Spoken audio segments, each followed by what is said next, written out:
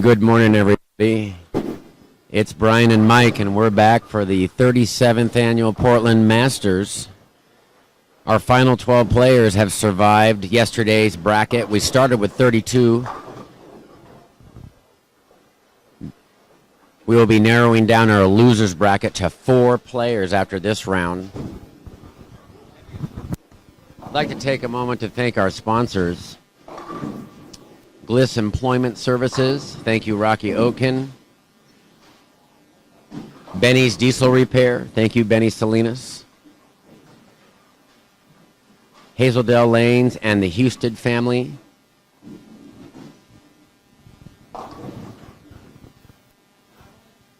Budweiser Beer. And last but not least, Rob Edwards of Edwards Construction. Thank you so much for all your support. So this morning's matches feature Jeff Noggle and Ian Willard on 1 and 2. On 3 and 4, we got Tim Myers versus Peyton Stump. On 5 and 6, we've got Gary Lennox versus Jordan Yoke. And on 7 and 8, we've got Mike Kennedy and Daniel Jackson. And it's just the lower half of the house right now. I ran some numbers last night on averages. So I'm going to share them with you people. So only 2 people have averaged over 210. Can you guess which 2, Mike? Blaine Wininger and Zach Stone. Wrong. Jordan Yoke averaged 221 because he had the 778 series. Yeah. But no question about it, Blaine's lowest set, Mike, on, well, this is basically a U.S. Open pattern. His low set is 649. Yeah, he bowled great, and Jordan was bowling great. Yeah, he would have been a factor. Still could be a factor, but if that tournament was in last night, Jordan Yoke would have been tough to beat as well. So now we'll see what happens because we're on the fresh oil pattern, and it's it's not going to be hooking as much. So, but Blaine was no surprise. He was dialed in yesterday. Yeah, and looking at the averages, Blaine has almost a 222 average through 3 matches. Meanwhile, the other 3 undefeated players, they all average close to 200, almost 20 pins lower than Blaine. Robert Altieri, 203. Zach Stone, 203. And Mike Hansen, 198. Mike Hansen's kind of a sneaky, no one really knows him very well around here, but he came to play. Yeah, the people that do know him know that he's very, very good when the lanes are tough, and the lanes are definitely tough. So a lot of experience. I think we saw yesterday that the experience is coming to the top, and we got a lot of seasoned bowlers still left, so going to be exciting today, Brian. Yeah, most definitely. And taking a look at the averages, in the losers bracket, as I mentioned, Jordan Yoke averaged 221. But the rest of the players were somewhere between, well, Jeff Noggle averaged 207, and then you get down near the bottom, and you see that Jan Jackson only averaged 193, but he had a disastrous third round set, and so did Gary Lennox. Yeah, they were tough that last set, especially on the lower end of the house. So they will probably benefit. The lefties are going to benefit from the fresh oil today, I believe. I'm already seeing Dan down there, and he's playing the track area, so that'll help. He'll be more comfortable there. Yeah, I mean, Gary Lennox ended up last night throwing his spare ball that last set.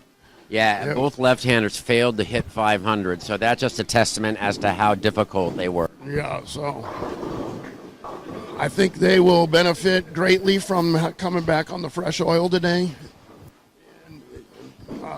I think maybe the guys that throw it a little straighter are going to prevail early until they start breaking down. That's my feeling today.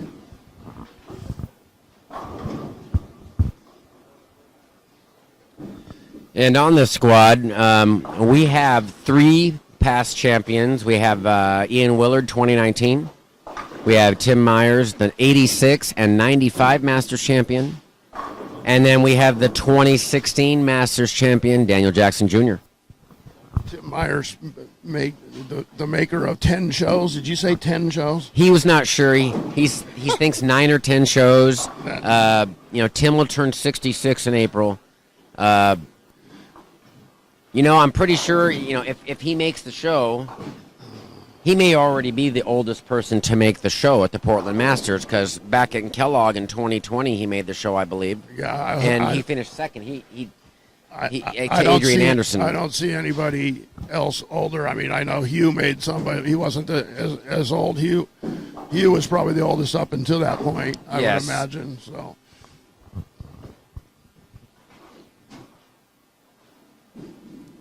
We got Swiss teammates bowling on 1 and 2 this set. The Noggle and Ian Willard. Yeah, and they're sitting behind the banners of the original Masters winners. The late Jeff Phipps in 1985 won the first Masters tournament. He also had a record. He was in the Guinness Book of World Records for the highest league average in the world, or the United States at least. 253, I believe, at Cherry City Bowl. Yeah, we surprisingly enough, we drilled his bowling ball, Blue Hammer, at Greg Goman's pro shop. He was very thankful. It was a pretty amazing feat. Alan Stanford is my ex-doubles partner. I've won a couple tournaments with Alan. The 1987 winner. So that's how old I am. Yeah, and another tidbit there. In 1987, I joined the adult ranks, and he used to bowl all Milwaukee Trio League, where it was a 9 o'clock league that it alternated between Kellogg and Milwaukee, and it was 4 games late at night. We had J.P. Muller on that league, Doug Wallace, Roger Linhart, Bill Oatkin, Champ Husted. It was very nostalgic, and I think the high average was pretty much around 210 until Doug came along. Yeah. Doug was a different breed. Shout out to Doug if he's watching in Montana. Yeah, we're sitting behind 3 and 4 and looking at the banners there. We've got first off, we have. In 1988, we have Steve Michaelazen, who runs the Northwest Senior Tour. Thank you, Steve. He won in 88. Sean Heath, we haven't seen much of him. 1990, he won. He was a regional player. I believe Spokane now. He lives in Spokane now. And he probably is familiar with Mike Hansen, because he's from Spokane as well. And we got Gary Yamasaki, the 1993 winner. Yeah, Gary is currently a coach over at Kingpins, and he's helping out a lot of people mentally with the sport, much like Chris Burnett is. Does a lot for the juniors, I think. Gary Yamasaki, the OJCs and whatnot. Very, very appreciative of his work. And Blaine Winninger has made it known that he's been receiving coaching from Chris Burnett. And he thinks that he's really got his game back on track. Yeah, we saw Chris was in the building yesterday. He's doing a lot with Dexter and Columbia 300 and in the coaching ranks. He's really making a great name for himself coaching right now. So congratulations to Chris Burnett and all you're doing for the bowlers. The bowlers are all appreciative of it.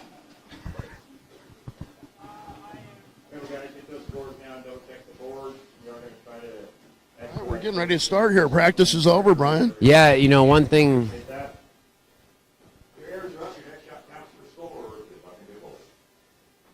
Yeah, and we seem to never be running late when we're at Milwaukee.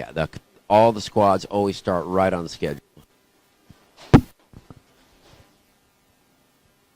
Yeah, well, everybody was here. And Dave, the professional manner that he is, went down and asked all the contestants if they didn't mind starting a little early. If they didn't, they would have started on time, but everybody was okay with starting, so let's get them going. And Jordan Yoke starts us off with a ring 10 on 5, lane 5. Now, the nice thing, Mike, about today's live feed is it's no longer split screen. I'm looking at the monitor. It's one camera. Yeah, we'll be more in tune with calling all the action today and not just certain. And I'm seeing right away, let's check out the out of bounds. Jeff Noggle opens up and gets a 3 count off the right. Oh, and Jordan Yoke missed the 10-pin. So I feel a little nerves early, maybe. Going to be nerves feeling it out. It's also 10 minutes with only 2 bowlers on each pair. It's not a lot of time to break down the shot. So it might take a little longer today. And I believe I saw a picture on the internet. This emulates the U.S. Open pattern. Pretty flat. Do you know what the ratio is, Mike? I do not. I didn't look at it. I should probably be more up to date on that. But it's super flat pattern. I think it was 40 or 41 feet. Well, and we saw Dan Jackson begin with a strike and Gary Lennox with a little lazy 7-pin. So they're able to get to the pocket better this morning, for sure. Yeah, I kind of felt that would happen. Dan Jackson is playing his patented slow, kind of get it to roll end over end. I talked to him earlier before we started today, and he told me he's trying to get the ball to hook at the dots, and that's it. Which the dots plan. For dots is 8 feet down the lane, 10 feet. That's his game plan. Wow. When he's throwing it slow like that, so very impressive. Tim Myers began with a 4-pin. Peyton Stump matched Tim Myers with a spare in the first frame. We got Ian Willard, Vista had been to the left the 1-2-8 or 1-3-8. So obviously he missed pretty badly on that one. They're difficult right now. Both of those players, Jeff Noggle and Ian Willard, both made their spares. And another kind of lazy 7-pin for Gary, but he appears to be lined up on both lanes. Yeah, he can work with that though. That's not. Michael Kennedy starts off both players with a double over there. Dan Jackson and Michael Kennedy on 7 and 8. Mike, and we're seeing everybody use a different ball compared to yesterday, except I think Tim Myers might be throwing the same ball as he ended with yesterday, but he's not playing 7th arrow. Yeah, the fresh oil is going to force everybody farther right today, so you're going to need a ball that's going to probably start picking up a little sooner and not get down the lane. When by the end of the day yesterday, they were lofting the ball and trying to get the ball to save some of that energy. Now they want it to start a little earlier until the oil breaks down.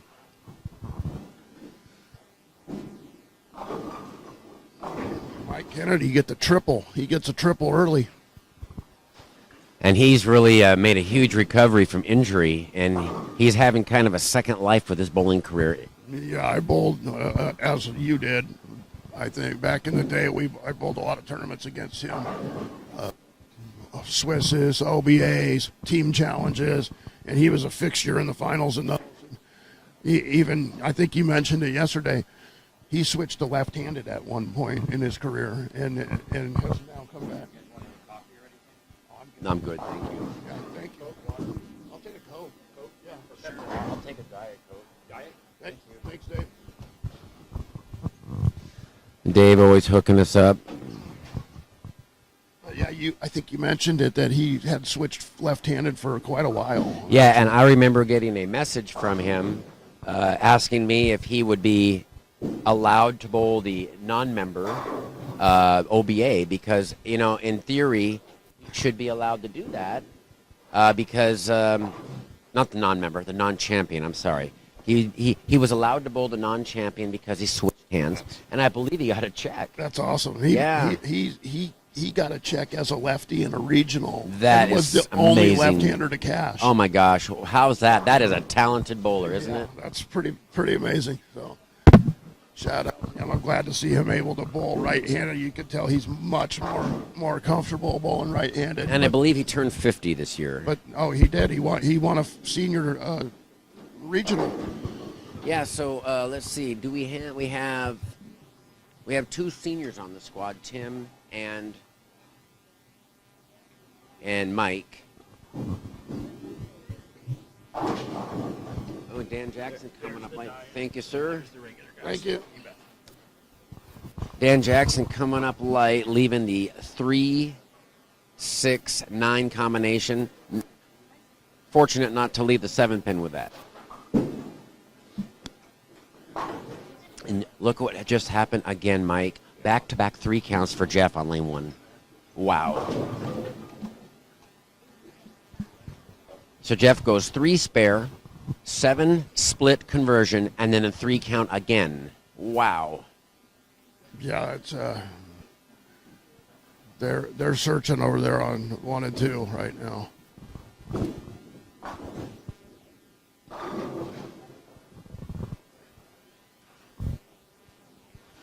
Looks like a lot of guys right now are just trying to keep the ball in play until the lanes kind of even out so they can find somewhere to score a little bit. Jeff missed a spare, so Jeff's got 39 in the 3rd frame. Ian Willard has a 19-pin lead over Jeff through 3 frames. Tim Myers, 18-pin lead over Peyton Stumpf.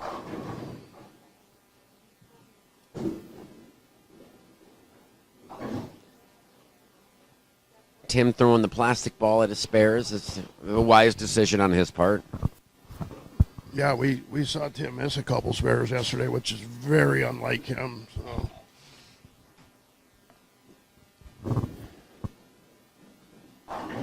Jordan Yoke, after an open, missed a single pin, 3-bagger now. And I think that Gary's got his hands full with Jordan. Jordan's on a roll. Yeah, I would agree right now. Willard got the first strike of the match over there on 1 and 2. They're in the 3rd. And Mike Kennedy just missed a single pin. So him and Dan are pretty much knotted through 4 frames. Yeah, he left a flat 10 and then missed it.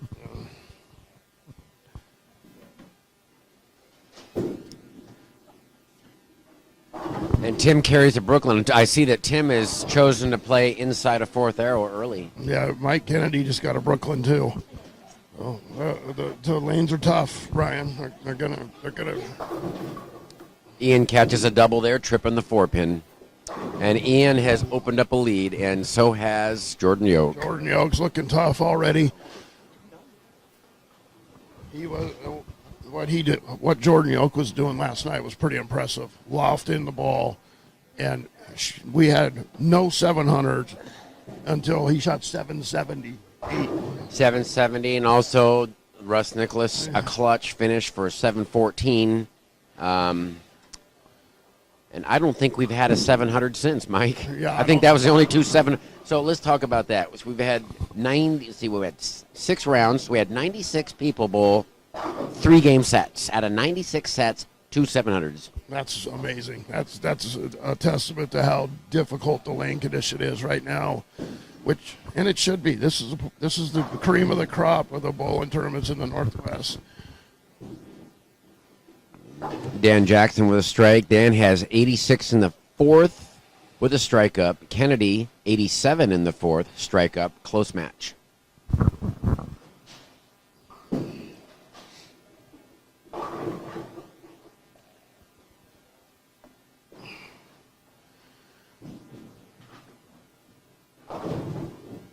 Gary sends one a little wide, just leaving a 3.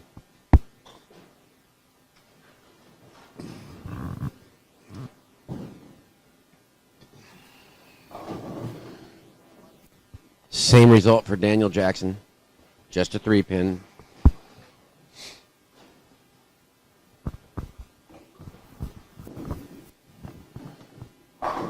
That's a great shot from Peyton right there. He gets his first strike of the match on the 4th frame.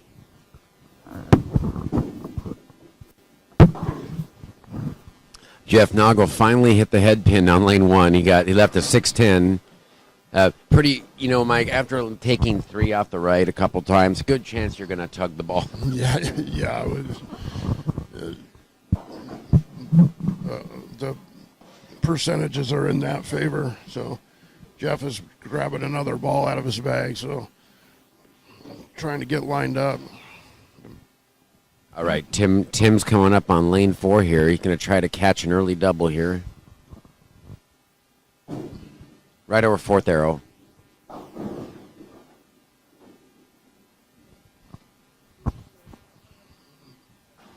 He creeps high, but just leaves a 10 pin.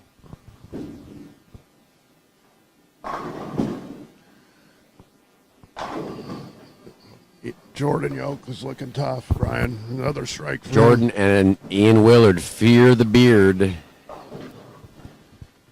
One of my dark horses was Ian Willard before we started the finals. Him and Blaine, I took early.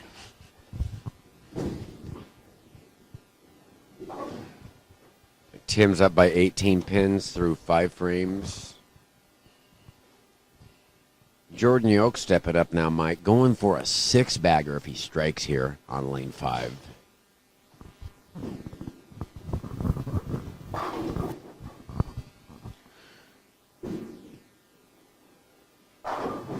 Perfect shot. Wow, he's looking really tough. Ian Willard got a 4-bagger as well. Ooh, and Mike narrowly picked up that 10 pin. He didn't want to miss 2 in a row like that. So 1 pin lead for Mike Kennedy over Daniel Jackson through 6 frames.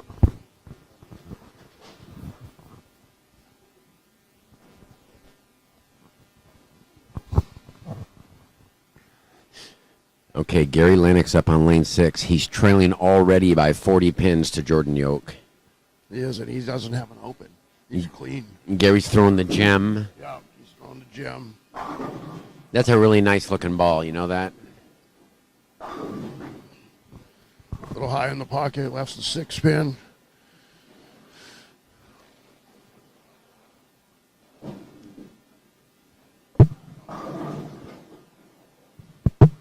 Mike Kennedy a little high in the pocket, left a 9 pin. Tim Myers leaving the bucket, and he struck both times on that lane previously. Yeah, that's a tough spare, the bucket. Anytime you got multiple wood on this.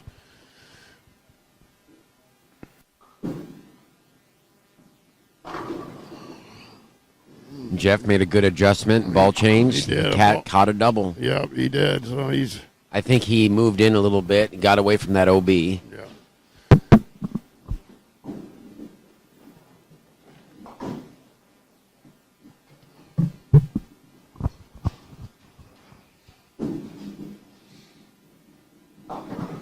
Oh, and Tim chops the bucket. As you mentioned, there's several ways to miss it. Yeah, it's such a difficult spare. Okay, Gary Lennox still clean. Rolling on lane 5. That's 2 times in a row. I think he's left the come up light in the pocket and left the 2 or the 3 pin on that lane. We saw Daniel Jackson creep high, leaving the 610, trailing by 2 pins to Mike Kennedy.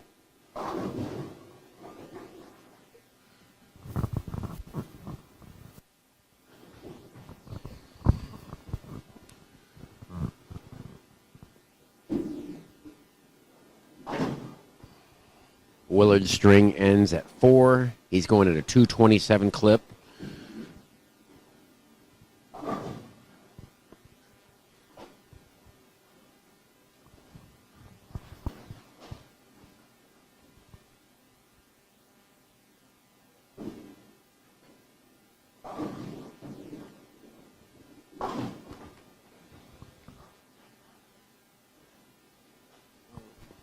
Looks like Tim's got a 3 pin lead over Payton here in the 6th frame.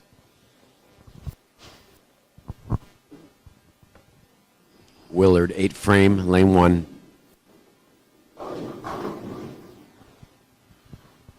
And the streak's over for Jordan Yoke because he leaves a 10-pin. Looking real comfortable right now, Brian. Jordan Yoke is. Yes, it's fair to say that Ian and Jordan are the only players truly lined up. And Dan goes through the face, leaving the 6, 7, 10. The great thing about this format is you can overcome a little bit of a struggle early in a match because it's three games total. So. And look at this. We have a breakfast bucket over here on lane 3. Payton missed outside. He left the 1, 2, 3, 5, 7. That's an unusual leave.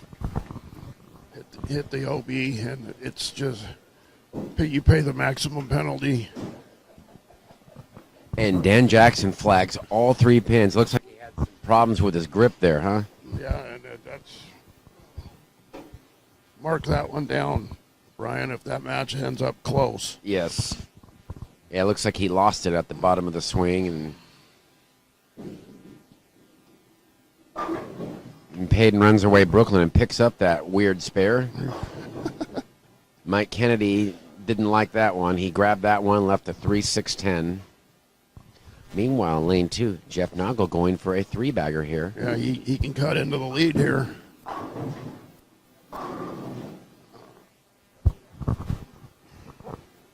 And Jordan misses the head pin. I didn't see that coming.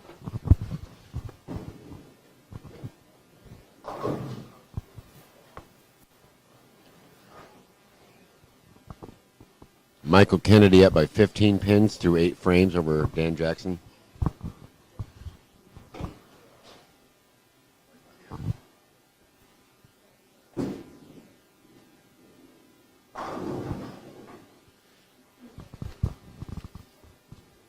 Tim laying it down between 4th and 5th arrow, catches another Brooklyn strike, his second of the match.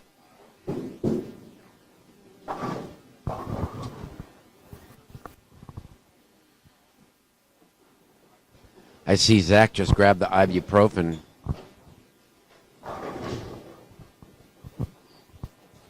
I'm familiar with that. Yeah, me as well.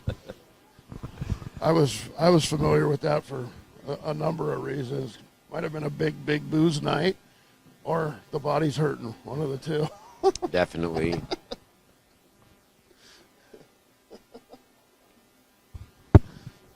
I wonder what people did 100 years ago when there wasn't ibuprofen. Tim, back-to-back Brooklyns. Look at that. Yeah. Wow. They probably just drank more, Brian. That could be. All right, Gary Lennox, keeping it clean, which is pretty impressive based on the conditions. And just as I say that, he leaves a split. 4, 7, 10. I think he kind of liked that shot too. He's looking like he liked that one. And Dan went to a different ball. Yeah, he went to that Zen. I think that's the Zen that he was bowled a pretty good set the first match yesterday over there.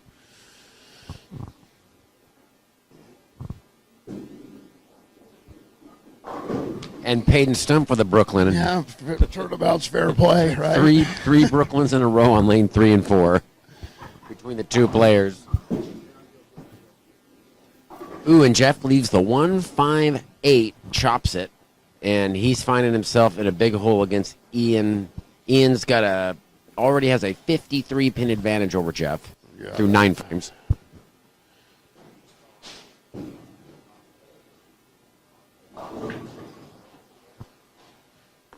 Dan didn't like that shot. Wow. It's definitely magnifying his error, isn't it? Oh, it's big time. You don't throw it right where you're looking. The penalty's maximized. That's a great shot for Payton for a ring and 10. Yeah. It's only fitting, right? After 3 Brooklyns, someone's going to leave a good shot corner pin. Gary Lennox in the 10th frame makes a ball change, and that was a good one. Yeah, I think that was the urethane. Ooh, and he wheelered in the gutter on a spare in the 9th. Told you, they were teammates. That's some charitable contributions there. Yeah, I don't think he meant to do that. No, he didn't mean to do that. And Dan chops the 2-8 for a 176 start. Good spare for Payton here. Let's see if Ian can capitalize and pick up this spare. I'm predicting high flush.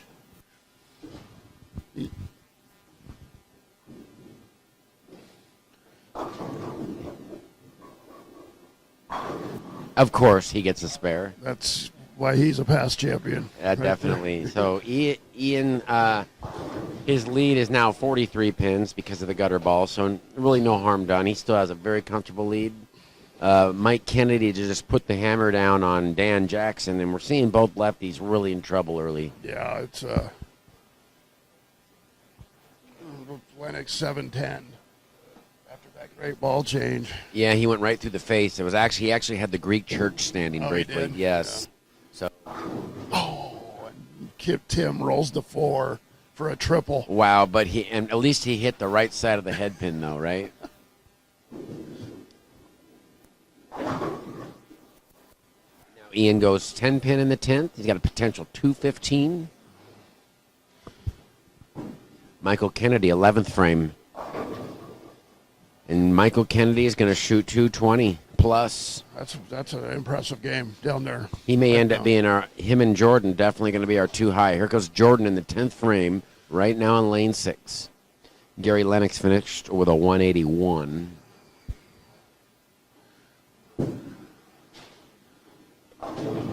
Oh, had the 2-8-10 up and the 2 and 8 fell out. That's a big break right Very there. fortunate, so he still has a potential 235.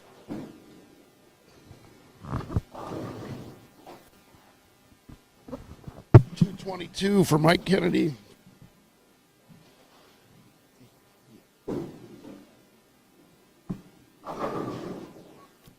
Tim gets the swisher for a 4-bagger. Wow. Talk about capitalizing on a couple breaks. Tim Myers. Jordan Yoke misses the 10 pin. 224. He's going to have a 43 pin lead now. Gary only able to muster a 181. 214 for Ian Willard down in 1 and 2. Mr. Noggle can step up and strike out for 183.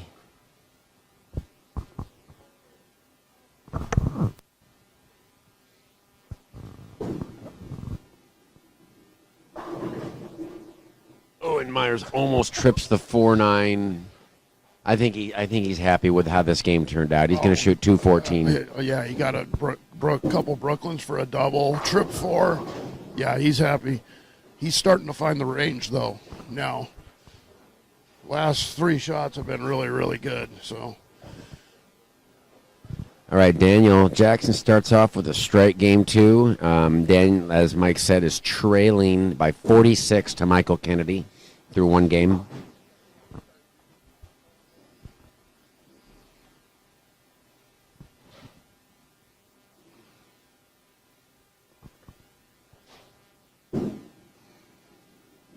And Jeff Noggle just missed a 9-pin.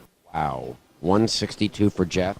So Ian, he gets his lead back up to 52 pins with that. And Gary Lennox still searching.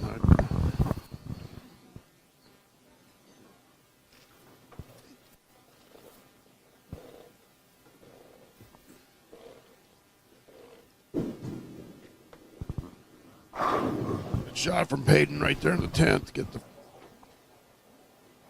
Payton has room for 187.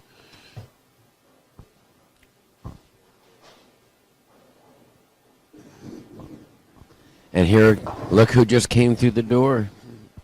One of our undefeated players, Mike Hansen. The Spokane legend himself. Yeah, he's probably in the Hall of Fame. He is in there. the Spokane Hall Is of he? Fame, yeah. Yeah. I read his bio sheet yesterday. It was on Yeah. there, yeah. Now, you know, is there another Mike Hansen in the Puget Sound region, or is that the same? I same think Mike? there is That's a different one. Michael Hansen, I Okay. think, and Bob Hansen and all that crew, yeah. They own a bowling center. I think so. Oh yeah. No, Bob Hansen does. Mm-hmm.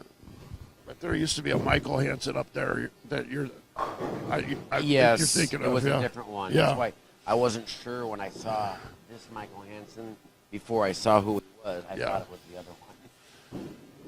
Peyton gets a double for 180. Now he's coming up looking for a new ball. Huh? A smart decision on his part to Yeah. experiment on the count. Oh, ball. yeah, on a fill ball, that's the time to do it.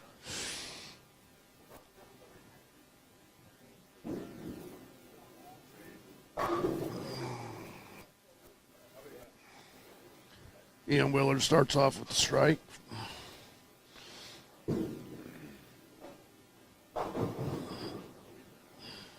Jordan creeping high, but just leaving a 4-pin. Start off game 2. Gary Lennox with an open. Daniel Jackson going for a double. Not happening, leaving the 2-4. So we got 186 for Peyton.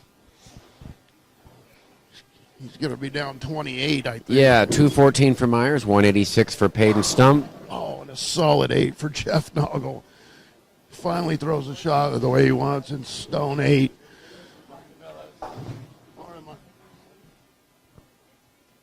How you feeling today?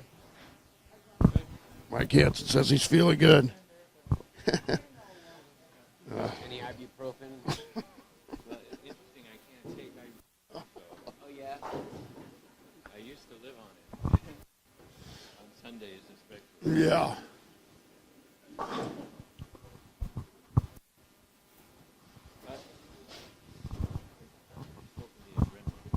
Yeah. Nice. I've always wanted to, I've always respected Dave so much. Got to know Corey, but I always bowled this tournament in those late team tournaments. A lot of times with my mom and family, and I always did well.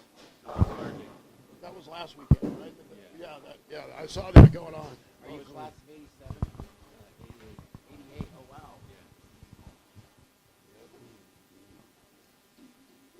but I did well in that tournament always, so it's hard to give up. I know you're going to make it. Yeah. But then when they made the Friday squad, I decided to go. Oh, yeah, 'cause you can bowl ball. There you go. So you lived in Spokane your whole life? Must be a nice place. It comes and goes, It's changed a lot, like everything in this last few years. Yeah. But it's good. I like it there. I taught school there. Oh, you were a teacher. Yes.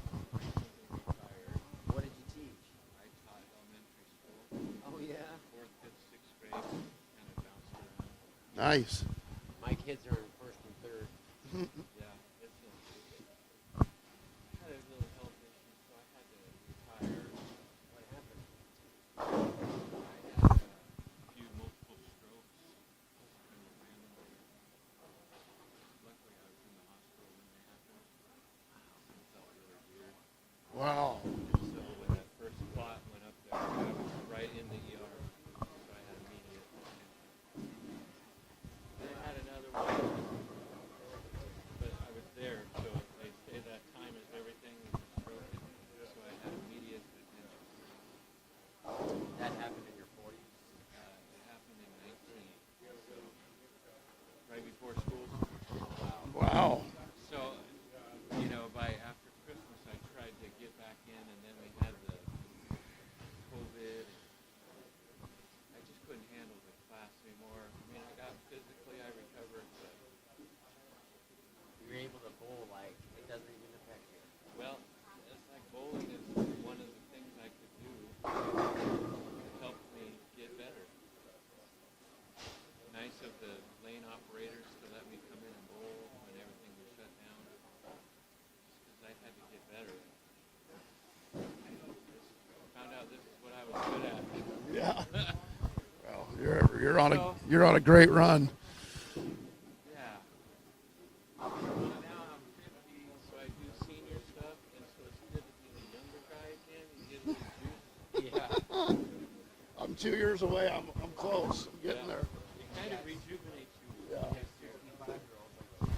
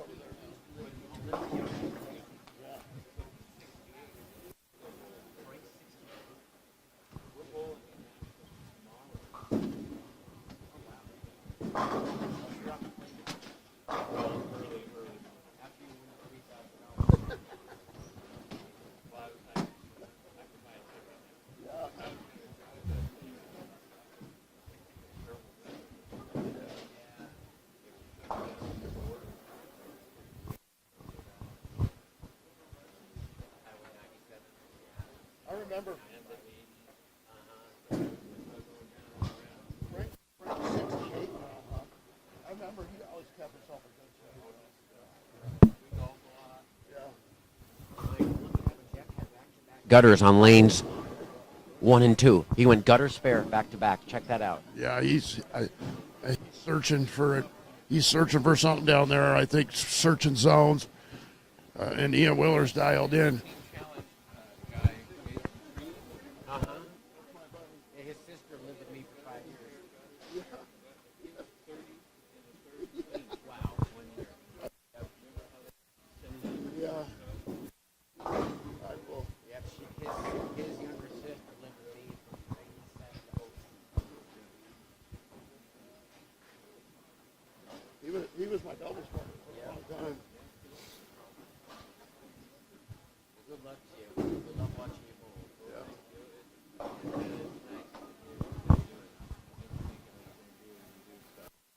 Yeah, that is. That's a great story. You're buddies with Dolphin, right? Yeah, How- we went to college together. What are you buddies with him?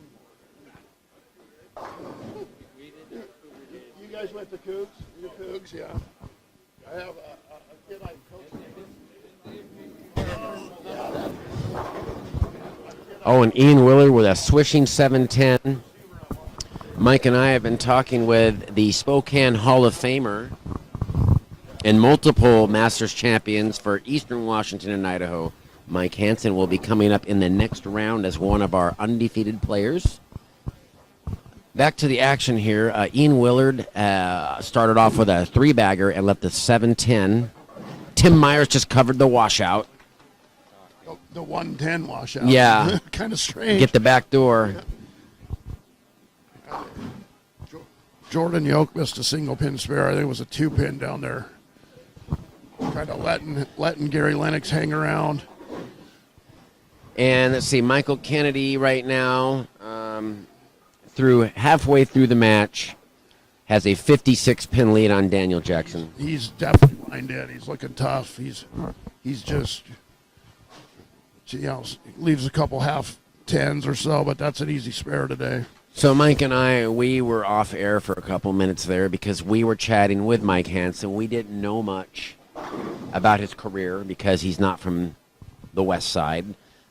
He is a retired elementary school teacher. He has suffered a couple strokes and survived. And it's a great story that he's able to bowl. I think he just became the sentimental favorite. Definitely.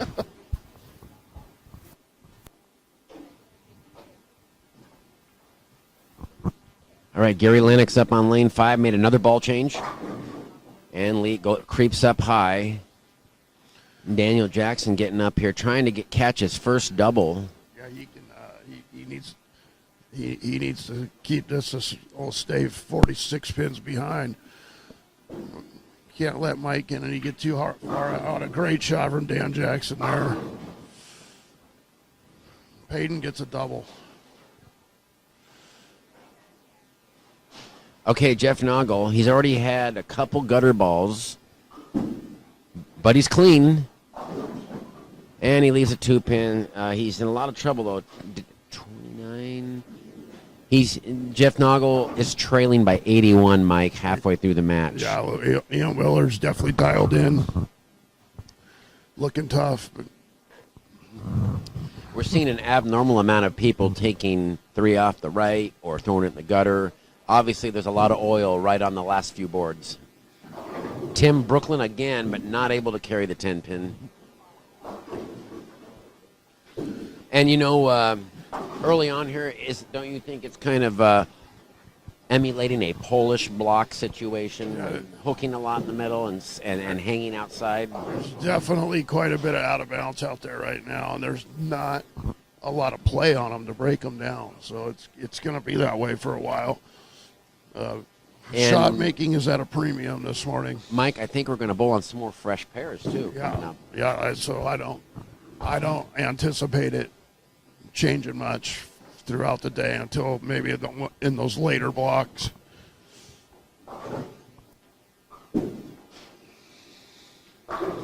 in 2018, I was bowling really well on Saturday night, and then I had to come back and bowl on the fresh and on Sunday morning, and it was night and day.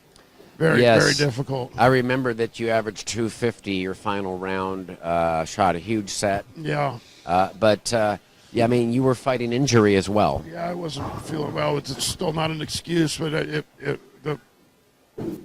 the amount of out of balance early in the morning is just magnified because there's just not a lot of play on them. So Yes, definitely. And let's see, Jeff Noggle with a solid 10 pin. Willard.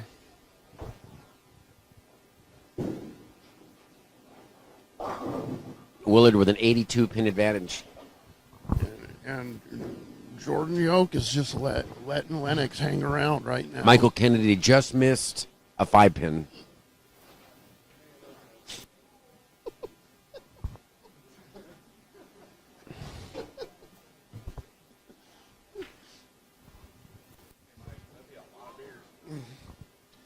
Okay, so we saw a little chink in the armor now with Jordan going high and leaving the difficult 3, 6, 9, 10. Covers it nicely. What a great spare. Great spare by Jordan.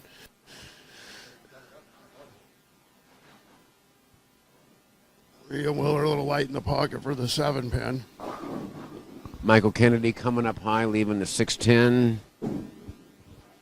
Myers covers a 2 pin. So Now Payton has a situation where he can turkey here and close some of the gap. he can get right back. The last two shots were really good for Payton. So let's see.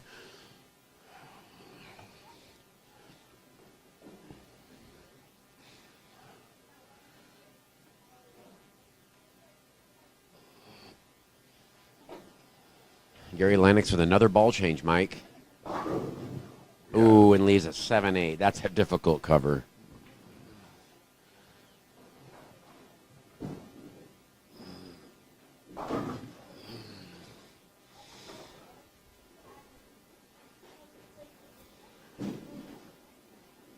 Oh, and he gets a Brooklyn for the triple. And he somewhat deserved that because Tim did that to him the first game. Ian Willard shooting at a 7 pin, and he throws it in the channel, but he's got room. Great pickup by Gary Lennox, a 7-8 split. And with that, Gary has trimmed the lead slightly. Gary is trailing by 32 pins through 16 frames. And Dan Jackson catches a strike.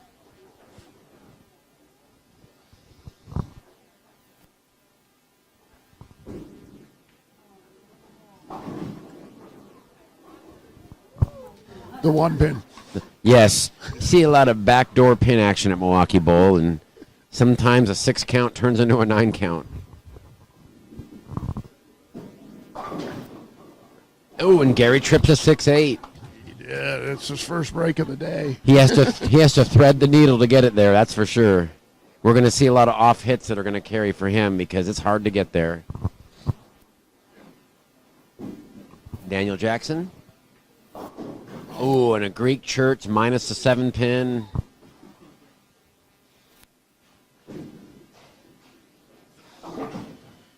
Dan could have inched closer in that match. That was. And guess what, Mike? Payton's only trailing by 7 pins now, halfway through this 3-game match with Tim.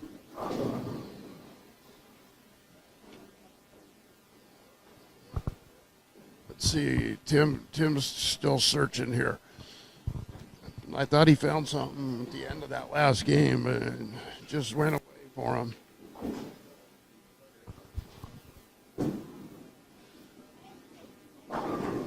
Did he go Brooklyn again? He did. He went Brooklyn again. Yeah, Tim made a ball change. He went to the Green Beast. Jordan chops a spare. Wow, Gary Lennox has life down there right now. After that first game, it didn't look good for him, but he's just inching closer frame after frame. Michael Kennedy flagging the head pin right, but just leaving the 1-2. Mike Kennedy is a potential 205. Daniel Jackson a potential 200. Kennedy will retain a pretty large lead.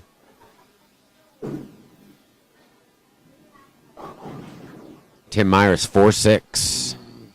And Peyton Stump can take the lead here. He can.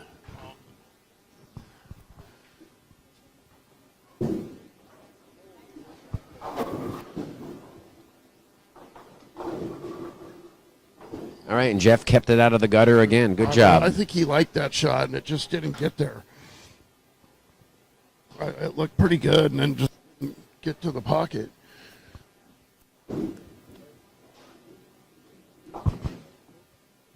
So this is a big couple frames here in this match for Peyton.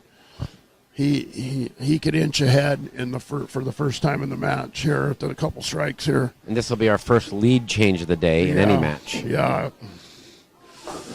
Okay, Gary Lennox, 8th frame. It's wide. He lives the picket fence. The 1, 3, 6, 10.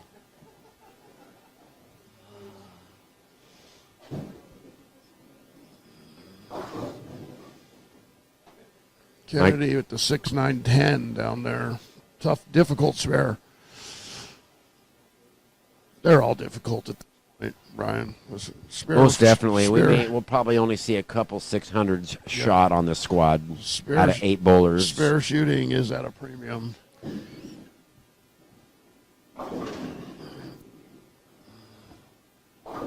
Ooh, and Gary Lennox hooks by the 1 pin, opening in the 8th frame. It's just shooting at any spare, hooking it is a gamble at this point. It is. It's hard to throw it straight at that spare, though. And Mike chops the spare, the 6, 9, 10 for a 181. This will give Dan Jackson a chance to catch 19 pins back. Yeah, that is such a difficult spare to make.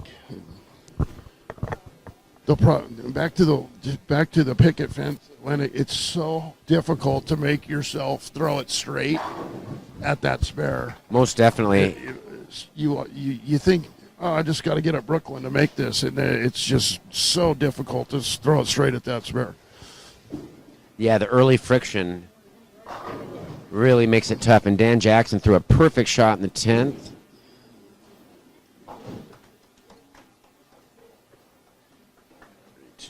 And Peyton Stump has taken the lead. He's up by 4 pins. What an exciting match against him now. Yeah.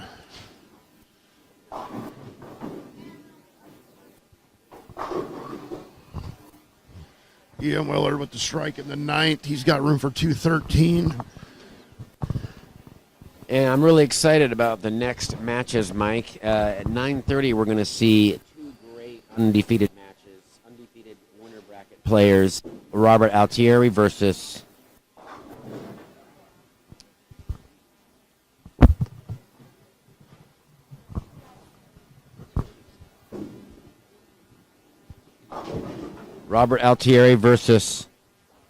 Zach Stone. 2-time winner Blaine Weninger versus Mike Hansen. That's going to be a great match to watch. Two locally decorated players in that match with Blaine and Mike. Blaine, who was the hottest bowler in the building besides Jordan Yoke yesterday. See if he carries that over to today. Jordan Yoke just chopped the 3-6. Dan Jackson with a 190 to Michael Kennedy's 181. Michael Kennedy has a 37-pin lead after 2 games over Dan.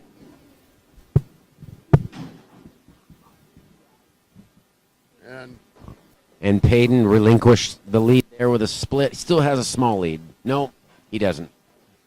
Tim's back in the lead by 8 pins. And Jordan catches a Brooklyn there.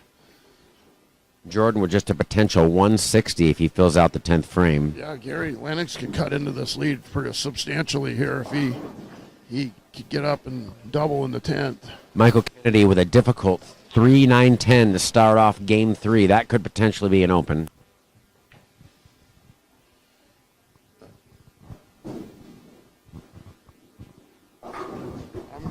I'm going on the record now to say he's going to make that 3-9-10. You think so? I wonder if Dan is going to maybe go back to the urethane and just try to play it safe. Yeah, I think he found something in the 10th. Oh, and he threw a great shot, but he missed the back pin. Open in the first for Michael Kennedy. Wow. So sitting on the bench, Dan only down by 26 with a full game left. And see if he can make something happen. I'm going to predict is with that Zan and just trust his ability to make great shots. I think if he throws great shots, he feels like he can control the pocket, but if he doesn't. And Myers narrowly avoids a chop on the 6-10. Jeff Noggle, 3 off the right. Jeff Noggle got 3 off the right again. Third time this set in the 10th frame on a spare. Disaster. The OB must be just unbelievable on 1 and 2. So Jeff with a 157. Mike, if Ian strikes here, it's going to be an insurmountable lead for Jeff to overcome. Yeah.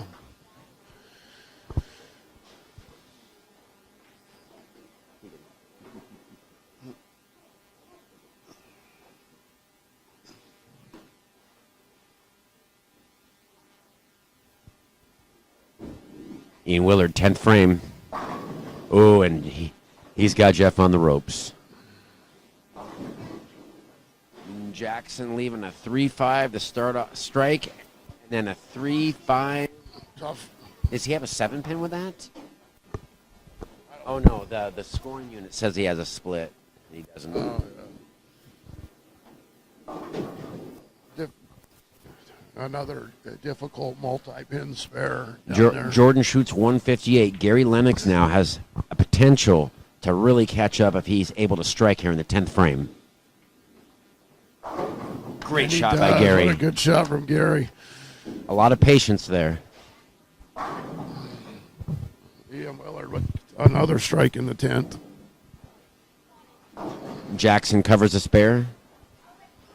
So Dan Jackson trailing by 26 to Mike Kennedy. 8 frames remain.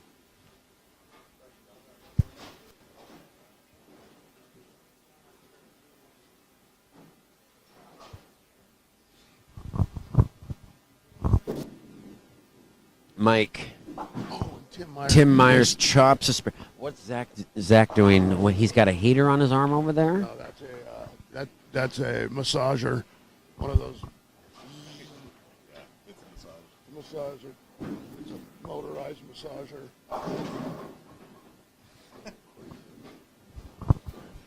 Gary Lennox labels it. I used to bring my girlfriend for that. We didn't have those back in the day. We didn't have motorized massagers back in the day, Brian. That's true, and Zach does enjoy the internet.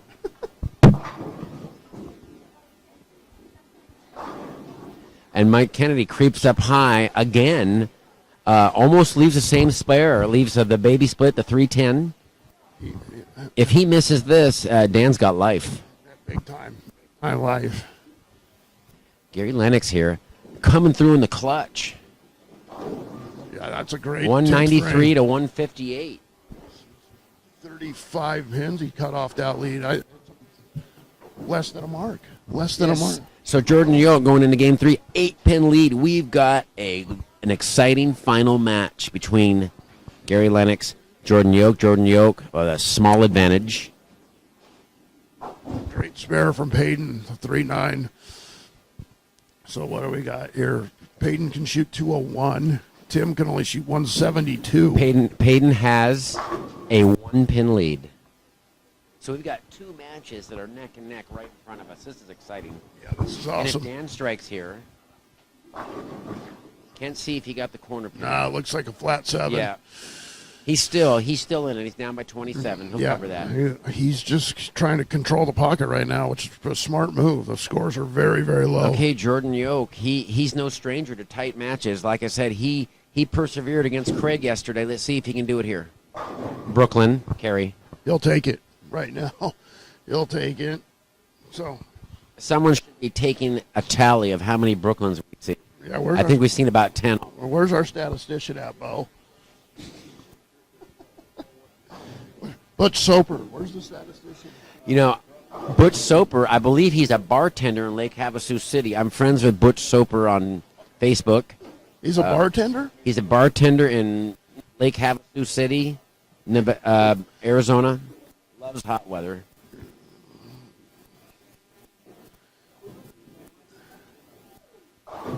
And Gary creeps up high. No split, though.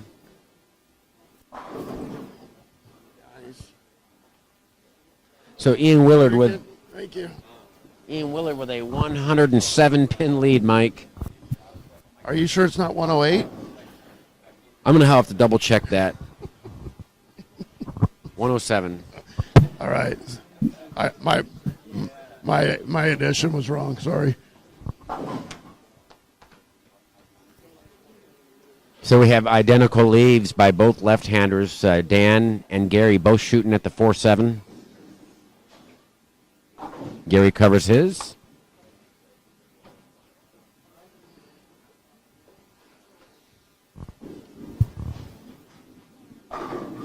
Just quietly, Ian Willer's bowled a great set down here, Brian. Yes, 214, 212. Anytime you can back up a 2-teen with another 2-teen on a fresh U.S. Open pattern, your game is well balanced.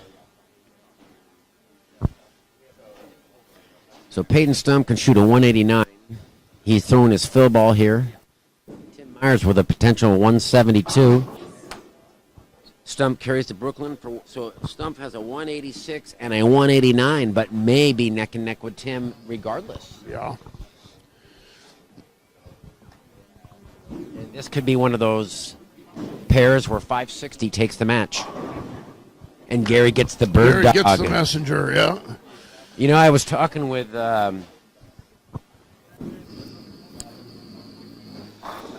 Jeff Hayner, and apparently they have the new string pins up at Battleground Bowl.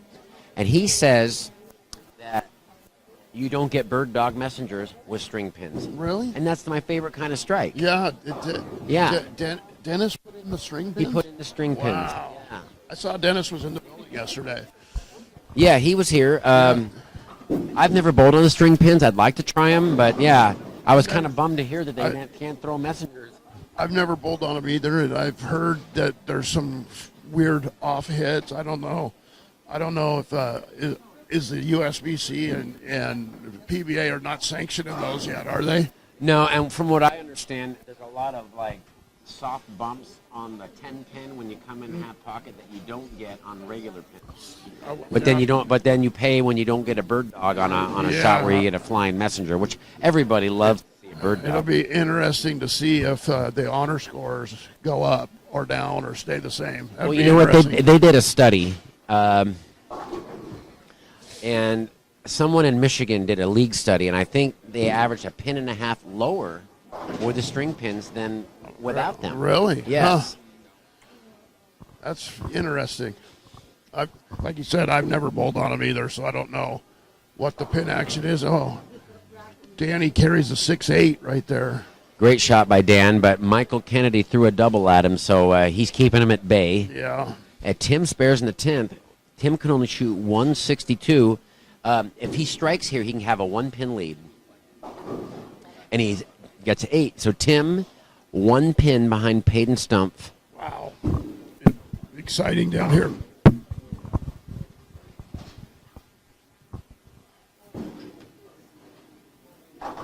Jordan Yoke covers the 6'10". Here's the situation. Gary Lennox could get up and take the lead in the match with 2 strikes here. First time. And he's earning it. Dan coming up high again. And so we have Peyton Stump 375, Tim Myers 374. Going into the final match, we have Michael Kennedy 403, Daniel Jackson 366.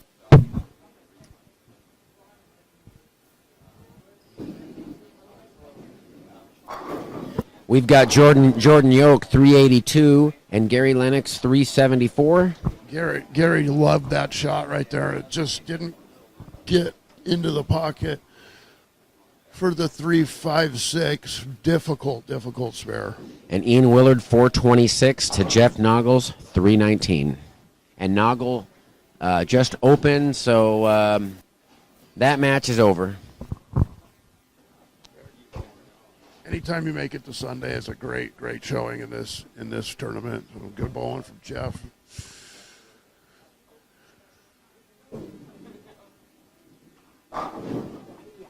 Peyton Runaway Brooklyn makes another ball change. That ball chained up early on him. Yeah, he's searching for something that just gives him a little bit of a look. So Gary with a tough bucket.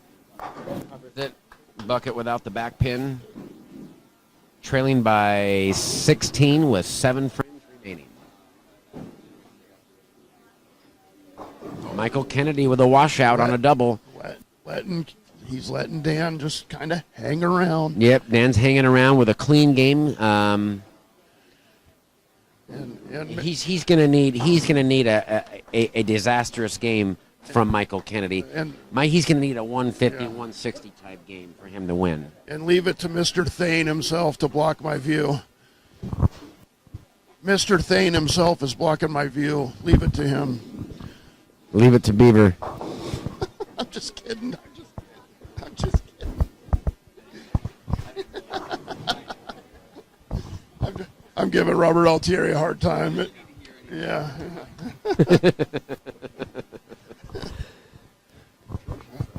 In the winner's bracket, Robert Altieri, Mr. Thane. He's the only one to throw one ball the whole tournament. That's why they call him the Uniballer. And Tim moves out to the track area only to leave a bucket. So Tim's definitely fishing here. And Gary with a disastrous split. Open. Mike Kennedy missed the washout. He's up in the 7th frame. Oh, and he gets the late bird dog. Wow, that was huge. Just before the rack came down. And right now, Dan Jackson's wishing they had string pins here. Yes.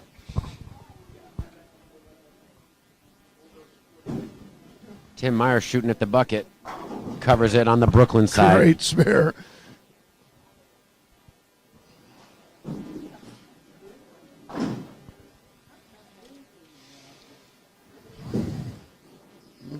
Gary's grabbing another ball. That's the exotic gem he's grabbing. And meanwhile, Jordan Yoke puts the hammer down. Huh?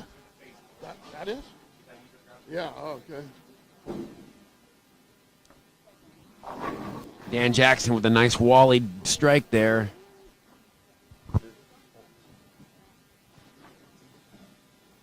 Daniel Jackson trailing by 23 now. Kind of needs to throw a double here. He puts some pressure on Mike, and that might make him make a mistake. Yeah, this is a must-strike situation right here in the 8th frame for Danny.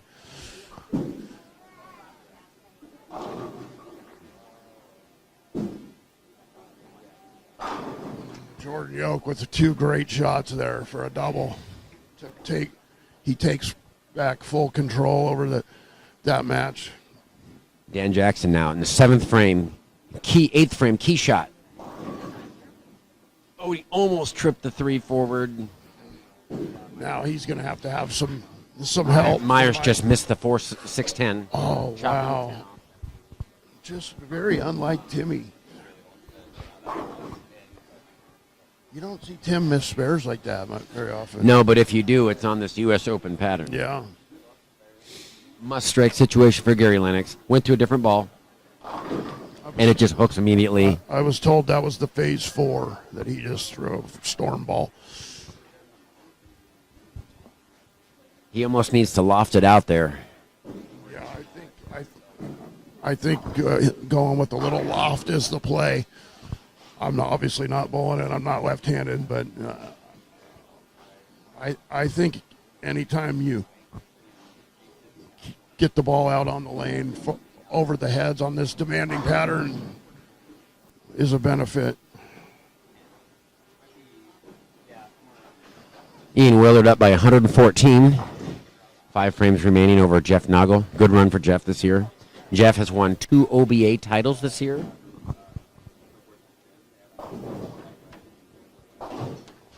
And continuing the theme, was also a relatively new dad. Yeah. He's got a beautiful 1-year-old boy.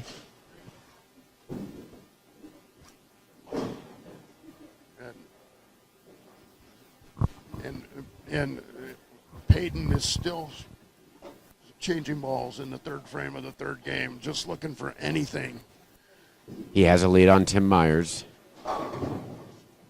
And Gary just can't get the ball to hold. The mid lane is so much friction. And Mike opens. Yeah. And this is in classic Dan Jackson fashion. He's got nothing, so he's just trying to keep it near the head pin and hope for his opponent to make a mistake. So Michael Kennedy's got 131 in the eighth. So the line on that is Dan's down by 11 now. That's it, one mark. Unbelievable.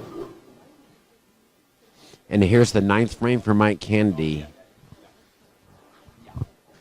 Pivotal shot here for Mike to keep Dan at bay. It's high. Oh, and he just leaves a 6-10. He'll be happy with that. Yeah, he'd be very, very happy with that. Looks like he lost his balance a little bit. Great ball change by Peyton. Great ball change. Peyton with a 13-pin lead now, and Tim Myers 8 frames remaining.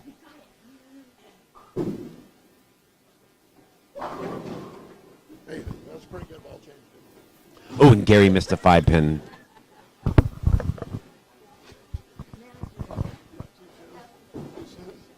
Too soon, yeah. Kennedy covers the 6-10, so Dan Jackson could actually win this match if he gets up and He strikes out. Can you imagine, Mike? Yeah. I mean, Dan's averaging only 183 through 2 games. Can he pull out a double when he needs it most? He's had nothing and has a chance to win the match.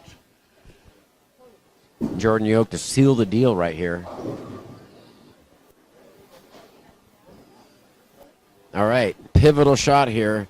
Dan's tournament life is on the line with this shot in the 9th frame.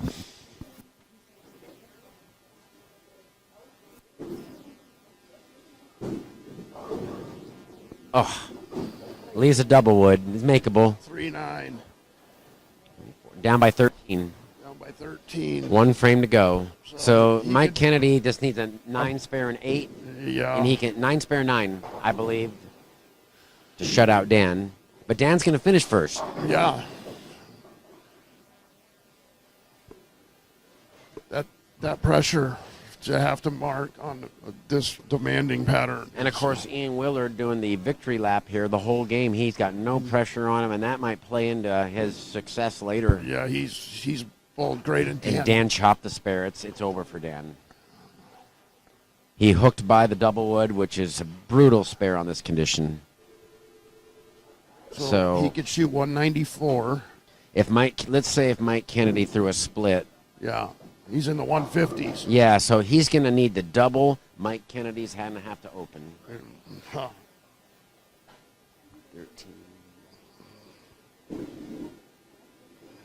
13. Yeah, Dan's down by 24. I think it's insurmountable at this point. Yeah. He would have to have a lot of help here.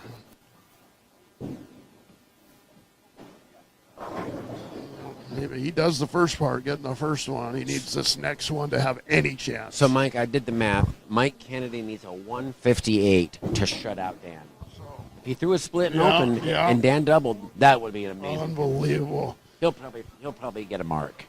He probably would get a mark. So if he any kind of 9 count would be the winner. If he goes 9 out, let's say he left a 10 pin and missed it, he has 159. That's a winner. Any kind of split and no spare, though, but first things first, Dan has to have this right. Yeah, Dan doesn't double. It's not even in the conversation. Oh, and a great shot, but leaves a 6 pin, and that's all she wrote. And Danny knows that was a great shot. It looks like both lefties are out of the tournament.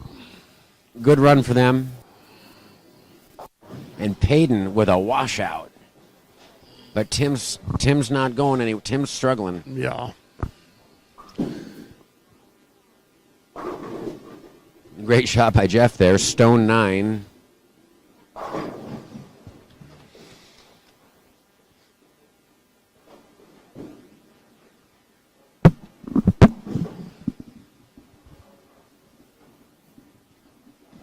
4 for Dan Jackson. And Payton misses the washout. So this match is neck and neck, right? Yeah, although he still's ahead by 10 with that open, because Tim's got 2 opens.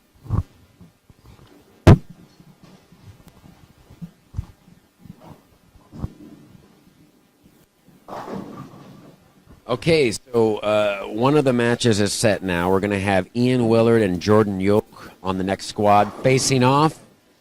Michael Kennedy will be facing the winner of Tim and Payton, which remains to be seen who wins that match because it's neck and neck. Could be an all Puget Sound match there.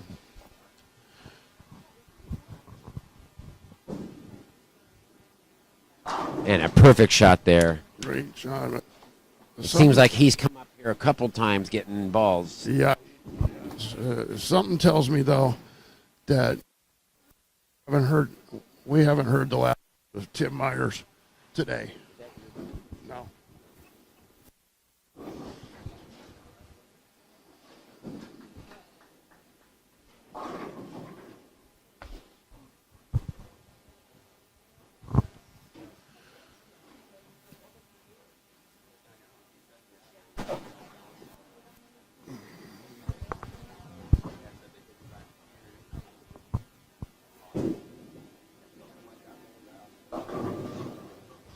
Myers carries the face hit. He had the 4-6 Are standing. you kidding me?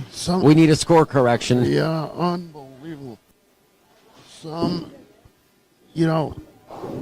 Somehow, some way, Tim seems to always pull out these tight matches. Yes, he does. And Ian Willard's going to shoot 250. That's your dark horse. He's looking awfully strong. Yeah, he just, he thrives in this format. Past winner, got second the year before he won. So He has a potential 675 on the fresh. That's something. Unbelievable.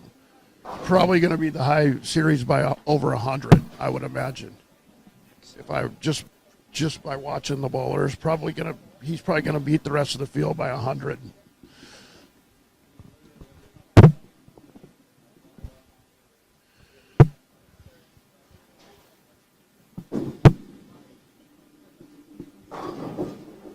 And Tim misses the headpin to the left. Wow.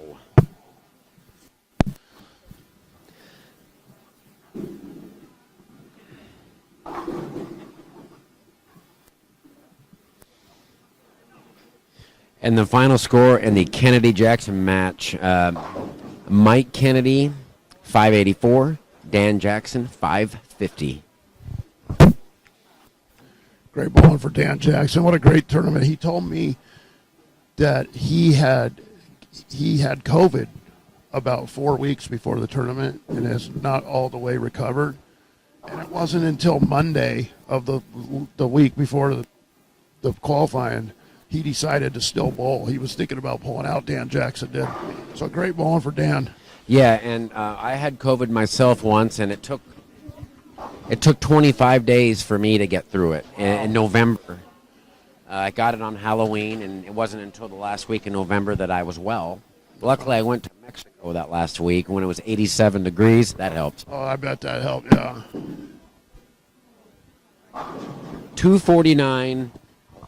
Ian Willard throws the back 7 strikes. I'm sure, Brian, knowing how considerate you are, you made sure and wore a mask on the plane. I'm sorry, Mike, but it took us almost 24 hours to get there with all the layovers. No, I did not wear a mask. I did.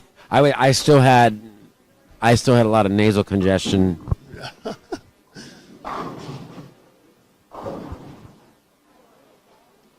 And Jeff shooting a respectable 220 game, even though he was out of it.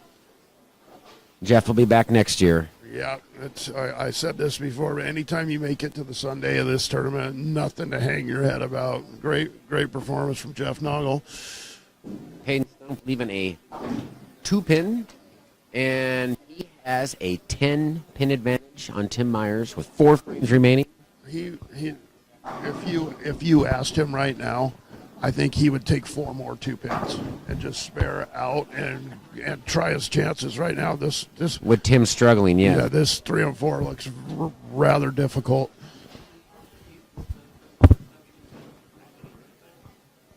And with that 221 game, Jeff Noggle salvaged his series to a 540. So Ian Willard 675, Jeff Noggle 540. Willard faces Jordan Yoke. And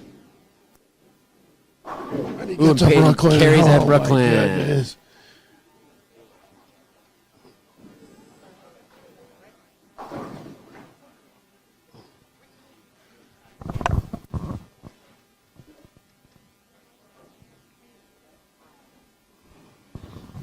And Mike, we saw both lefties bowl a 3-game set, and the highest game between them was 193. Could they get any more difficult? Yeah, they're definitely tough.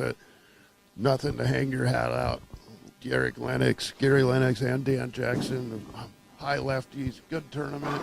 And Tim with a perfect shot when he needs it. Yeah, he needed that one.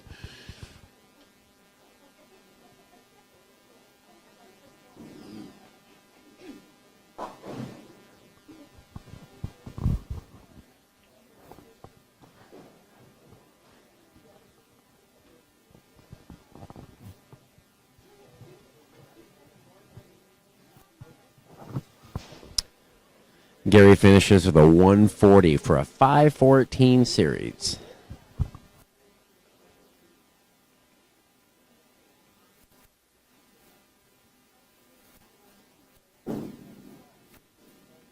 And Tim does not carry the Brooklyn. But leaves a relatively easy spare, so Peyton's in the driver's seat right now. Yeah, I mean, I like his chances.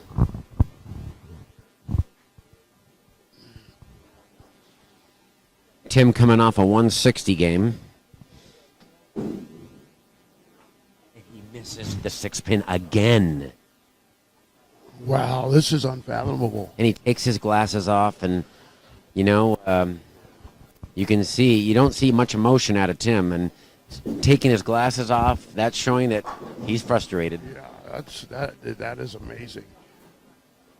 And he's throwing plastic. It's just, he's throwing the right ball. I just think he missed right again. Maybe it was in the back of his mind what happened when he chopped the 610 earlier. Now Peyton can really put the hammer on Tim here, and he misses the head pin left. He got a mittful on that one. This 3 and 4 looks impossible right now.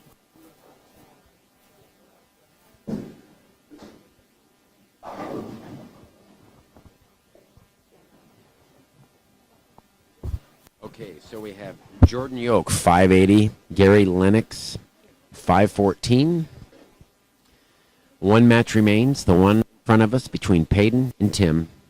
Peyton shooting at the 1, 3, 6, 9, and he misses it. Oh, and he went straight and hard at it. Yeah, and he didn't seem to take a lot of time there. He kind of rushed that a little bit, I think. So let's look at the line here, Mike.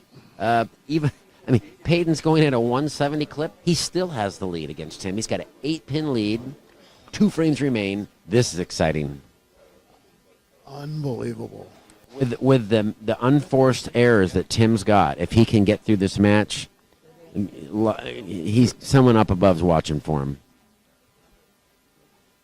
Okay, key shot here in the 9th frame.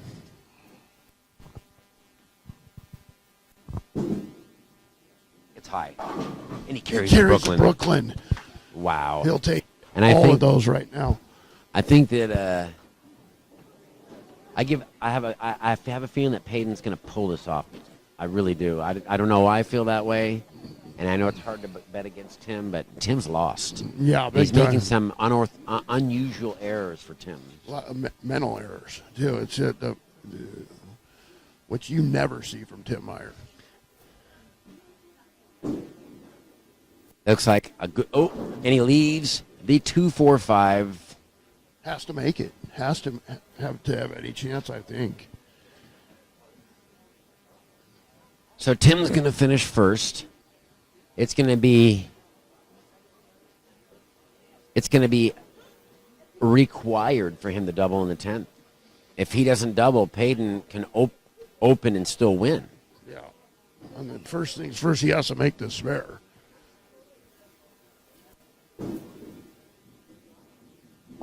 And he covers it. He covers the spare. It's a Tim potential 174 if he strikes out.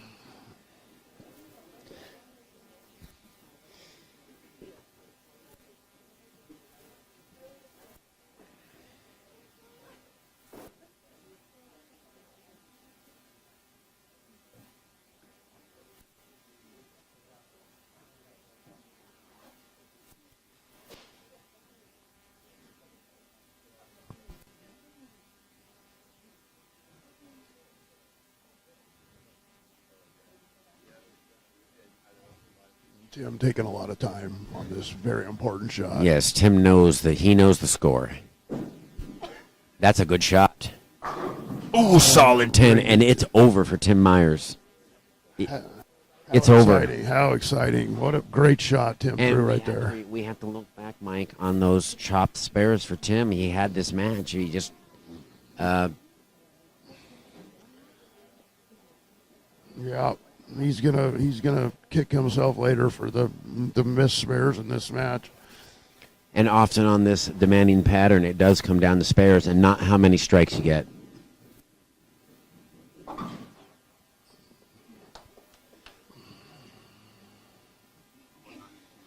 So Tim, starting with a 214, was looking real solid, and then back-to-back 160 games, his demise. Yeah.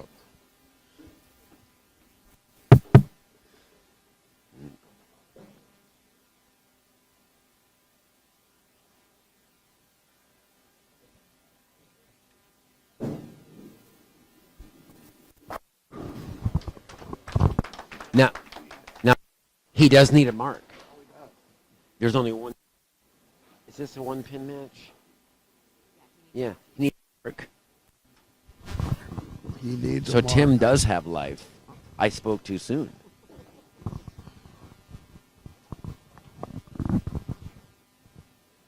You got to wait to go to the bathroom, Yeah, Mike. You got to I wait. For this. did. Payton missed the headpin to the last shot on this lane. What's he gonna do?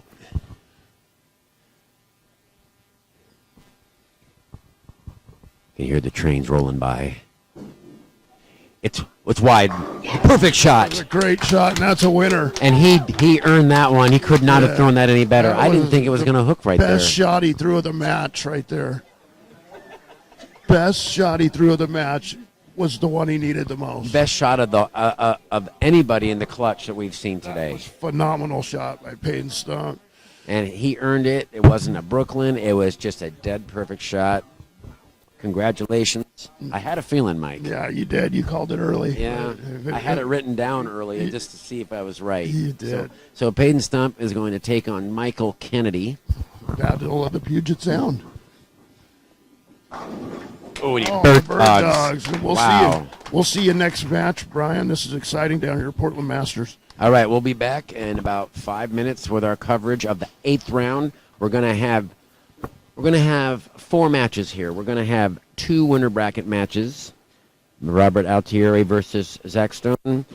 And then a classic match of the 2 undefeated senior players, Blaine Weninger and Mike Hansen, who hails from Spokane, Washington. Once again, the loser bracket matches will be Mike Kennedy versus Payton Stump and Jordan Yoke versus Ian Willard. The next squad, 930 squad, report your starting lanes, please.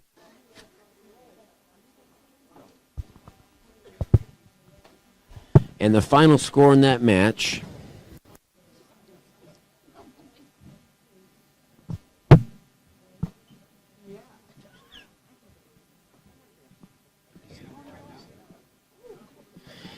Payton Stump 563, Tim Myers 537. So we had, as I mentioned earlier, I felt that see maybe 1, maybe 2 people in plus. We had Willard with a 675 and after Ian Willard, the score was a 584 by Mike Kennedy. Ian Willard beat everybody by close to 100 pins. So no doubt Jordan Yoke's going to have his hands full with Ian. We'll be back shortly. This is the 37th Annual Portland Masters, and we're down to our final 8 competitors.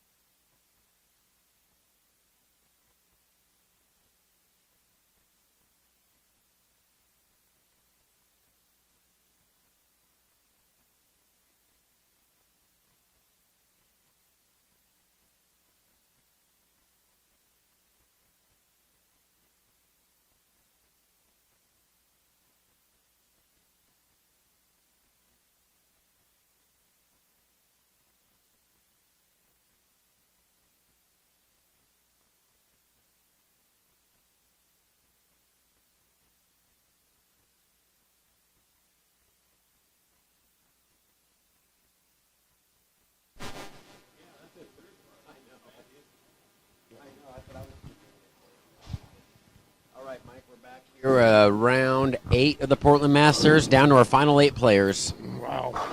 And look at Mike and Blaine. It looks like they're bowling on a house shot. They're so good. Yeah, look, that's going to be a great match, I have a feeling. Zach Stone comes out with a ball with surface, leaves a 2-4-10.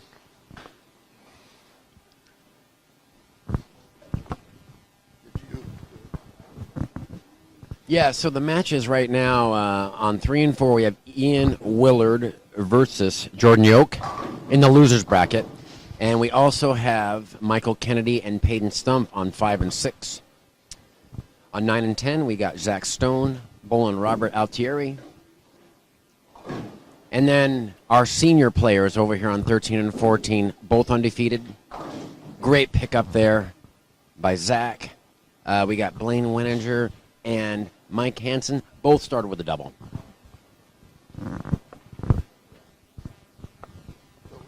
We have all 8 players on the floor right now. Yeah, for the rest of the day, there's no break. Nice. Anybody's. Wow. And is that a urethane ball Blaine's throwing? I don't think so, but it may be. I'm not too familiar with his brand. He's throwing a ball with surface. That's a different strategy than yesterday, for sure. Yeah. Maybe he's trying to blend the pattern out a little bit, huh? Yeah, that's exactly what he's doing. Well, one thing is certain, Robert Altieri is throwing urethane.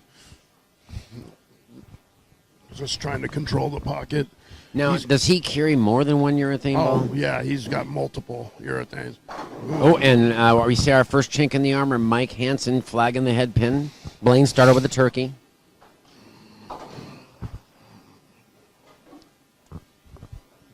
And our loser bracket matches are down there on a couple really difficult pairs. Yeah, they were looking. Mike, we might not even get a 600 down there on those 2 pairs. Yeah, it'd be interesting to see if the pattern blends out down there now that there's getting some more play on them. Between lanes 3 and 6, the high set was around 580 for 4 players last match.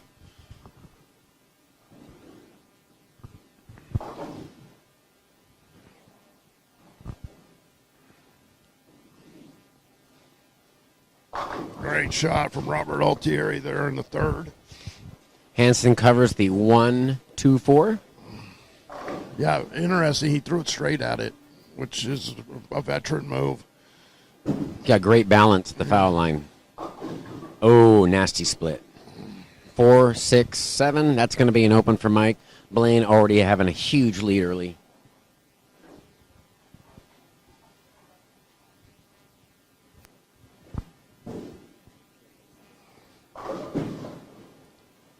Nice shot by Jordan Yoke down there on 3rd frame. Yeah, we're gonna have to move up and down the concourse now with the matches across the house. Yeah, it almost makes sense to stand in the middle, huh? Yeah, sure does. Yeah.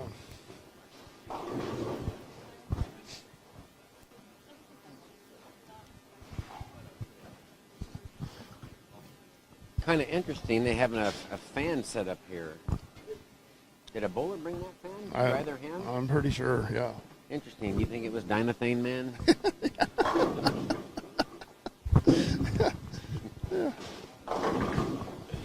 And Zach looking tough as ever. Yeah, he got a double there. As I mentioned yesterday, Zach is the one player that really had no trouble on the long pattern, and we're seeing his talent show right now.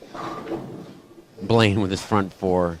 Is Blaine even beatable in this tournament? That's the question. Yeah, it's not looking that way right now.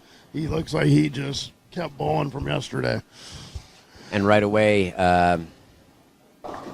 huge lead for Blaine. He's up by about 43 pins already. Wow. Well, 47. Down here on 3 and 4, we had Ian Willard just leave the 1-2-4-7. The picket fence. Yep, and he is trailing by 4 to Jordan Yoke. And look at that, Mike. Already, there are 1, 2, 3, 4 out of 5 open frames on 5 and 6. Yeah, that you called it. Beautiful shot by Payton. Another ball change. Yeah, he moved in front of the ball return. Robert Altieri just flagged the 6-pin. Yeah, well, that's spares. We've seen a common theme today. Many missed spares today. And Blaine's got a tough one right now. Blaine went wide, leaving the 2, 4, 8, 10. Just got the count. So with that, he's got a 21 pin lead on Mike Hansen. As we mentioned, Mike is a retired elementary school teacher, Spokane, Washington. He's got Hall of Fame credentials.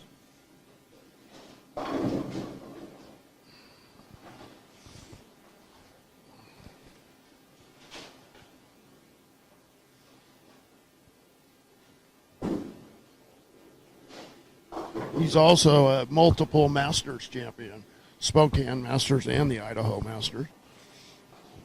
Mike is 53 years old, and Blaine is 54 years old.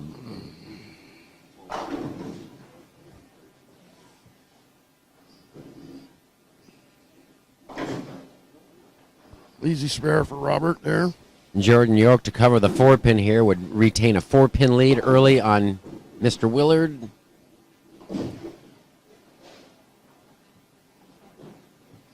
Zach Stone could get up here and open up a substantial lead. He's Early. throwing a roto-grip ball. Lots of surface.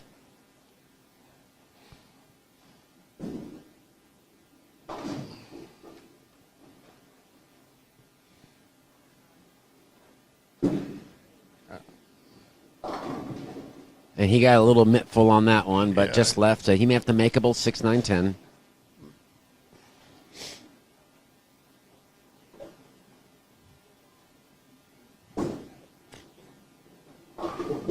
Jordan Yoke starting to loft the ball out in the lane. Still goes high, leaving a 3, 6.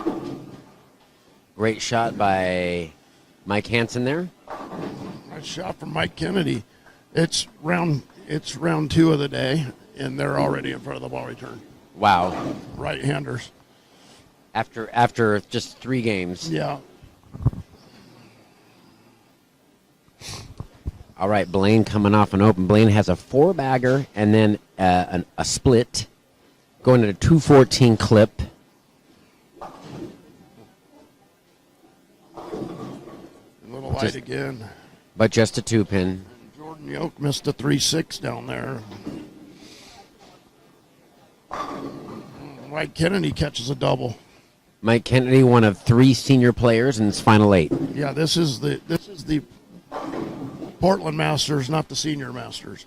But we have 3 senior players still alive. However, they're very young seniors in the early 50s. Zach Stone with almost a pocket 7-10 there. Gets the 7 out late.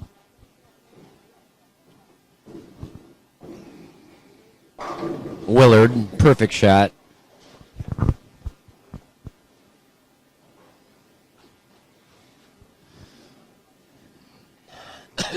Peyton Stump way in front of the ball return here. Perfect shot. Great shot there. Now let's see if he can figure out that left lane.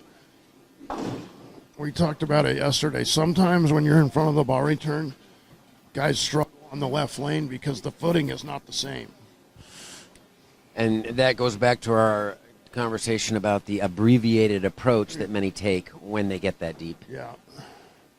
Blaine right now going for He pulled that. and he leaves the baby split. The 310.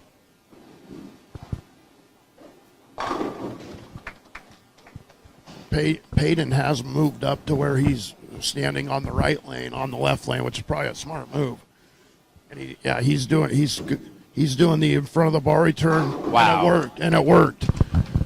And that emulated the shots that he threw in the 10th frame against Myers to seal the deal. Yeah, that was a smart move there. He's mimicking being in front of the bar return on the left lane.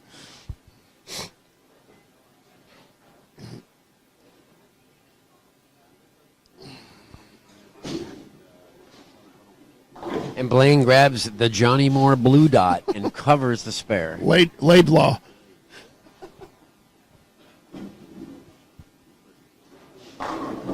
Yeah, Mr. Thane himself catches a double.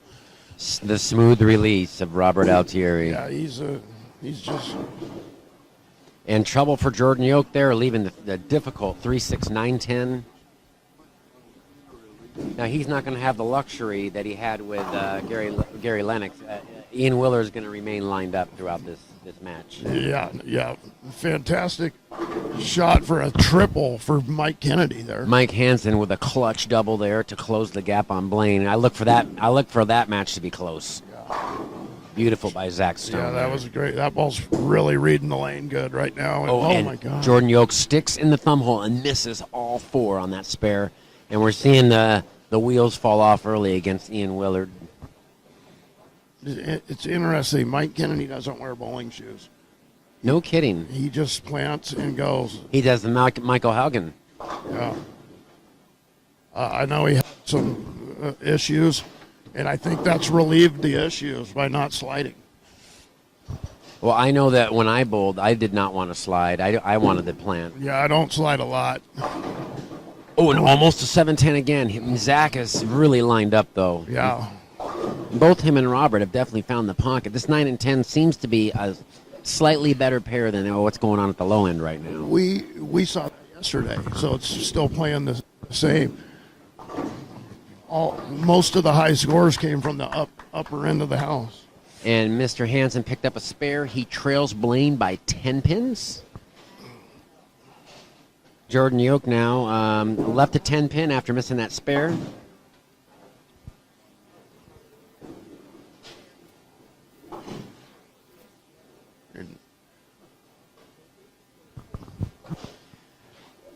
All right, Peyton going for a 3rd strike in a row.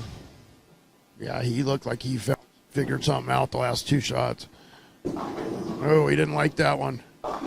And he also leaves a 3-6, 9-10. He came Meanwhile, up. Blaine with a perfect shot down there in lane 8.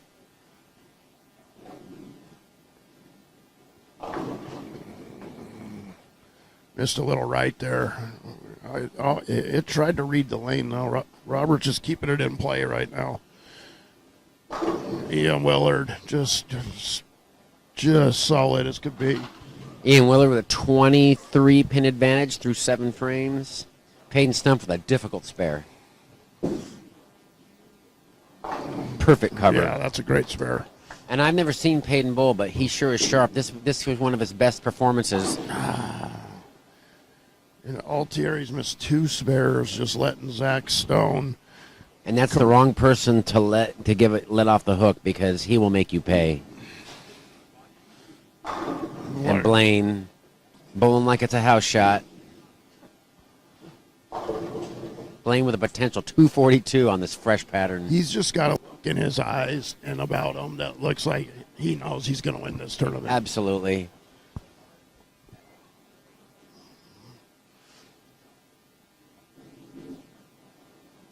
Blaine has always sought mental help through coaching.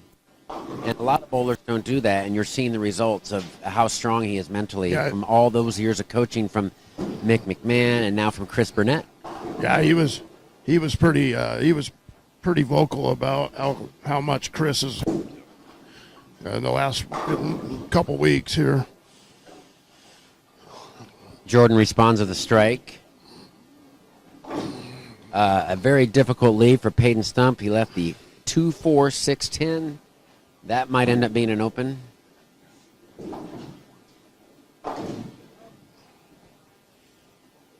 And with that, Michael Kennedy with a 26-pin lead.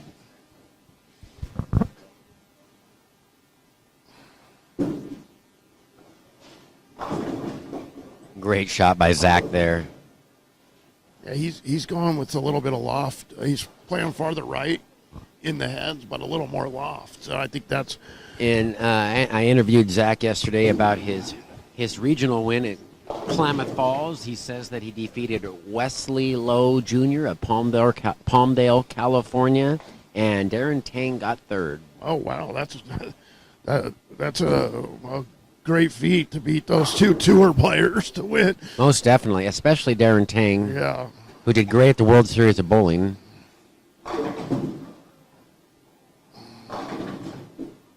and that lane, Zach has had a couple bad breaks on Yeah. good shots on lane 9. The last 3 shots on that lane could have all struck, and not one of them struck. Mike Kennedy gets a spare, retains a 25-pin lead through 8 frames. And Mike Hansen with the double. He's going to shoot. He's got room for 211.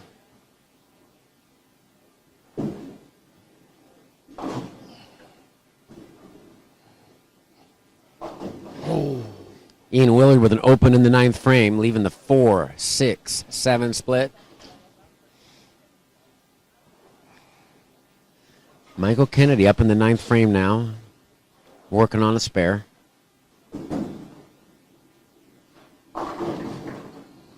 .209 for Mike Hansen. Decent start. decent start. Blaine has room for 242.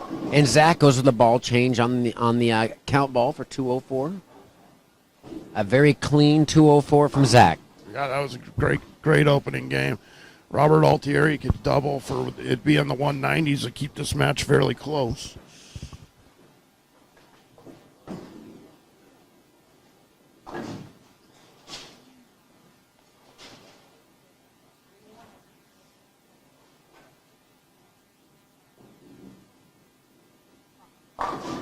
Oh, when he gets What a the nice head on love the tap for half-ten. Mr. Thane himself. Mr. Thane with the love tap. Blaine coming up in the 10th frame here. Is he going to strike in the 10th and continue to average 220 at will? He likes it. Yeah, he Dead just perfect. Throws a dead perfect shot. We're He's going to raise his average, Mike. He's averaging 222 already. we're bowling in the Sunday Industrial League today. Blaine He's is. arguably bowling the other toughest player in the field and making it look easy. And Blaine is an alumnus of the 82nd Avenue Naked Bowling League. Yeah, at 82nd Avenue Bowl. All right, Blaine coming up in the 11th here. Can extend his lead to over 30 pins if he strikes here. Still a great 229. So it looks like it could be 229 to 209 potentially at that opening game between Blaine and Mike Hansen. Meanwhile, down at the low end, Ian Willard just doubled for a potential 201 on his fill if he strikes. And Payton Stump open. Mike Kennedy's opening up a good lead on Payton. Great finish from Robert there to keep this match close.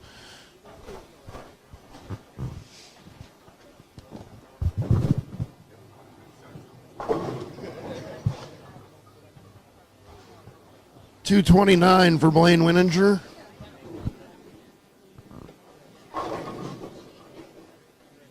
.201, 200 even for Ian Willard. Jordan Yoke could shoot 183 if he strikes out. Payton Stump getting up in the 10th frame, has 137 in the 9th with an open. He can muster a 167 if he punches, while Michael Kennedy has a potential 202.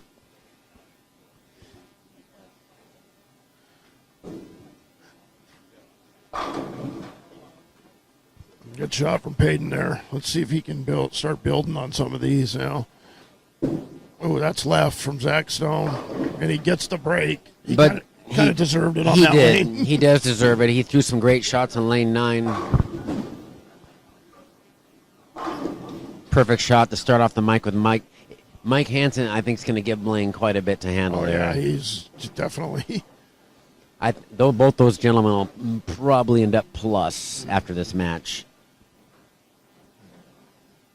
Yeah, Blaine would probably have a pretty much more substantial lead if he was bowling somebody else. Altieri through the nose, fortunate just to leave the 6-pin.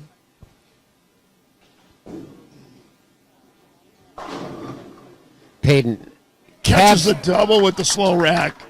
Now, Mike, would that have happened with string pins? I don't know. Probably not. I don't know.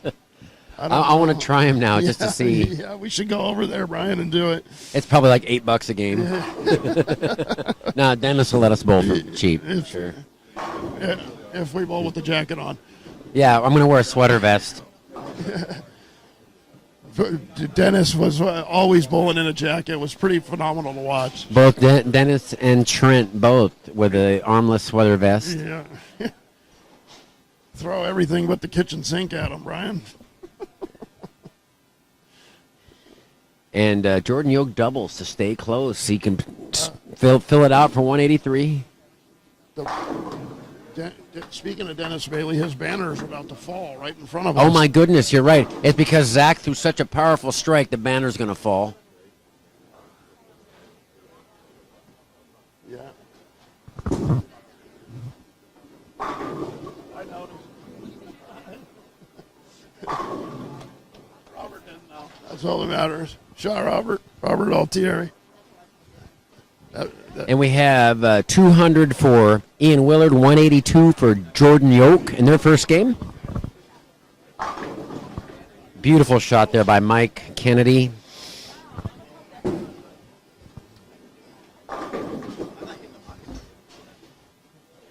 And they're going to fix the banner. They heard you, Mike. Yeah, they did. That was. Was it that way in warm-up? I don't think so. Yeah, because you're throwing urethane. It's because we were talking about Dennis Bailey on speed, Yes. and then it fell, and then it fell. The bowling gods are listening. We're, Oh, and look at my fault. Mike Hansen went runaway Brooklyn with an unfortunate 5-10. Yeah. And Blaine's opening up a large lead on him. Wow. oh, he did not like He did that not shot. like it, and it just bird dogged the 10. I would like to see instant replay on that one. I That was don't- amazing. I don't think he thought that ball was going to get back to the pocket.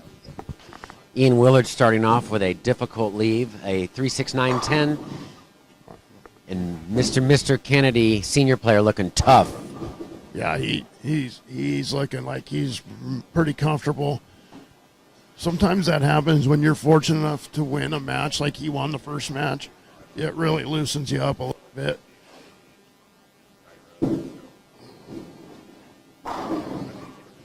Ian chops a spare, leaving the 3-pin. He's giving Jordan a little breathing room there. Now Jordan's only trailing by 7 pins.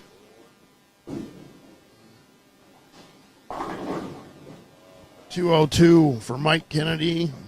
He's going to have a 35-pin lead there.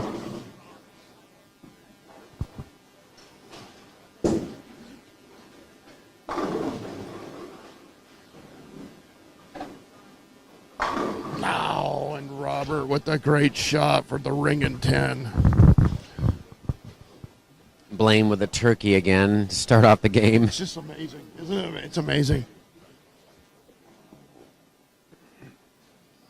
Blaine wants to be the first time 3-time champion.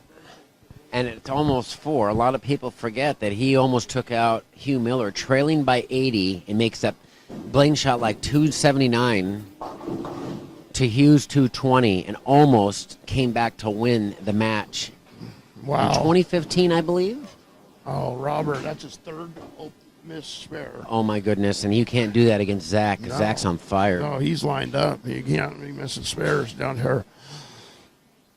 He's got to get it out of his mind and regroup right now. And Zach's hitting up the DM as we speak.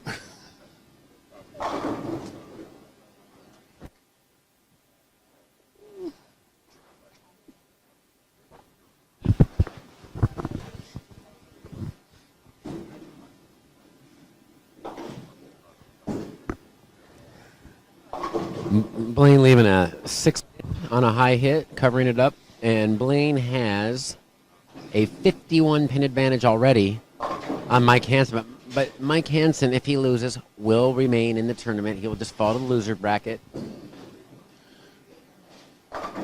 Mike Kennedy's looking really, really comfortable. We saw both Jordan and Ian begin with an open that game as they're really fighting that lane 3 and 4.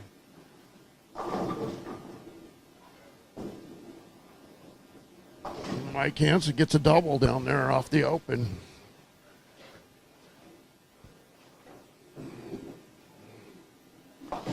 It'd really be nice to see him become a regular in the Portland Masters, wouldn't it?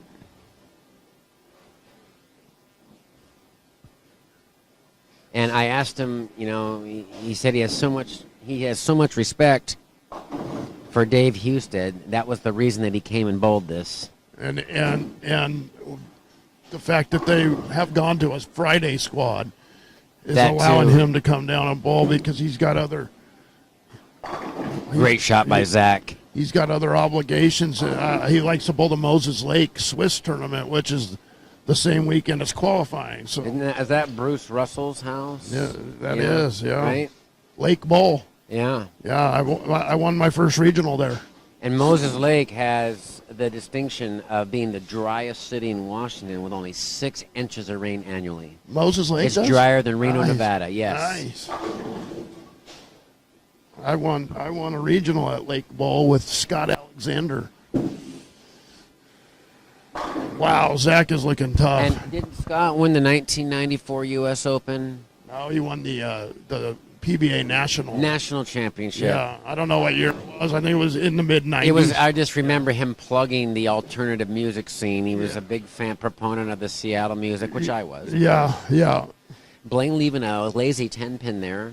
Going to cover the spare probably with the Mike Martin Blue Dot Special. Yeah, with the clear shield. Payton has started with the double. There's Robert Altieri. He's been hitting the pocket. He's just not getting the carry. He finally carries And one Zach there. Stone with his front 5 really has him on the ropes. Yeah, Zach is looking tough. Ian Willard just chopped the 1-2-8 down there on 3 and 4.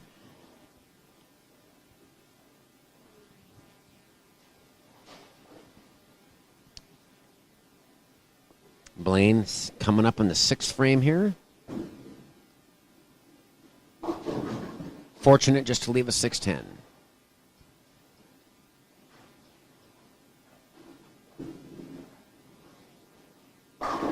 Another great shot from Robert. He's actually thrown 6 really good shots this game. And Payton just gave it back, leaving a 2-10 combination there. 3rd frame. Jordan Yoke working on a spare. Lane 4. Great shot. He's going with the loft now again. So he's already way left as well.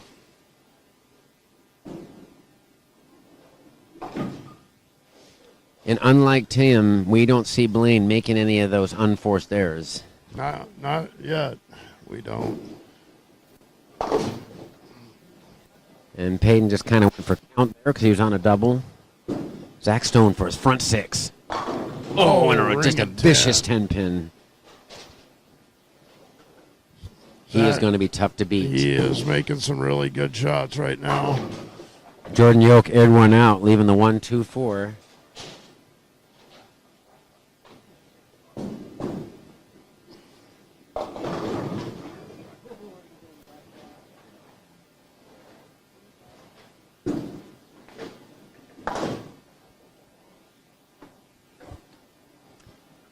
We really see no reaction from Mike Hansen. Very stoic player. Very unassuming. very stoic, very tall player. And great balance at the foul line. Oh, and Mike Kennedy misses a 6-pin. Very uncharacteristic of him missing spares like that. And with that, ooh, in a pocket 7-10. the 10 He gets the falls 10 out. 10 falls out. Score correction on lane 9 and 10. Yep. That would have been a horrible break. Mike Hansen now up in the 7th frame. Sends it wide, leaves it to 2-pin.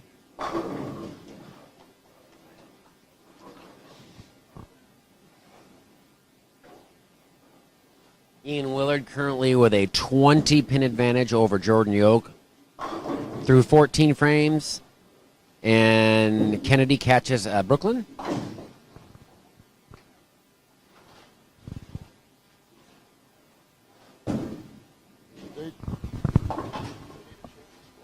He's doing it. He's changing it. It just circled around. Yeah.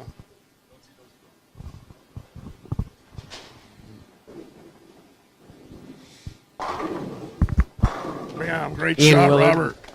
Robert Altieri catches a turkey there.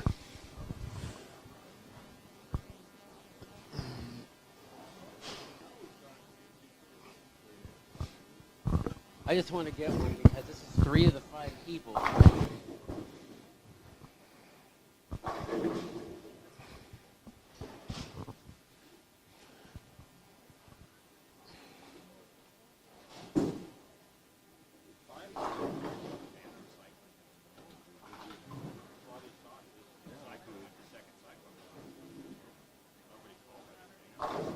Oh, and he carries the Swisher 5. Great response from Robert there.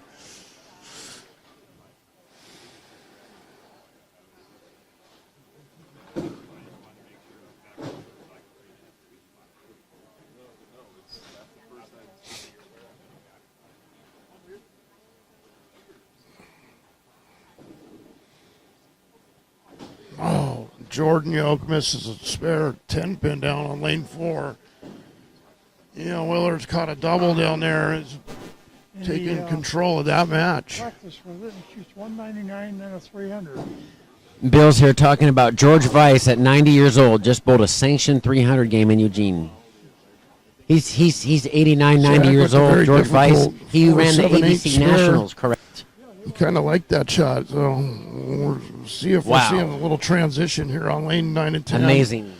He had a lot of good stories at your birthday party. I enjoyed Bill Oatkin's 90th birthday Good shot party, from and I Peyton met George Stumps. Weiss, and what a great guy, a very positive thinker.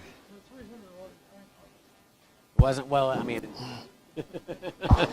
And the cover for Zach. Mike, I was just over there talking with Bill Oatkin. I guess George Weiss, 90 years old, just bowled a 300. What? Yes. Really? 90 years Yes. old? Oh, that's He amazing. bowls out of Eugene.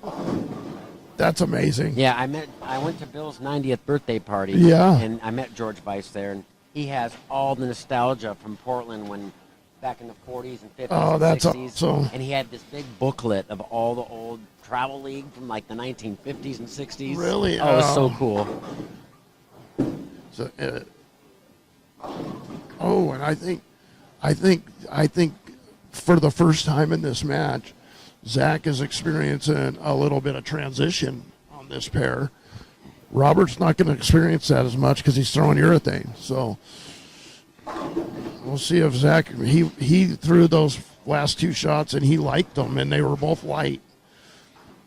Meanwhile, on 3 and 4, Jordan Yoke got up and missed 2 spares. Ian Willard's on a double. He could really put a stranglehold on this match.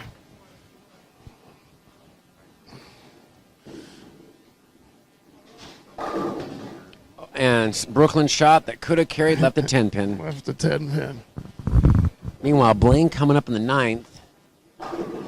Lazy 10 pin has a potential 235. Blaine's just down there bowling league when everybody else is struggling on the U.S. Open pattern. It's the Sunday afternoon Industrial League for Blaine right now. Oh, and Robert with the 4-9. He can pick that up, though. He can, but that's just not a good break for him. And we see a Michael Kennedy balk. That's our first Sean Rash-like balk of the tournament. I think he stepped off because Willard was shooting the spare. That was nice of him. Willard and Robert really wanted that strike, and he didn't get it. Robert's thrown some really, really good shots this game and really got Perfect shot by Michael Kennedy. some bad breaks. We're really seeing the senior players being very patient.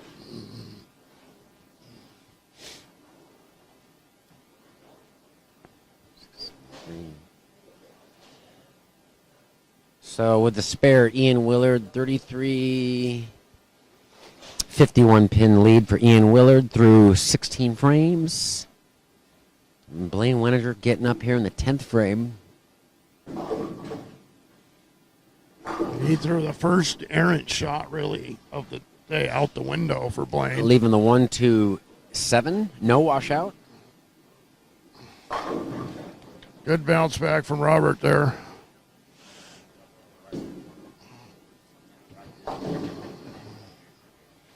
And it looks like potentially a third open frame coming for Peyton Stumpton. 4 frames. That's a third split.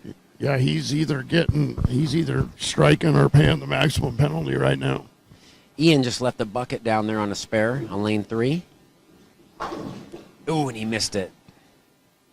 And Jordan Yoke has life. He shot it properly, though. He shot it dead straight. Just didn't get the back pin. Peyton narrowly misses the 210. Mike Kennedy extends his lead.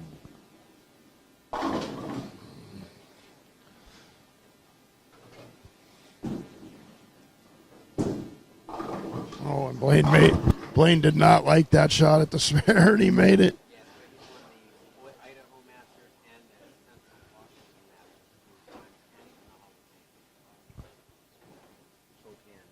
Yeah.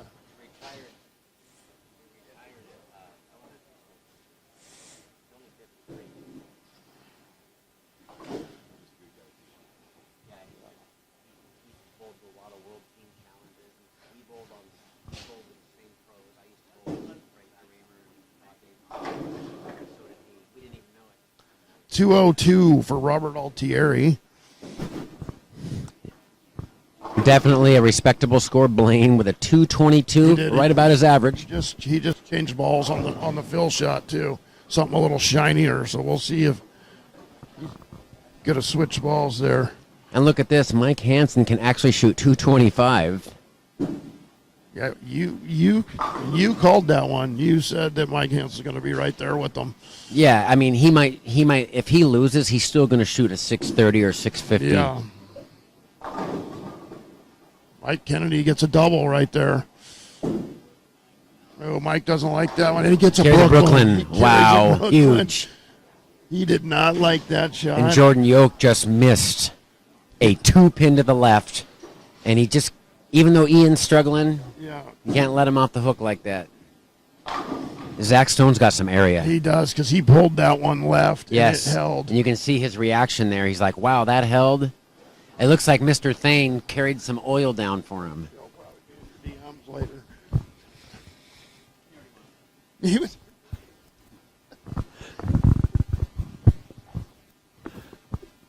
All right, let's see if Mr. Hansen capitalizes on this. He does. The Brooklyn potential 225. Great shot by Zach, 232. Zach is looking tough, dude. Zach is looking real tough. If I was Zach, I would switch balls. So we have Zach Stone, 436. Robert Altieri, 394. Zach's going to take a 42-pin lead into the final game. And another Brooklyn for Mike Hansen. On the count ball, 225 for Mike Hansen, 222 for Blaine Winninger. So Mike Hansen cuts into the lead a little bit. And it's 451 to 434, Mike, in the classic match of the two Hall of Fame senior players. And Mike Oh, my goodness. left. I didn't see what he left there, but he missed a He spare. left the Was that the 2-4-7-8? 2-4-7-8, the left-handed shot. Yeah, that's an unorthodox lead for a right-hander. And this time, Robert carries the 4-9, and he's frazzled. He's like, where was that in the ninth frame? So it's a 17-pin advantage for Blaine Winninger as we start game 3 over Mike Hansen. Ian Willard strikes in the ninth frame. And Blaine with the ball change. He went to a pearl shiny ball. What instincts, Mike? I Yeah. mean, Blaine's got a 450 and he's switching balls. No one else would do that, right? Yeah. Anybody that's winning. But then again, I mean, he may have seen that. Horrible break there for Zach. He might have seen that Mike's ball started going Brooklyn and tried to stay ahead of the transition. Absolutely. He's just.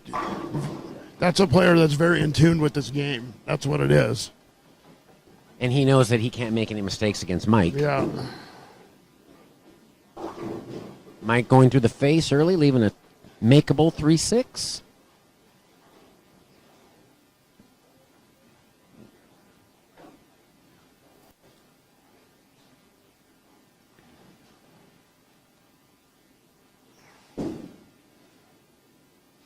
Oh, Ooh, what a and shot Peyton, from Peyton makes a huge comeback after 3 splits mid-game.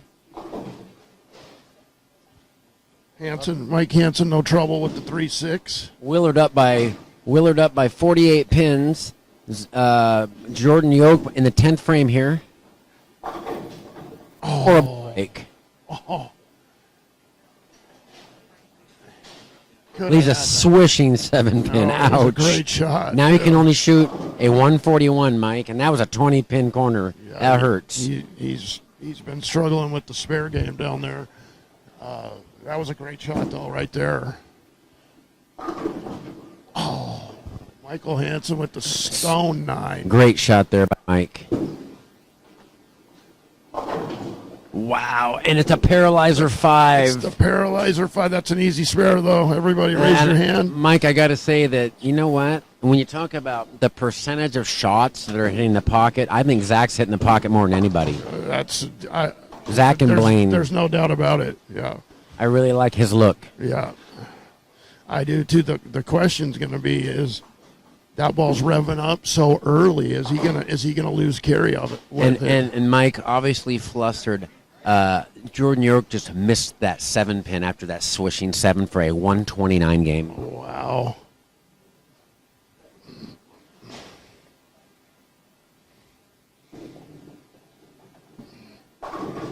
And Willard trips the 4-pin. It never fails. Never does. Never When fails. it rains, it pours, right?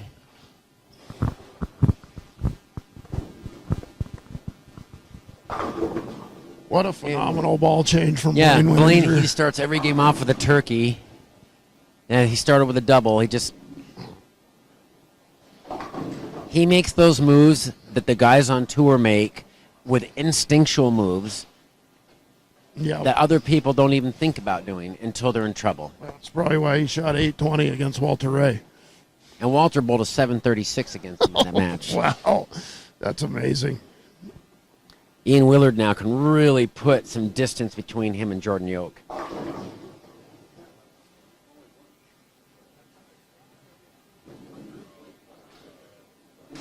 And Robert opens, and time's running out quickly on Mr. Altieri, but he still has life. He still has life because he's in the winner's bracket. Michael Kennedy to throw a double in the 10th here.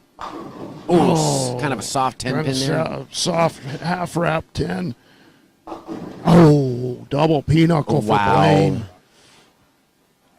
I would love to see that match come down to the 10th frame, wouldn't you? Absolutely. So Ian Willard 180 and 129 for Jordan Yoke.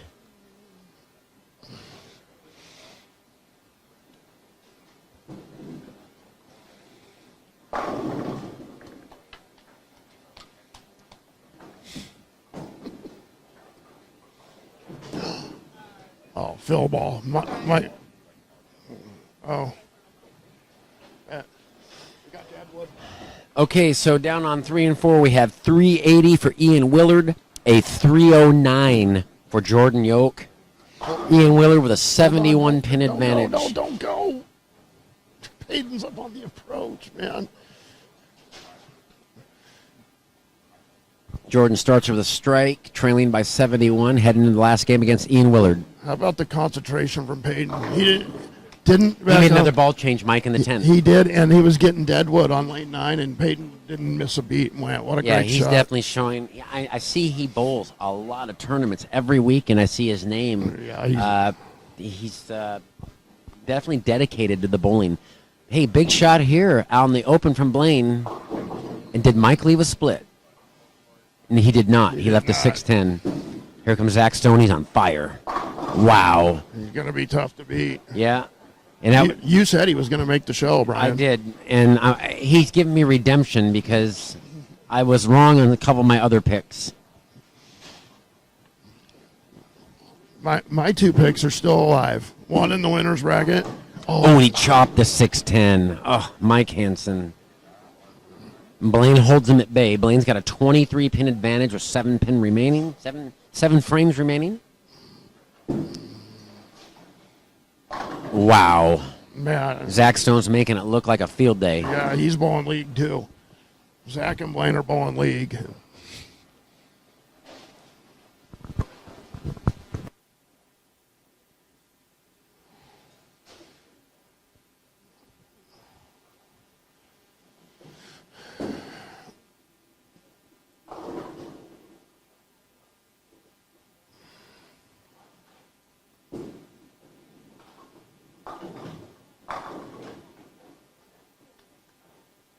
shot from Robert there for a double. Fairly close match now with Peyton Stump trailing by 19. We have Michael Kennedy with a 383, Peyton Stump with a 364. It's anybody's game there.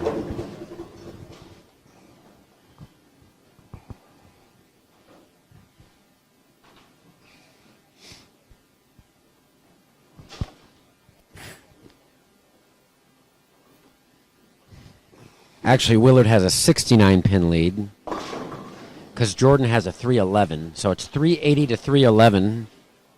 And Jordan gets a runaway Brooklyn. He needed that. Blaine bouncing back off the big four with the high flush. As I mentioned earlier, Blaine's low set in the tournament, 649. That's impressive. And it looks like Robert may be getting sent to the losers bracket as Zach Stone is dead lined up.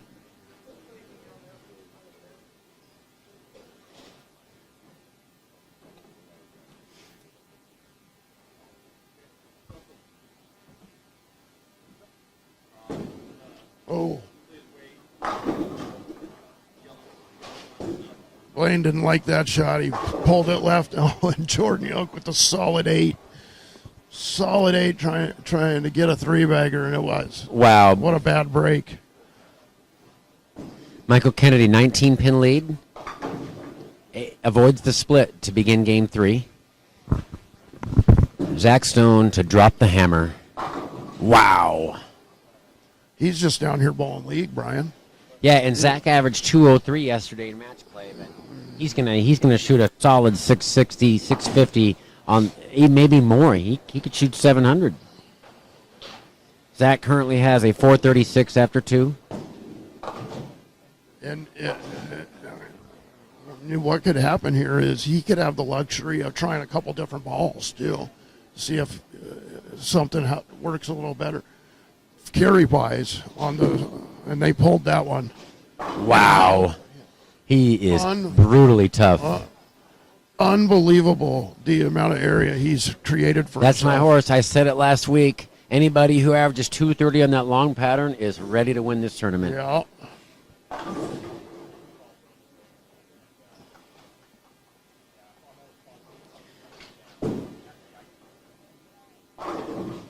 Mike Hansen. Perfect shot. Well, he can cut into the lead with another one right here. Payton almost gets a backdoor strike, leaving the head pin.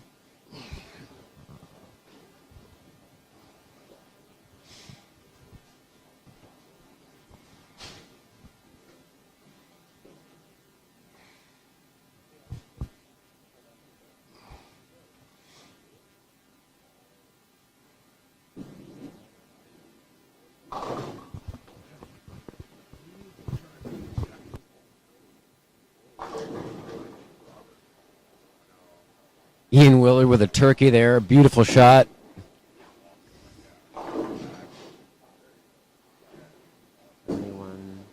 That's an 82-pin lead now for Ian Willard. 24 frames of play against Jordan Yoke. Yeah, whatever it is about this tournament, Ian's very comfortable here every year. I think he's bowled league. Did he bowl juniors here? I think he's grown up here in Pretty this house, sure, much yeah. like Jason Hollingsworth, Corey Husted. Was that a non-urethane ball right there? That was. Wow, I've never seen him throw resin. He's still got more matches to bowl, so he needs to try and see if he can figure Mike something else Hansen out. narrowly covered the 2-4-5 right there. That was key. You got to keep himself somewhat close to Blaine. Mike Hansen trailing by 23 pins with 4.5 frames remaining. Blaine's down there doing a little ball work on a spare ball. Looks like a veteran move. Very Just much. taking his time. Yep. Oh my that was unbelievable. Almost a slam 7-9, but he gets the 10, the 9, a 7 out. And our first errant shot from Zach Stone, although it doesn't matter at this point. doesn't matter. And that just about does it for Jordan Yoke. Just went through the face, leaving 3-6-9-10. It's going to take a miracle now for him to survive this match. Yeah. Boy, he was impressive last night, Brian. Jordan Yoke was. Much. Yeah, he was one of only 2 players to average 220 in the whole tournament.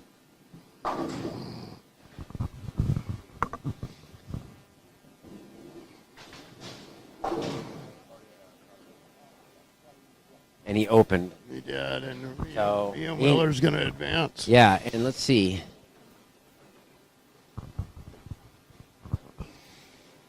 So Willard will bowl. Blaine tripping the 4-pin. Willard will bowl the winner of the Kennedy stump match, I believe. Zach back on the strike train. Yeah, that was a much better shot. And he's has the luxury of being able to throw a couple bad shots now. I think it's only a matter of time before he wins his second regional title. He won in it's Klamath Falls. Not going to be long. Ian, a good break through the face, just leaving a 9-pin. Good shot by Robert there. Switched to reactive, and he's just seeing if he can get a little reaction now. Keeping his options open. Blaine now looks like that's going high. Blaine goes through the face, leaving the double wood. That's a difficult spare. That is. It'll be interesting to see if he tries to hook at it, Mike, or throw dead straight at the 3-9. I think he's going to try and hook it a little bit at it. Not a lot, but maybe an end over end hook at it. And Robert found something here after did. the match was over. He did. That It'll was be an option later for him. That was a smart move to try that ball. Michael Kennedy flagged the head pin, but did not leave a washout. The 10-pin fell out late, very late on that. That was huge because that could have evened the match. And Blaine covered it. Yeah. He did hook it at it. Yeah.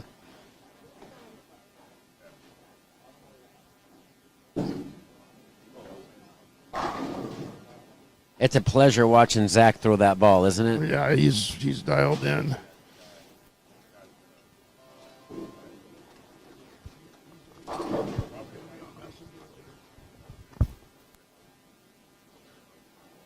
He already is. Mike Hansen with a key shot here right now. 6th frame. Looks good. Oh, and it's high. No split, though. No split, though. Yeah, that's fortunate. Very fortunate.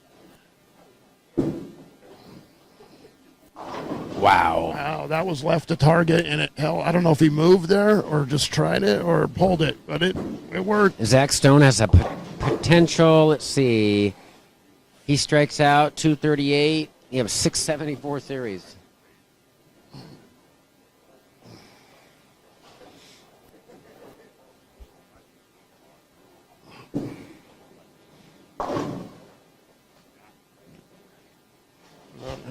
The Kennedy stump match is going to come down to the wire. Right, Robert Altieri just found something, though, with that ball. Yeah, 3 great shots out of him. Never quitting. All right, Mike Hansen kind of getting late in the match. He needs a good shot. Ooh, and he only leaves a 9-pin. Almost left a 4-9. And then it almost tripped the 9, but the pin came off the wall and stopped it from hitting it. And Zach with another unfortunate corner, although it didn't matter. He already won his match.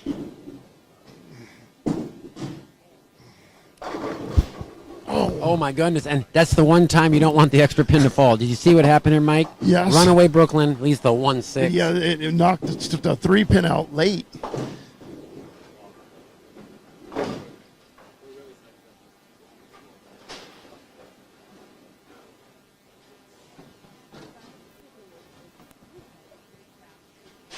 Hey. Nobody cares.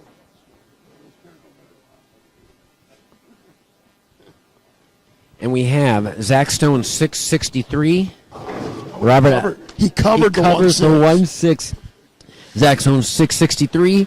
Robert Altieri 556. Zach Stone is going to meet the winner of the Wettinger and Mike Hansen match, and Blaine just struck. And he could put a stranglehold on it right now.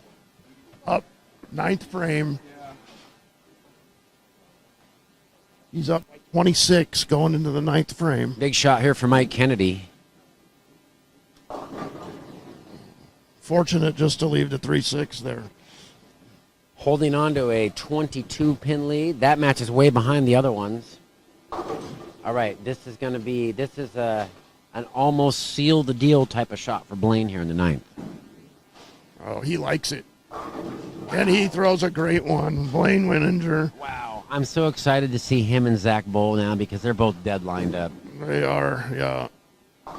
Oh, and Mike chops the 3-6. And the winner of that match is going to bowl for the title. Is That's that correct? right. Yes. They get to sit out for a while. Yeah. Yeah.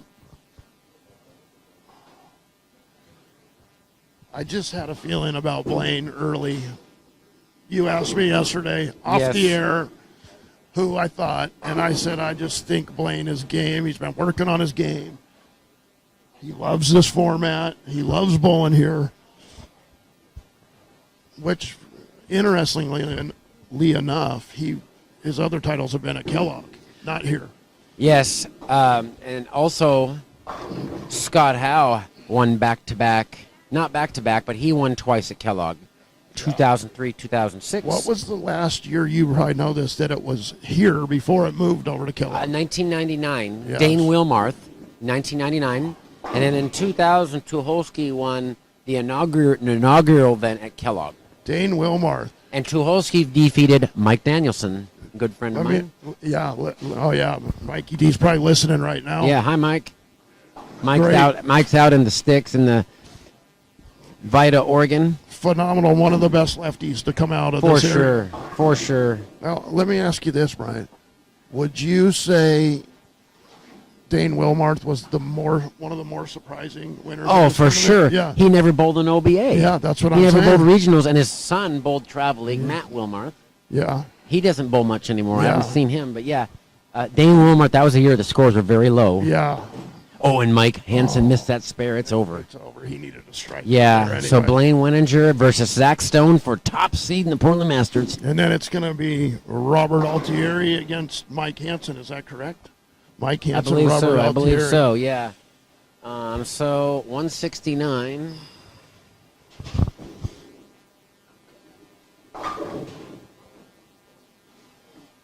You know, that's one of our first players to shoot 600 and lose. 603 for Mike Hansen. You called that. You said both players would shoot 600. Yeah, but not by much. Blaine's going to end up grinding out a 2-0.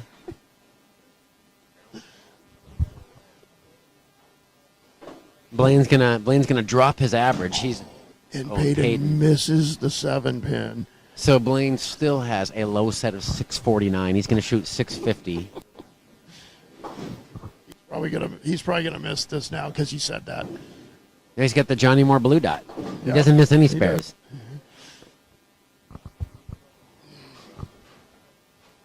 So with a strike here, Blaine can shoot 650.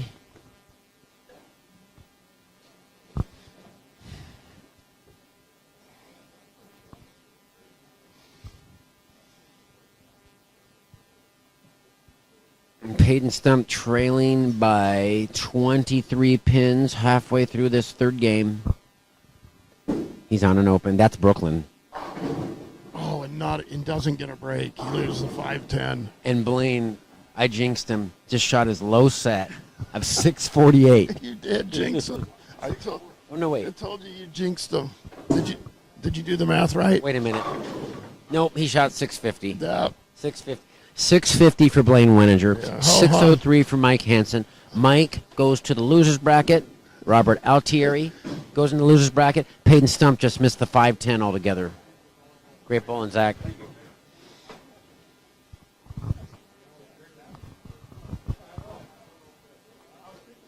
So Zach shot 663. Blaine shot 650. That's going to be a great match coming up. Mike Kennedy just got. How fortunate he just got two. Well, and we're seeing the same thing as last game. Peyton in the middle of the game having splits and then finishing strong. Yeah. Oh, ring 10. But that's all he needs to do right now. He's Yeah. got the lead. Stay clean. And unless Peyton puts a little pressure on him, Mike just needs to stay clean right now. Now, does Mike work at a bowling center? I think he does. I don't think he does. No? He may help out in the pro shop or something. I know he's a big proponent of drilling bowling balls. He's got a lot of bowling balls. Every time I'm on Facebook, he's got a new bowling ball he's trying.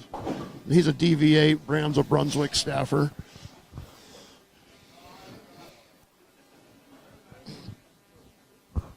He just loves bowling. He bowls everything he can right now. Every weekend he's bowling. It's amazing that he's married.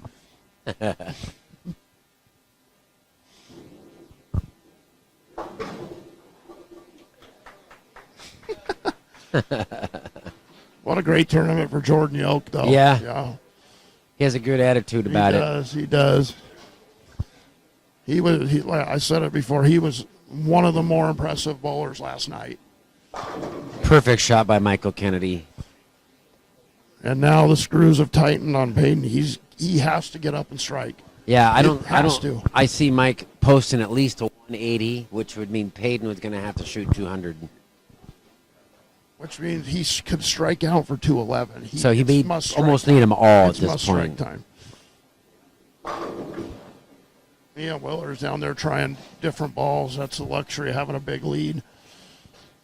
And he's had 2 easy matches so far. Yeah. Perfect shot by And Peyton. there's job number 1 now. Heck, we can walk down there.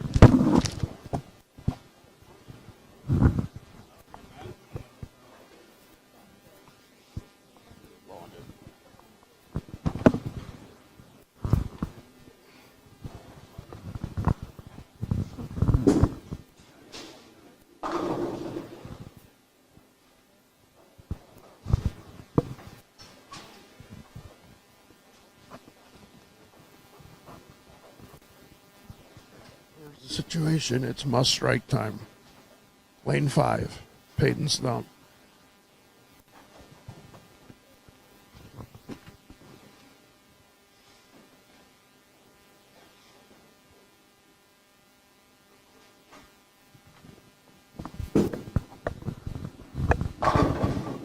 Vicious 10. Horrible break there for Peyton Stump at the wrong time.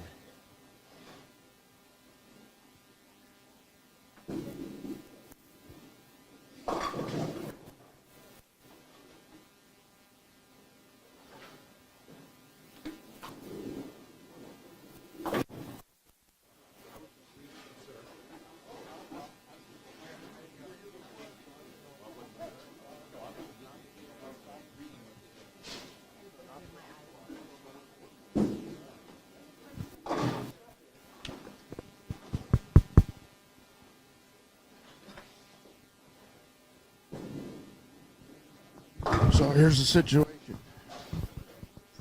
Peyton Stump can shoot 191 if he strikes out. Mike Kennedy's got a 19-pin lead, which means he needs to shoot 173 to win this match. So he still got he could still potentially open Yeah. and still shoot a 174. He might get a strike right here. That's pretty good, Mike. Oh, he just left the 2-pin. He's happy with that. He's very happy with that. So it's looking at this point, it could be a Mike Kennedy, Ian Willard showdown in the losers bracket. We're down to our final 4. Final 6. yeah, final 6, yep. We're going to have, I believe, the next match. Are we going to see a match with, is the next match going to be with our 2 winners? I believe so. Yeah, I think we're going to determine the top seed on this next match. Or no, did we just do that? No, it's going to be Zach Stone and Blaine Wininger. That's right. Yeah, It's going to be Zach Stone, Blaine Win. in a matchup that everybody wanted to see, and now they're going to get it. Blaine with all the experience. Zach's looking tough.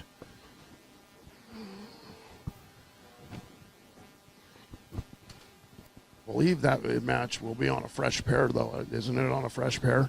Not positive about that, but and Mike will just take that. He'll take that solid 9. So in our other match down here, we have 580 for Ian Willard to 486 for Jordan Yoke. We talked about, Mike, the scores to be horribly low on 3 and 4, and it delivered. It was difficult last night too. I don't know what it is, but it's just I don't know if it's the characteristics of the laying or what, but it's the players are all struggling on 3 and 4. And Ian Willard, 200 games. Those games are a premium on that pair. I think those are the first 200s of the day on that pair. Yeah. So Peyton Stump has to get up and strike out to make Mike not open. not open. He has Get 9 count. Yeah. Right. So right now Mike gets if he gets an 8 and 1, he seals the deal. Yeah. But first things first. That's high. It's light, That's and it. that should do it. So it's going to be Michael Kennedy versus. Ian Willard. Yep.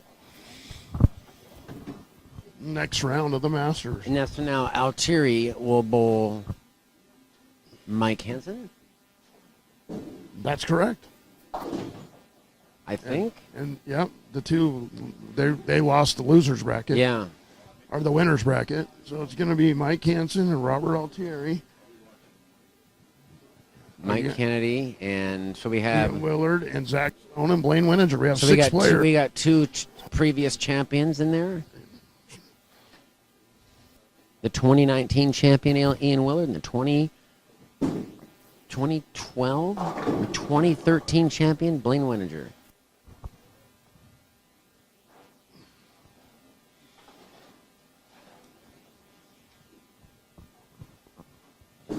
Or we like to call him on the tour, Lil Smokey. That's what we call Blaine Winninger on the tour. Yeah.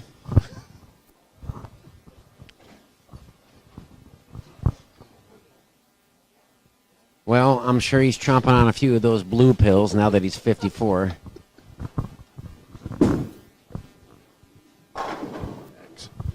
Ex-tournament director of the Oregon Bowlers Association, Blaine Winninger. Yeah, that way other people could win for a few years. Yeah, I know. Very good integrity, not bowling his own tournaments.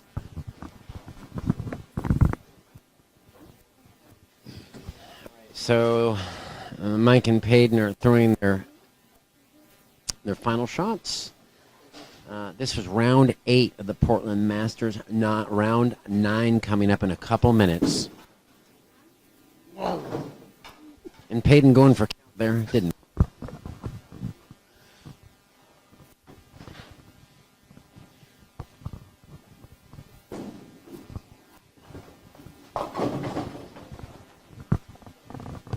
.182 for Mike Kennedy, 173 for Peyton Stump. Peyton Stump will be eliminated. So it's 565 for Mike Kennedy, 537 for Peyton Stump. Great tournament for Peyton Stump. We're going to be back here in a few minutes with 3 matches. We're down to our final 6. Final 6. All right, Mike and I will be back shortly. It's going to be round 9.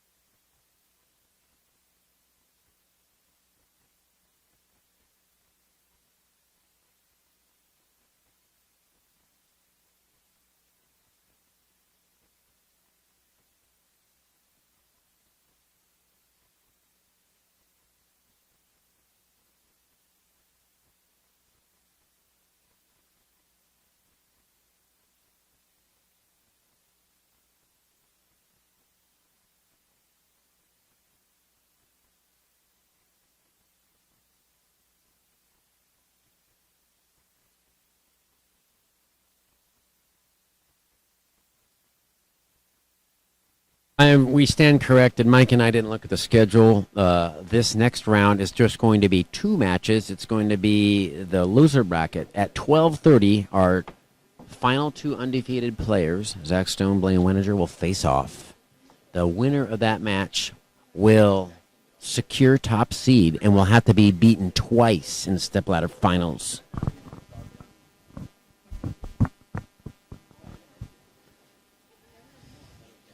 So, hey, we might get a sit down this match, Mike, with only 2 matches, right? Are they going to be at the low end?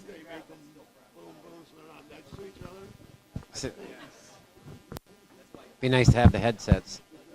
All right, we'll be back in 10 minutes, people.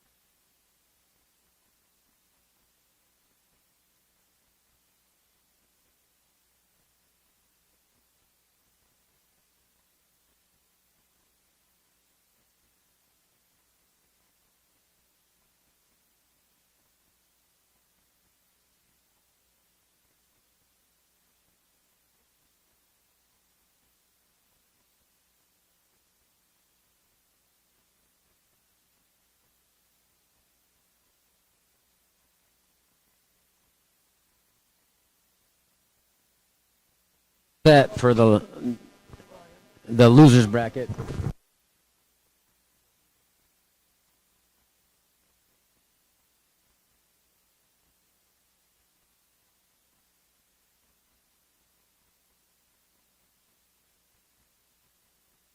Mr. Urethane just told me bad information. Apparently, he's not bowling Mike Kennedy.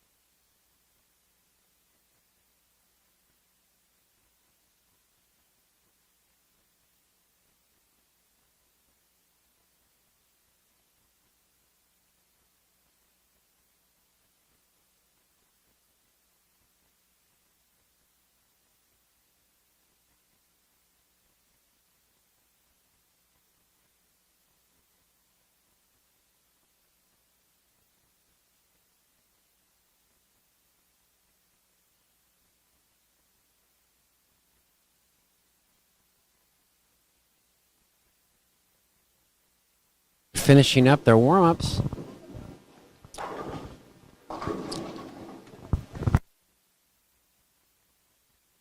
Here, these are our 4 remaining loser bracket competitors. Got Ian Willard versus Mike Hansen on 7 and 8. We've got Robert Altieri and Mike Kennedy on 13 and 14.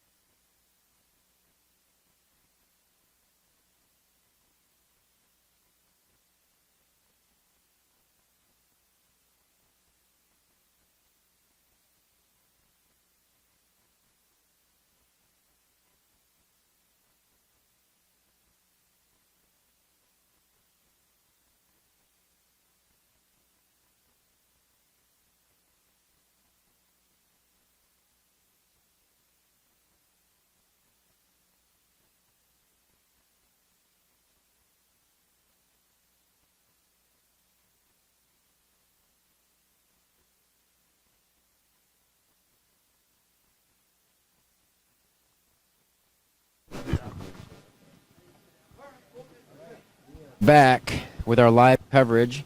This is round 9 of the Portland Masters. Our final 4 loser bracket competitors will be paired down to 2 shortly.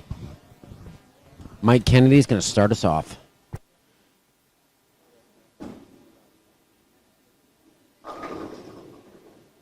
With the strike.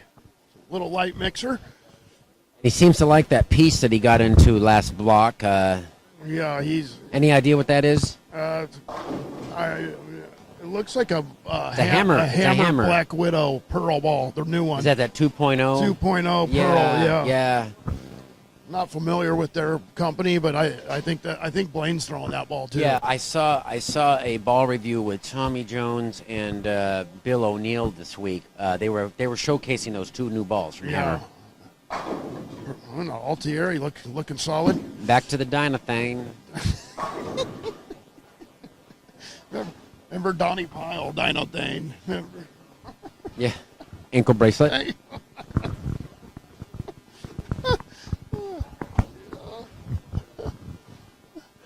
Donnie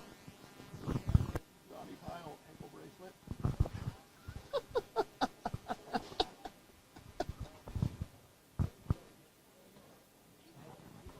Oh yeah. Big head Ted. Yeah.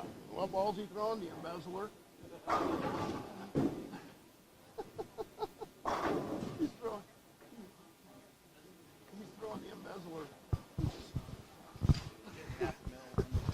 Yeah. Splitting it straight 50-50 with Laura Ucho. Yeah. The DU on the VP. She works at Wilson.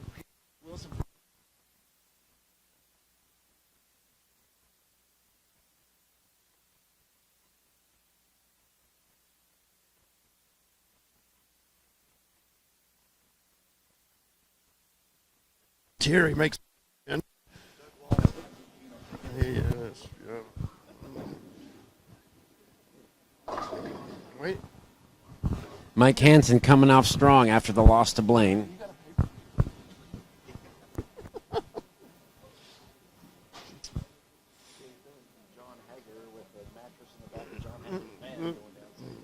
John Hager. Yeah. John Hager was driving me and going around South Tacoma during region to find the hood. We used to drive up and down Sandy with a mattress in the back of the van.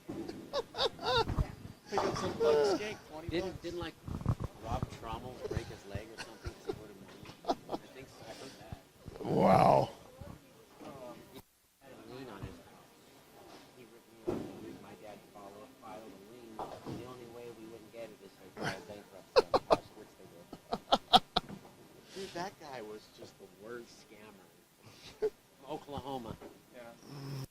Don't bowl in the fucking Grand Central though. I guess he bowled against Tony Westlake. Big mistake. Yeah. Ian Willard early in the hole with Mike Hansen.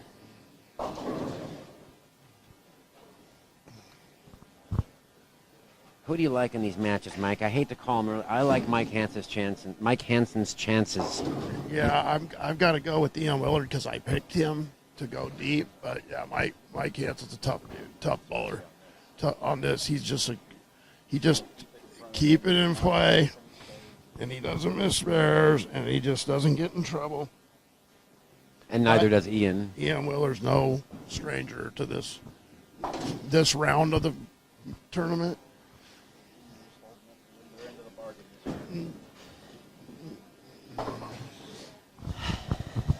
And if I was to bet, if I had to pick somebody, I'll always go with the experience. But Robert's going to throw that urethane. He's pretty confident with it, and he keeps keeping it in front of him with that. Keeps his head together. Mike Hansen for a turkey. Labels it. He's going to be a tough out.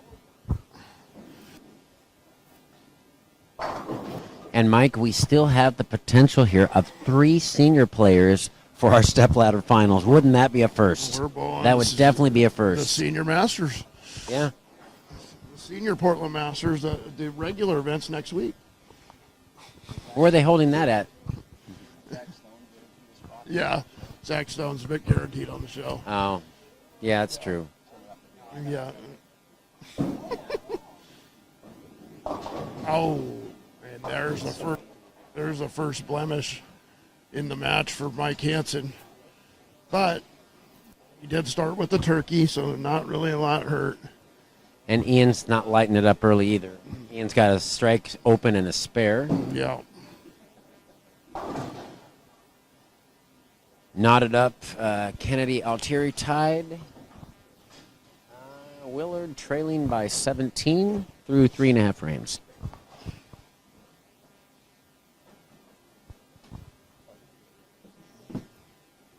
We almost could have sat down in the concourse Yeah. on 9 and 10. Yeah. Maybe I will. These aren't very good bar stools. No, I don't like these stools, but I don't want to bog it down either, though.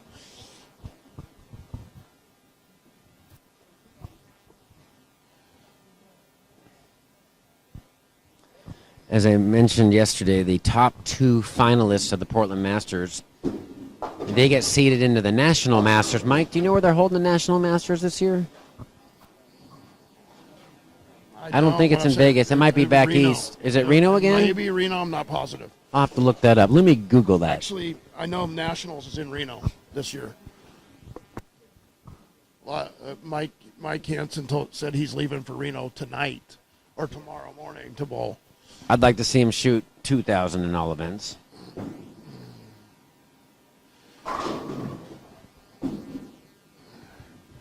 Mike Kennedy didn't like that shot, but it was high flush.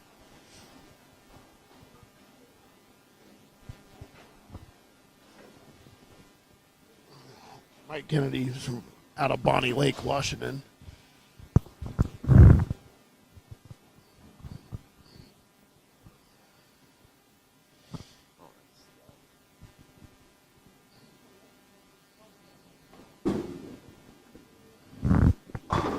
And now both players have missed the head pin to the right on lane 13. Allen Park, Michigan. I knew it was back east this year. Thunder Bowl. Wow. The Masters is not at the same spot as the Nationals. No, that's unusual. Yeah, that is unusual. Solid I nine mean, for Mike, Ian let's Willard. face it. Right now, with the tour being condensed like it is, most of the players in the Midwest and the East, right? Yeah, absolutely. Because of the travel costs. Absolutely, yeah. You know, I read a couple of tidbits last night that was very interesting. One was that Dave Houston is the only person ever to repeat a U.S. Open title in Yep. consecutive years, Yep. 95 and 96. Yep, I remember that. He also won it in 82. 82 with U.S. Open. U.S. Open. Was he throwing a yellow dot? I believe. Could have been a Bonanza. Yeah. Could have been Yeah. yeah. U.S. Open in 82, 95, and 96. And there's another tidbit I'll share with you momentarily. I'm going to bring it up here. I was looking Dave up last night on Wikipedia while I was going to bed. And Dave's going to be 63 on April 12th. Looks like he can still come down here and win. Great shot by Mike Hansen there. He would probably make a deep run still in this tournament. What do you think, Dave? Oh, most definitely. Yeah. He's on the board here for a 760 in league. Yeah, I know. Okay, so one tidbit that a lot of people didn't know is this. When Dave won the U.S. Open in 1995, he was in front of the largest crowd ever to witness a PBA event. 7,212 spectators Detroit, right? in Detroit, Yeah. Michigan at Joe Louis Arena. Watch Dave win. Yeah, that's awesome. That was like the first arena finals, wasn't it? Yeah, and one of the first. Oh my gosh, and Robert Altieri with a 4 count through the face. Yeah, he's And I was saying I like Kennedy and I like Hansen's look early. yeah. And we'll just see if that comes to fruition. They both have sizable leads. So, you know what? It's interesting. Wouldn't you be nervous bowling in front of 7,200 people, Mike? Yeah. Yeah, and it's just another day at the office for Dave. Ooh, and Altieri only gets 2 there, so Robert's really in a deep hole early.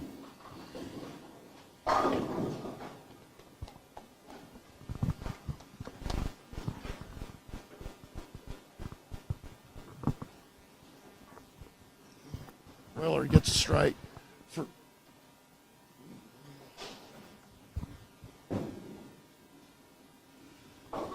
And Kennedy goes for big split through the middle. He could have really put the screws to Robert, but he's letting him off the hook right now a little bit. Another tidbit of information here, Mike. So in 1982, when Dave won the U.S. Open, he was the youngest person at age 21 to win the U.S. Open. That's amazing. Is he still the youngest to this day? I was wondering, did Simo win it already? When I don't know if he won the U.S. Open. That maybe. Isn't that one of the? I mean, it doesn't I know say. he was the youngest to win a major. Yeah, and the youngest. I don't know if it was that major though. Right, and the youngest to win 10 titles. We should get our statisticians on that. I should have made a sheet, but I'm reading Wikipedia here. Yeah, Dave is ranked the 23rd best bowler of all time that's a little low. in the 50 greatest players list from the PBA. That's a little low since he took a lot of time off. I believe he didn't bowl all those years, or he would be much higher on that. So one thing I would like to mention, Mike, is oh my gosh, horrible break there. Stone 9 by Mike Kennedy. It's very interesting that Dave's first title was a major. Yeah. That's pretty rare. Yeah, I think Graham Faw did that too. He got 60,000 for winning the Players Championship. yeah, he did. You know who else did that was the other lefty. John Mazza, No, Patrick Allen. no, I forgot his name. I'll think of it here in a minute. He's got John the Gant? same name as another professional bowler. I forgot his name now. I'll think of it. And so Dave won the Sarasota Open after winning the U.S. Open in '82, and then there was a 3-year break. And then he won the major again in 1985 in Michigan again. Touring players, yeah.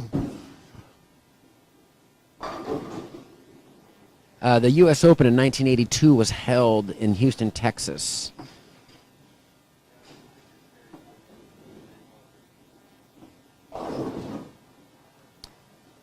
So Dave's 2 U.S. Open titles in the 90s, the U.S. Open in Detroit, Michigan in 95, the U.S. Open in Indianapolis in 96. 96, sorry. 96, yeah. 95 and 96. And over here, Mike Hansen's string ends at 3. Mike Hansen has a potential 244. Yeah, he 14. Steve Houston working in the back. Come on, Steve, get that ball.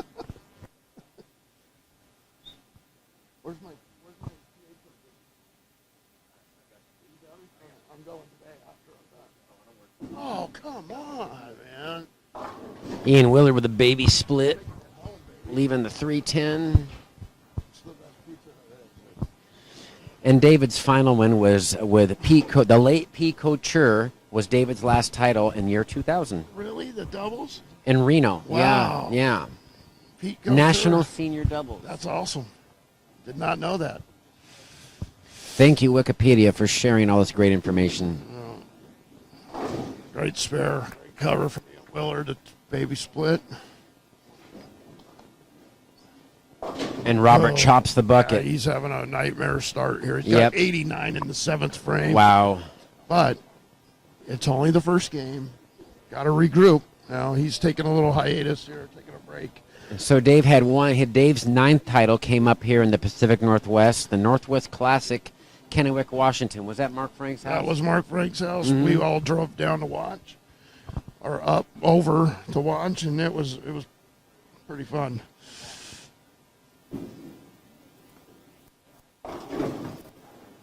Also, when he won the 1995 Showboat Invitational, we were there for the high roller. That's the same year that Sean Sean Copeland Copeland, yeah. got second. We watched the show. So it was a good year for the Northwest. Yes. That year for both amateur and pro bowling.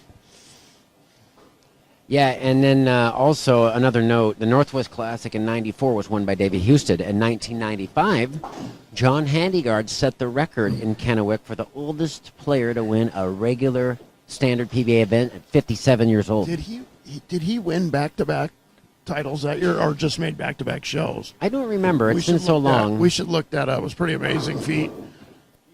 Handigard was went on a great run, similar to Norm Duke, where he won and then made. I believe he may have just made the show, but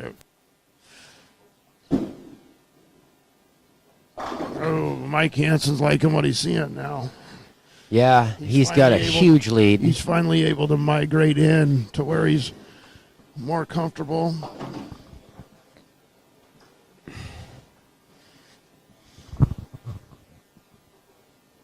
Okay, so Mike Hansen currently has a 57 pin lead through 9 frames. He can extend it to 67 with a strike here. But that's not going to phase Ian Willard. He'll just bowl his game. He won't try and force anything. But, Wow, beautiful shot. He's loving that pair, Mike is right now. I kind of feel like he's going to make the show still, You Mike. kind of liked him to start. Yeah.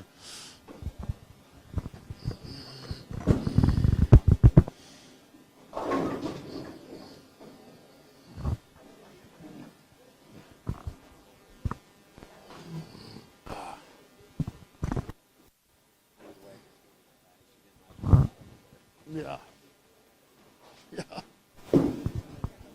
He just Mike tripled. Hansen, beautiful shot He there. just Potential tripled. 244. What a great game. 244. Mike, I wish he was my school teacher. You know, that would have been great. Would have been great to have a pro bowler as a teacher in school. He could have skipped school and get some practice in. Yeah. Wow, Robert's really struggling down there. It might be time to abandon that urethane ball and go back to the wall. He was trying the last match over here, but I don't know if you're going to make up any pins with the urethane ball. You're going to have to make up some now. 244, huge game by the very talented Mike Hansen, 53 years old from Spokane, Washington.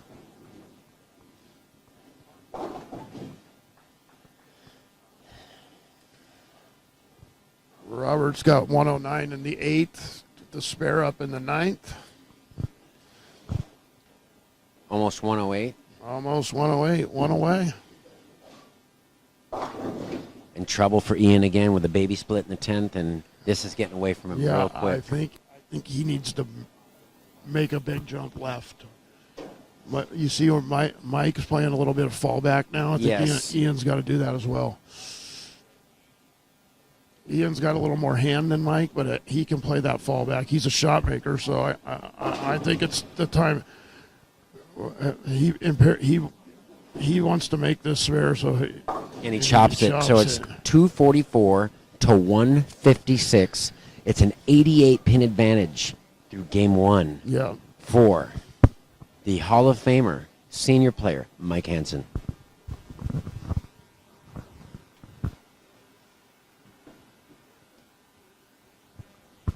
And that is a huge hill to climb. Huge hill. Ooh, Robert luckily doesn't chop. The 10th, Keen salvage a 146. Michael Kennedy, potential 204. And early on, we have a couple blowouts in progress, possibly.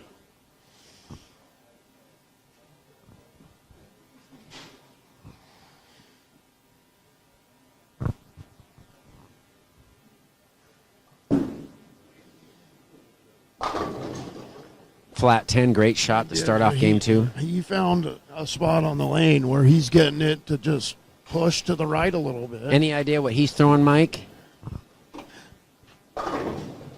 It looks like a roto grip ball. Uh-huh. The RST. Might be a weaker ball, the huh? RST, the purple one. The RSTX3, I think, I believe was what it is. Very cryptically named bowling balls when Yeah. that line came out. You're Yeah. like, what does that stand for? Yeah.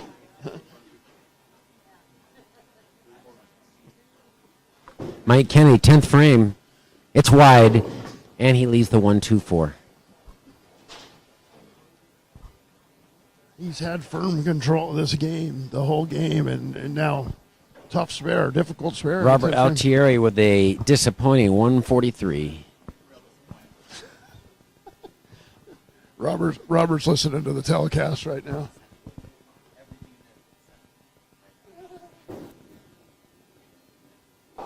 Oh, he narrowly covers a spare. That was huge, Mike. Narrowly covers it. But he's gonna have about a 41 pin lead, maybe if he Yeah. strikes.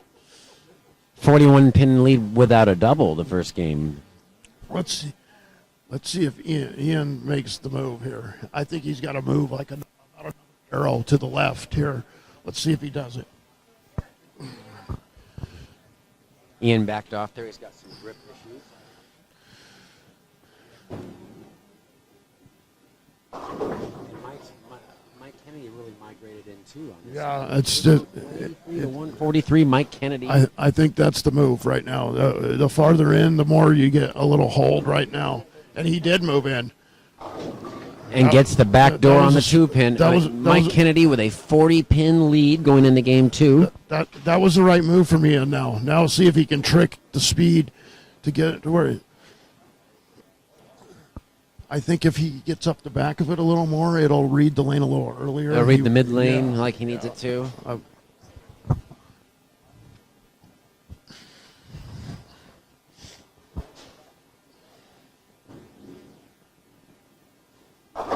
Altieri has changed to reactive there and gets the strike. So far, after game one, Mike, we have 3 players averaging a combined 160, and then we have Mike Hansen. Wow. Very difficult conditions, Brian, right now. And Ian right there, a little mitt full, a very difficult spare conversion to 3, 6, 9, 10.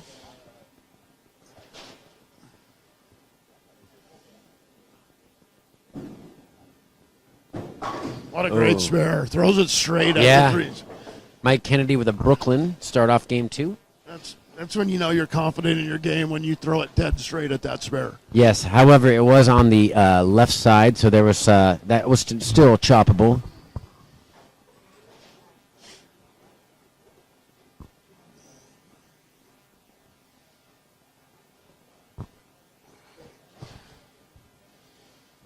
Our matches are running well ahead of schedule here. Milwaukee Bull, very good about orchestrating the scheduling. Great shot there. And he trips the 4. He's got some room, Mike. He's got some room, and he's got the ball roll right now that's working for where the lane. Big split for where Kennedy. the lanes are right now.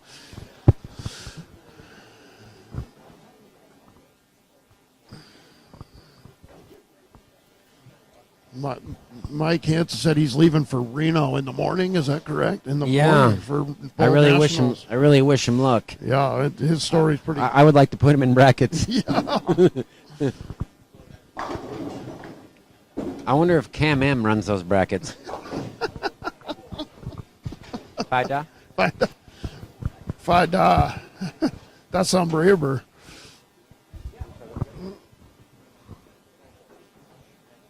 That's unbelievable. That's unbelievable. Fida. Brackets, Fida. Fida. Horry smoked that ball hook of rot.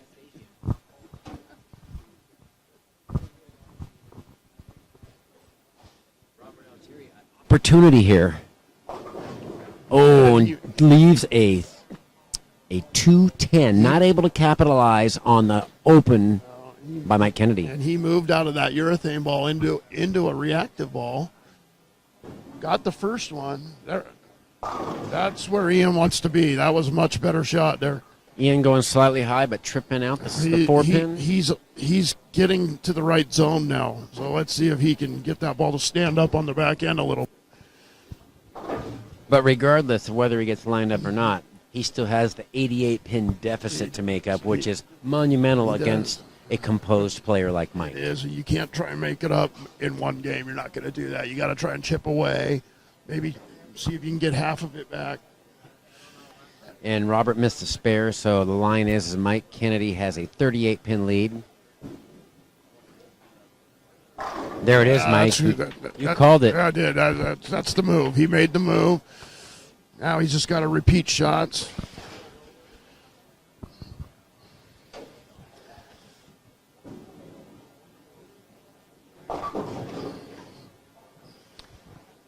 Robert's still fishing down there.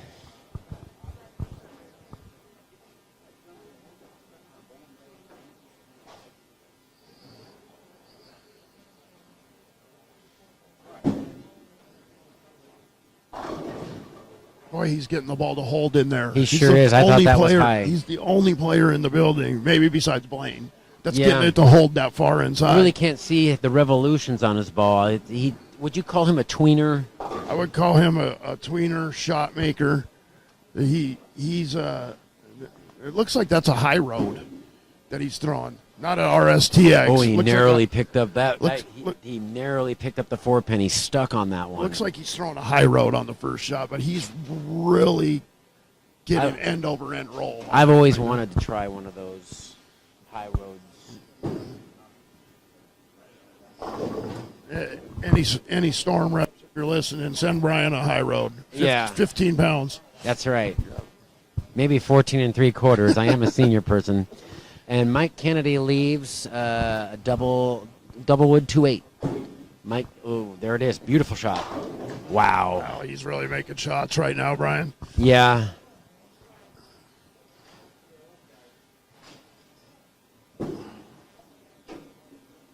Oh, and Mike Kennedy misses a spare. He's letting Robert just kind of hang around.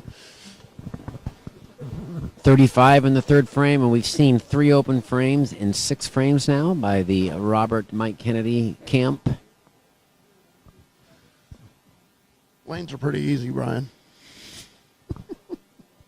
According to Mike Hansen, they're playable. Yeah. Ian Willer with a key shot. Looks good.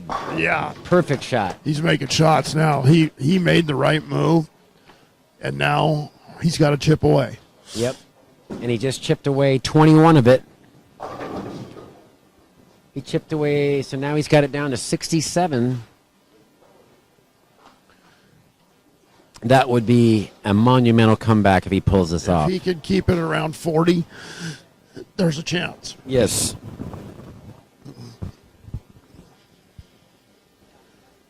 I just don't get the feeling Mike is going to give anything away. Yeah, now Ian, he went high here last couple shots. And there it is again. Yeah. I think it's chaining up a little sooner on that lane. It looks like it is. Robert through the face, no split, but he's trimmed off 11 of Mike's lead. So Mike Kennedy leading by 29 right now.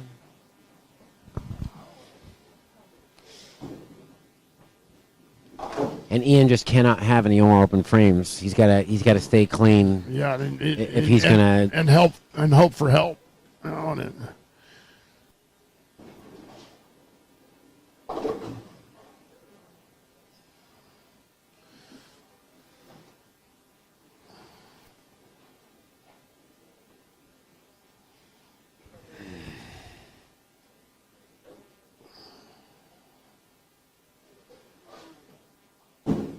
Mike between fourth and fifth arrow. Absolutely perfect shot. He's comfortable, Brian, right now. Yeah, he's got a 92 pin lead now. And it ain't because it's lucky. This guy can play. If you wanted to separate the cream of the crop from the rest, I would say in the camp right now you got Blaine, Hansen, and you also have Stone lapping the rest of the field. Yeah, it's pretty evident that they may be the last three remaining. That's high. It is, but every time he's missed, he's stayed out of trouble. Yep. And that's key in these matches. Leaving the 6-9-10 makeable. Mike Kennedy leaves a 2-4-5.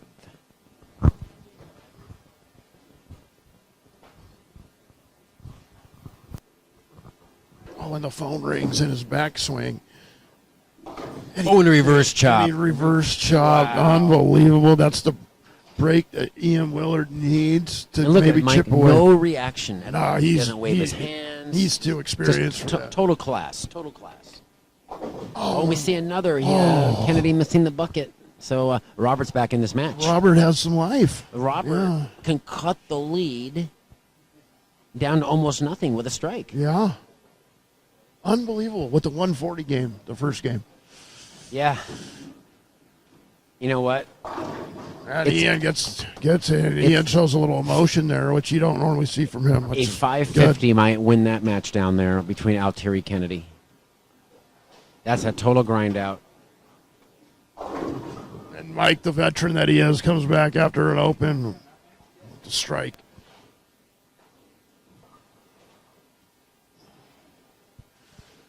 This is a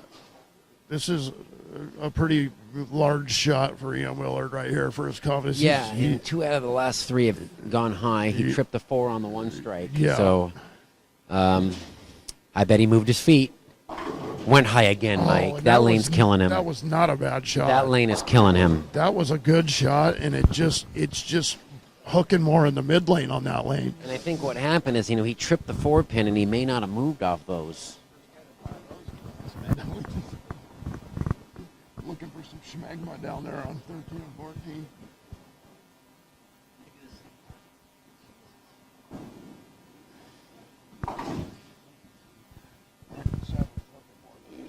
Yep. So the lead remains 89 pins for Mike Hansen. Getting up here in the 8th frame.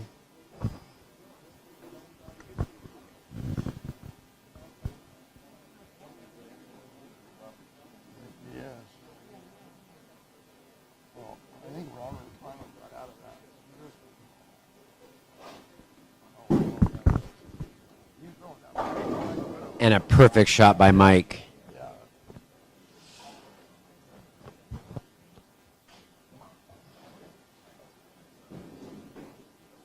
Yeah, that's what ball is that? That's a resin ball. Yeah, yeah, guaranteed. There's no way he shapes it like that. With a resin ball. And don't look now, but he's only trailing by 7 pins now, Robert Altieri. Radical, yeah. It is radical. On the tough lane. That's high again. Yeah. Oh, it He holds. got it to roll out. Yeah, I think he's trying to get it to stop at the pocket. Yeah.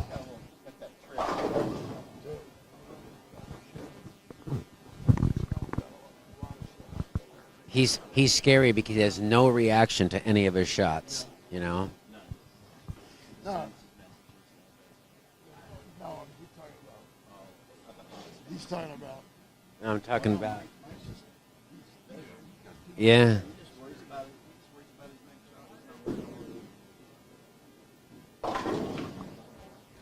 And it's getting late in the game for Ian.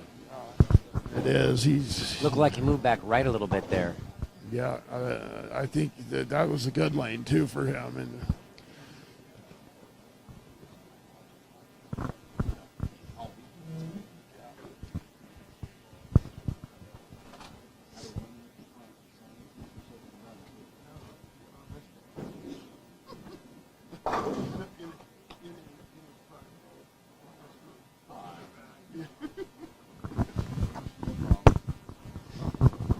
Michael Kennedy, 8th frame. Brooklyn. Oh, dead flush. Dead flush. Shimmy, shimmy.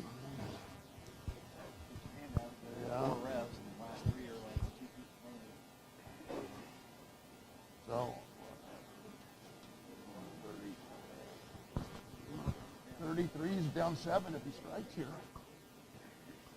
Robert can cut this to less than a mark if he strikes right here. Most definitely. He had it down to less than a mark. Oh, Ian Willard just, the 1, 2, 3. And he gets a Brooklyn. And he gets a Brooklyn. Look at this. The 1, 2, 3, 7, 8, 9 lead. Yeah, he hit the 5 really He just slow. picked up the 4, 5, 6 split. That's pretty tough. John Hager lead that at Park Lanes. I saw John Hager play video poker and double down till he lost. The DU on the VP. The David Billy trick to double up flip, and then if you got like a gang, you wait till like 2:30 and just kick out the figure. Yeah. Oh, and he capitalizes on the Brooklyn. Wow, and he took the lead in the match. lead in the match. Look at, he's very composed. He got flustered last year in match play, but he's keeping it together. Mr. Altieri, I believe he worked for Edwards Construction. And Mike, look at that. Yeah, the veteran Wow, roll. tripping the 4-9, sending a message that The- he's going to continue bowling today. Veteran roll.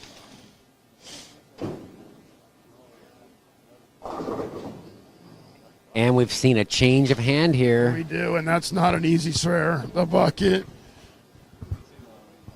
Will he hook it at it or will he throw it straight, Brian? What do you think? I'm gonna say he's gonna hook it at it. Wow, there's just nothing Ian can do when he's when I mean, Mike's going to be 68 over after two. he's- Nobody's going to beat that. Yeah. Oh, he threw it straight. And he doesn't get the back pin. So now in a change of events. now we might have a 180 to 140 the other way. If Mike opens, he's got a 140 just like Altieri the first game. Wow. So that could be, like you said, a low 500 might get out of that match a winner. How impressive Wow. is that, Mike Hansen bowling right now? He's hitting the pocket over 80% on the U.S. Open pattern. Yeah. 467 after 2. 367 lead half. Mike Kennedy gets the first one.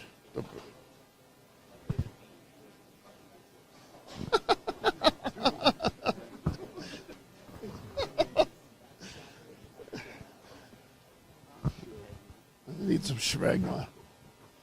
A 136 pin lead, Mike. Ouch. Ian needs all of them. He finally got in deep enough on that left lane. That left lane's on fire right now. Ooh, that's a big double for Mike Kennedy. Bonnie Lake, Washington.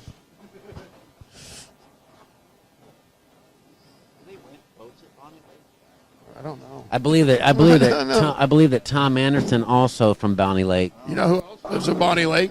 Stacy Muller. Shout out to Stacy Muller. She lives in Bonnie Lake.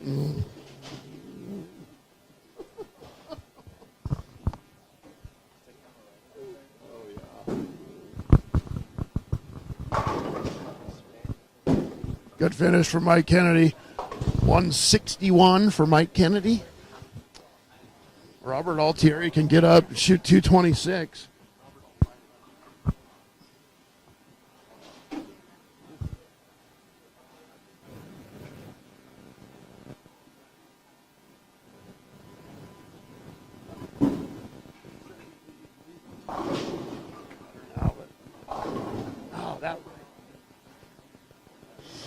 Okay, so that last game, Mike Hansen 223, Ian Willard 175. Mike Hansen with a 467, Ian Willard with a 331, an insurmountable lead at this point for Ian. On the other match, Michael Kennedy just struck out for 161. He's got 344. And Robert Altieri covers a spare. It'll be pretty much an even match. And now he gets lined up. Willard with two great shots there. Oh, Good huge spare, spare there. huge And spare. Mike, if Robert strikes here, he's going to take a 2-pin lead into the last game. Wow. Exciting. We're definitely going to be watching that one. Yeah, yeah. Ian Willer's going to shoot 300 this game. You heard it here first, folks. He is now lined up. Can he strike twice in a row on that left lane?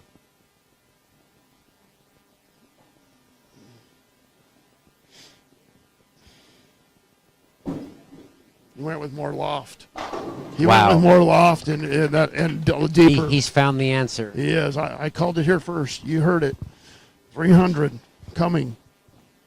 He would need to win 300 to 163. Yeah. Yeah, I don't know. I was ahead. I was ahead of Lee Muckins by 120 and lost the match. What about Greg Go Nuggets? 203 for Altieri. Yeah. Yeah. 203 for Robert Altieri. Okay, so we have a barn burner down there. We've got Robert Altieri with a 2-pin lead, 346 to 344. He's going to take a 2-pin advantage over Mike Kennedy into the third game, round 9 Portland Masters. When I first moved home, I bought a TV from Video Home. Did you? I got my home loan from him. Was it? Boy, he sold a lot of things. Yeah. I got an 8-ball from him.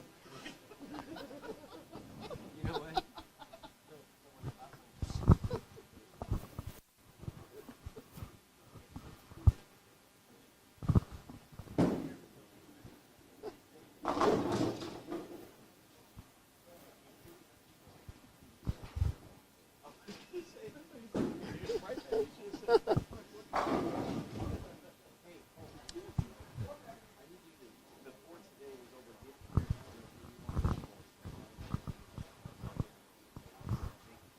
No, I talked to my son. I said, by the way, you really don't know, but just tell me what he wants to clear off.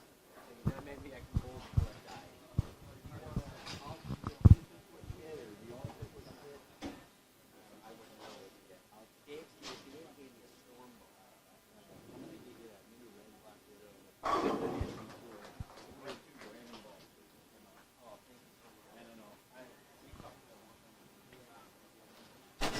I always knew you were good for it. Yo, just gotta remind me I'm old and bold.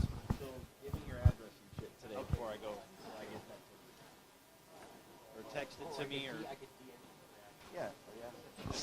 Blaine Wininger here, comping bowling balls. Come on down. Come on down. Blaine's comping hammer balls today. Get on down here. I don't want to see any mechanics or boots. Yeah.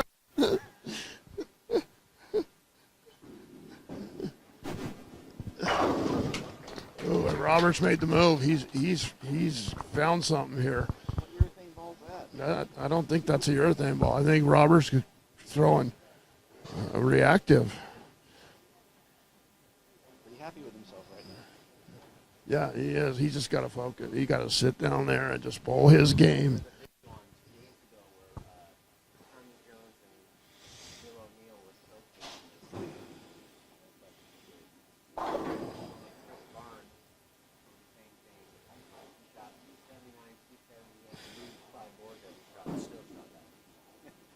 At AMF Lewistown.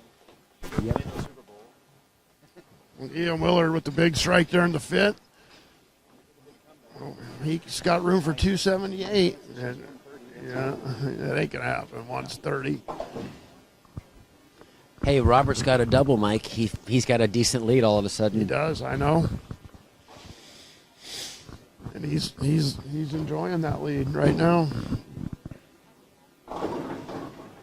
Just keeping it in play, keeping it in front of him. He's going to be a tough out, Mike Hansen. Now, Blaine, have you bowled against Mike Hansen in any event in the past? Probably, but I don't remember because I'm so old I can't remember what I took a dump last. Good player though, knows what he's doing.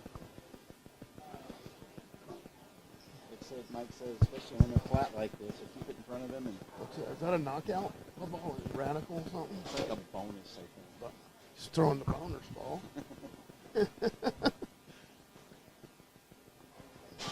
So that ball you were throwing early, that had the black ball that had the he- surface on he it. gassed What it. was that ball? That's the NV Tour. Tour ball, low flare, control the pocket.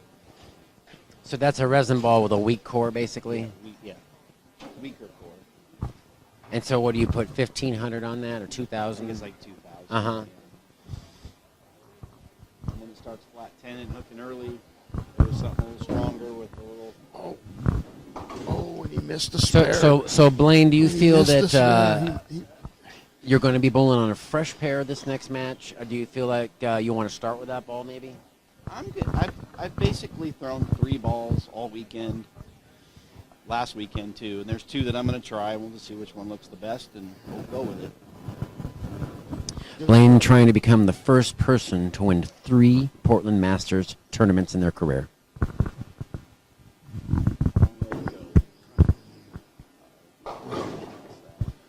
And with that one, there's a baby coming. Yeah, you missed it. Did you?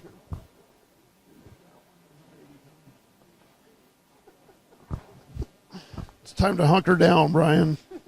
The matches are getting very, very, very interesting here.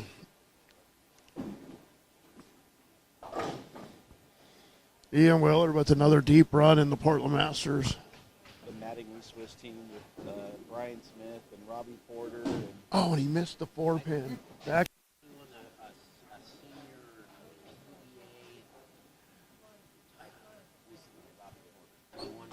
The first one. yeah, he's still pretty. Well, he about 7-8 years ago he came up and bowled the Swiss with me and Brian Smith and Scott Howe and Thomas Alt. He still throws it so good. Yeah. Just crazy. Our team name was Swallow and Larry. He had the best. Brian, don't look now, but Robert Altieri even missed the 7-pin and then missed the very next. He's frying out, isn't he, under the Brian. pressure? Yeah. Oh, and Mike he threw made it a great there. shot. Yeah, that could be a determining factor in that match later on. Whoever makes the first spare here is going to win this match. Yeah, I mean, if he misses another one, he doesn't have a leg to stand on.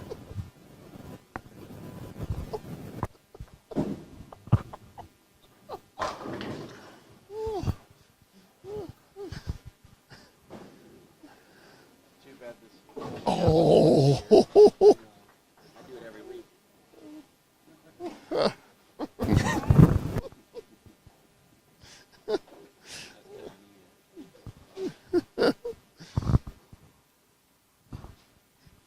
I think he got his feet tangled up.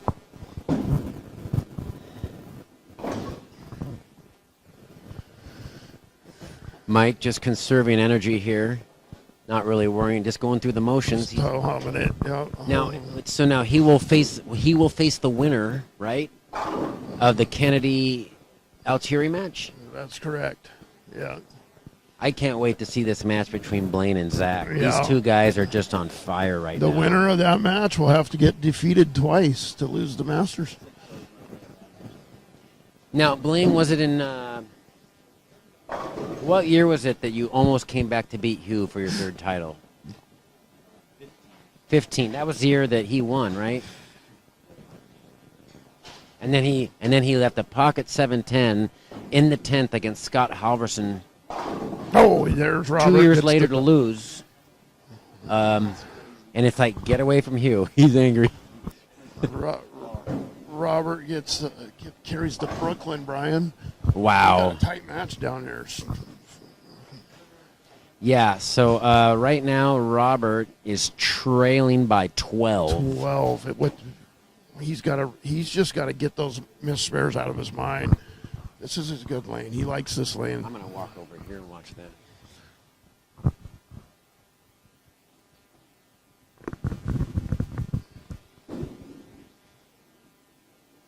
Yeah, there's a great shot by Robert right there. All right, good shot. Hey, And with that, he cuts the lead. Kennedy ahead. Lead down by 2.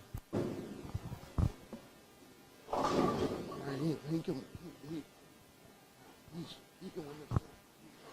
Kennedy currently ahead by just 2 pins if he covers the spare. Yeah, that's a difficult spare. 2, 2, 4, 5. Great run for Ian Willard, though. And Another deep run. In And the quartermaster. finishing in style, Mike. I mean, you know, the match is over. Still a respectable 220. You know, And always Mike- trying to improve himself. Yeah, he throws it really good. He's a shot maker. Mike Kennedy made that spare. And just right when I say that, he flags a 10 pin. I know, but he's waving the white flag. He did it. Mike Kennedy picks up that spare, maintains a 2-pin lead. He's going at a Dutch 200 clip.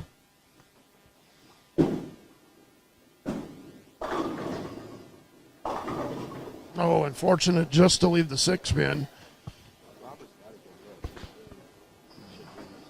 Dude.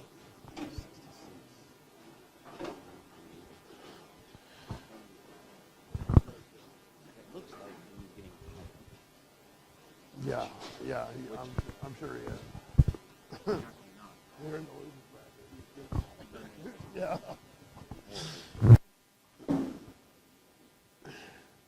When I came back from Green, I fight Sunday morning. That was when they still had the last round. The person that was late, I was gassed.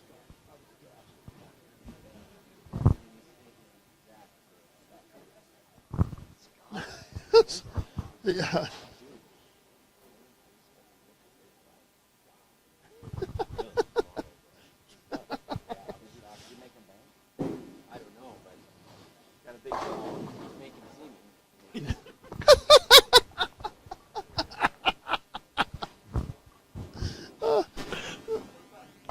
And Robert with a big clutch triple. Wow. Mr. Dynathane coming to town. He's throwing resin. It's crazy. I think he recently moved out of the area, I believe. 179 for Mike Hansen. Throwing that GSR.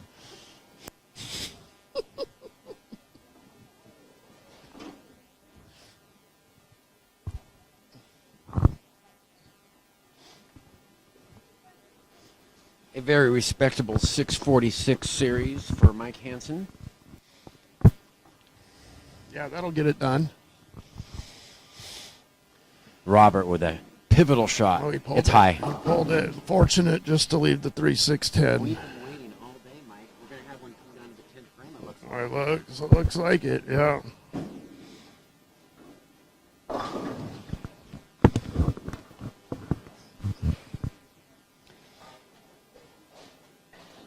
Let's see, 4. Oh, Robert has a 6-pin advantage now if he covers the spare. Yeah, this is a difficult spare. He's already missed 2 spares this game, so hopefully he can concentrate and make the spare. And he got does. He does. And look at It wasn't a single pin. He was okay. Very impressive, though. It's hard to get that out of your head. It is. sometimes. Oh, absolutely. You can repeat that error real easy if you're thinking about it. I know. So Ian finishes with a 199.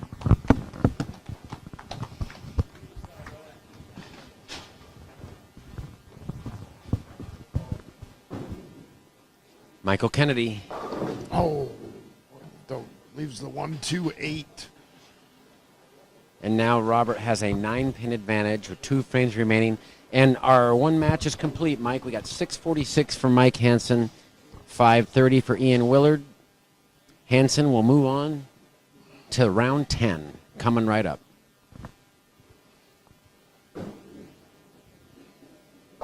Great cover of the 128 for Mike. One throw strike that.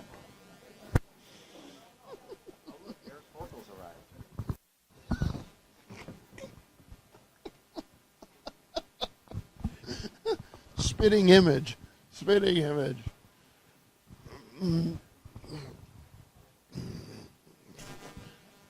From Arizona, Eric Forkel. Oh, he pulled that. That's Brooklyn. I'm very fortunate to just to leave the 3. That almost didn't hit the head pin.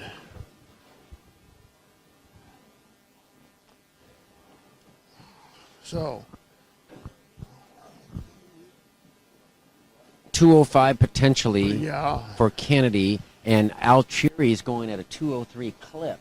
Mike, wouldn't it be great to have a roll-off game? Wouldn't man, that be it the would best? be I mean, we're a amazing. half hour ahead. We might as well. oh, and he barely gets the 3. Then, you think we're- there's some nerves down there right now? Yeah, Ryan? we're a half hour ahead of schedule. Let's see these two guys tie and go to a game roll-off. Let's do it. I know that for the top seed in '92, I had the Bull one-game roll-off against Doug Wallace. We tied 920. Obviously, that was on the house show. And obviously, since Doug was the '92 champion, he won that roll-off. Is that He correct? did. He did. He beat me 2-teen. I mean, I'd never been there before. Yeah, it was, I get it was, it, yeah. it was new territory. And then the next week, I won my first OBA. It all Awesome. happened at once. Yeah, and great experience. Robert carries the Brooklyn Wow. in the 9th. And Robert can, if he strikes here, it's over. Robert needs a strike to shut him out. He needs a spare and a strike to force a turkey out of Mike Kennedy. That's tremendous pressure. Wow, this is coming right down to But it. Robert just went through the face on that lane. He did, but if he strikes here, it's He over. strikes here, it's over. He threw it good. Ooh, He and he carries and it. he That's goes a win. through That the is a nose, win. and he wins the match. And we have Robert Altieri coming through in the clutch. Mr. Dynathane. Mr. Thane himself. Mr. Thane himself carries the Jersey Squasher for the win. Well, it was hot in the pocket. Yeah. Jersey Squasher. Well, it was a little better than that. Yeah, it was a good He shot. tripped the 4-7, which it's a reputable shot on a No, it was a pattern. great shot. That's yeah. why he throws the urethane, though, right? Now he's going to throw Brooklyn. Well, All right, he good still bowling. Needed to win. Great clutch performance by Robert. Wait. He weathered the storm of missing spares, missed 2 singletons, Mike, and But still got it won. out of his head and Yeah. made the shot to win. Great Great composure in the performance. clutch. Great performance from Mike Kennedy too, senior tour player.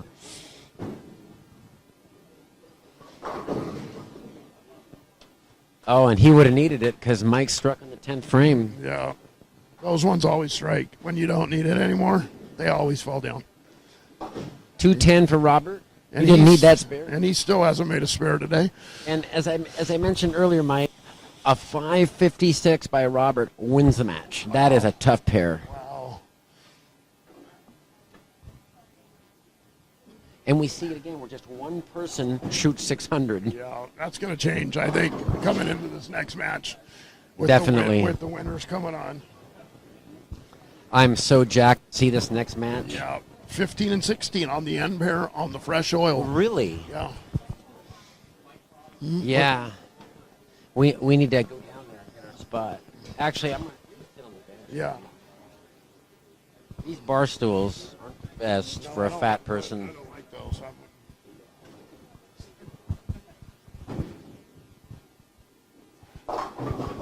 203. Okay, so that's over. We have concluded round 9 of the Portland Masters. Robert Altieri, 556. Michael Kennedy, 547. A tight match. Robert Altieri needed the first strike in the 10th. Threw a decent shot, tripped the 4-pin, and he ended Michael Kennedy's run, but an impressive one at that. Congratulations, Michael Kennedy, for your deep run at the Masters as well. I'd like to congratulate Ian Willard on his deep run, losing to Mike Hansen 646 to 530. So that sets up the match now. Michael Hansen against Robert Altieri. And also, we're going to have our 2 undefeated players remaining, Blaine Weninger and Zach Stone, on 15 and 16, coming up shortly. It's going to be the 10th round of the Portland Masters. We'll be back.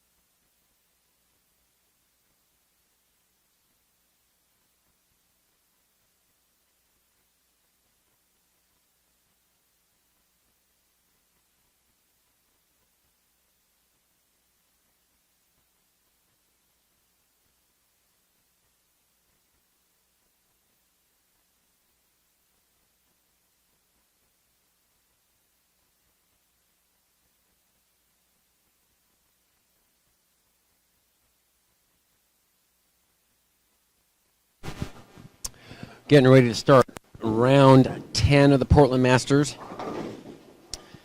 We have matches at opposite ends of the house. We've got our losers bracket finalists, Mike Hansen, Robert Altieri on 1 and 2. And we've got our winners bracket, Blaine Weninger and Zach Stone on 15-16. Both of these pairs are on fresh oil. And then the step ladder will be on 11 and 12 after this round.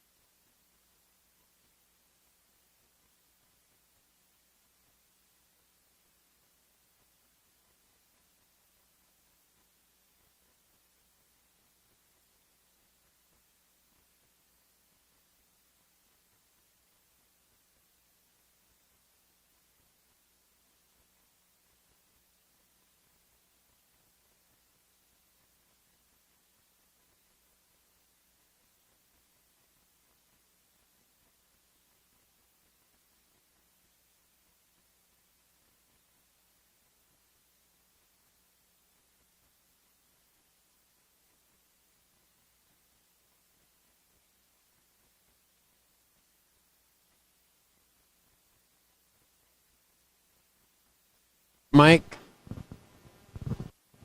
Yeah, we're down to 4, Brian. who do you like on this match? Who do you like on 1 and 2? Well, on 1 and 2, I'm not going to go away from the veteran Mike Hansen. He's just keeping the ball in front of him. He's had a good look all day. Robert Altieri, however, is coming off a big win. So if I had to bet, I will always bet on the experience. But Robert might have some momentum. Yeah, so I agree with you. And even though I picked Zach Stone, I'm going to pick Blaine that went to get top seed in this tournament. Yeah, I went with him early. Mm-hmm. You're going to stick with it? I'm going to stick with it. But I wouldn't be surprised Not at all. watching Zach's ball reaction that first round today to see him win. It wouldn't shock me to see either one of these guys win. So I guess they're not on the fresh down on 1 and 2. No, there was one match on that pair earlier this morning, very first round this morning. But I'm going to walk down there and commentate that match, and you're going to stay up here at the high end and do the Blaine Wininger Stone match, and we'll give you dueling commentary. Yeah, and if Mike and I step on each other, just keep in mind we are like 100 feet apart. And we're with no way to hear each other, so We'll we're just gonna do raise the our best. hands. We're gonna be like kindergarten. Yep, here we go. Zach Stone to start off our winner's bracket. On lane 15, Zach, right over 4th arrow. Oh, and almost leaves a 4-9, gets the 9 out.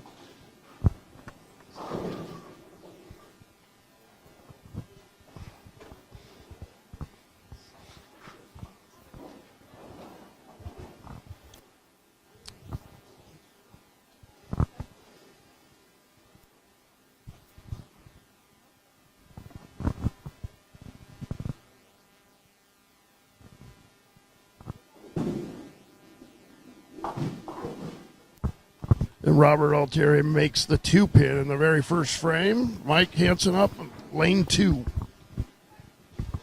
Zach starts off with a spare. Blaine coming up now. Lane 16 is opening shot.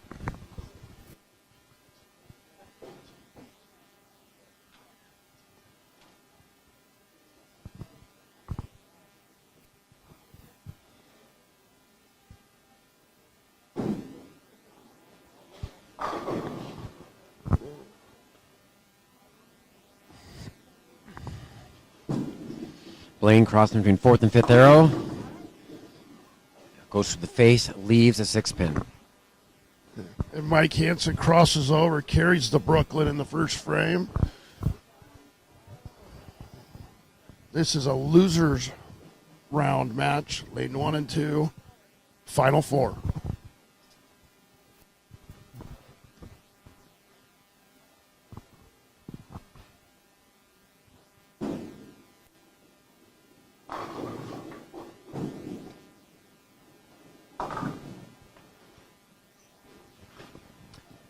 Blaine throwing the blue dot at the 6-pin. Both players with a spare out of the gate.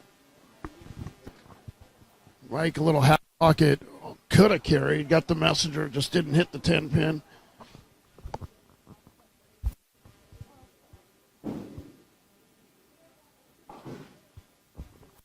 No problems on the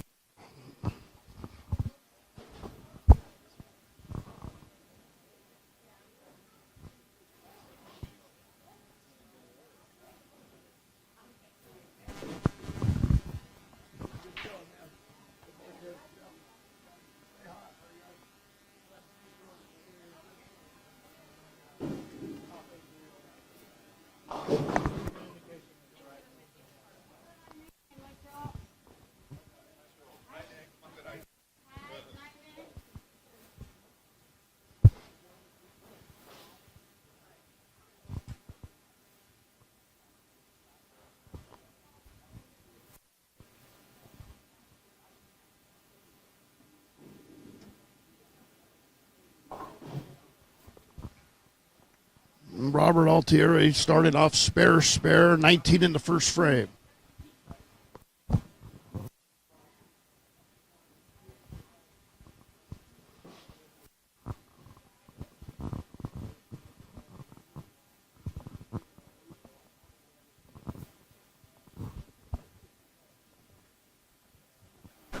Blaine Weniger, second frame, tie match.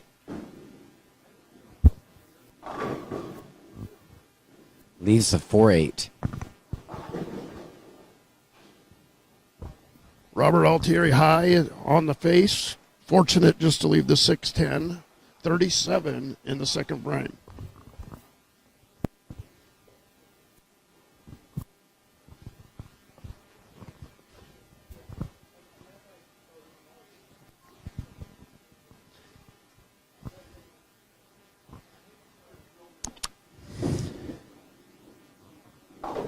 Blaine religiously throwing the blue dot on spares. Altieri, no problem with the spare. 3 spares in a row. Mike Hansen up in the third frame working on a spare.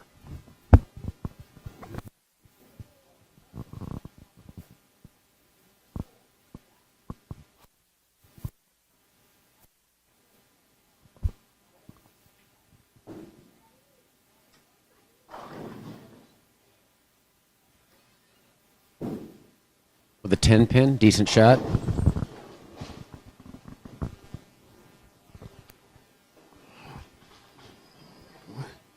Mike a little light. Just leaving the 4-7.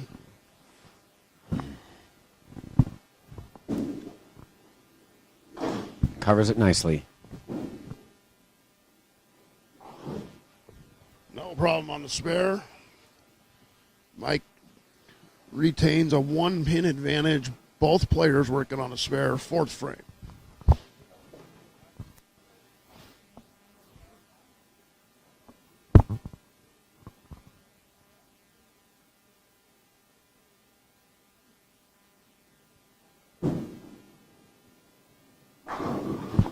Perfect shot, Zach Stone.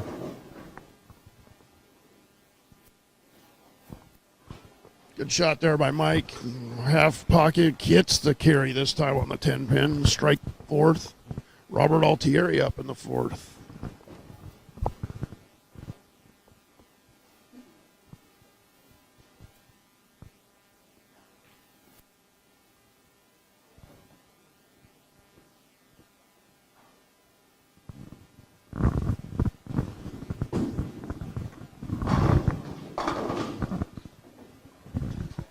Blaine sends it wide, leading the 1-2-4.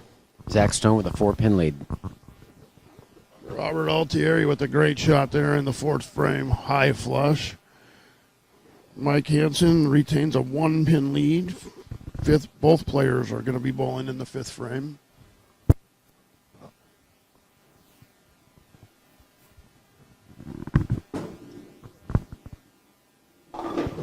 Covers it nicely.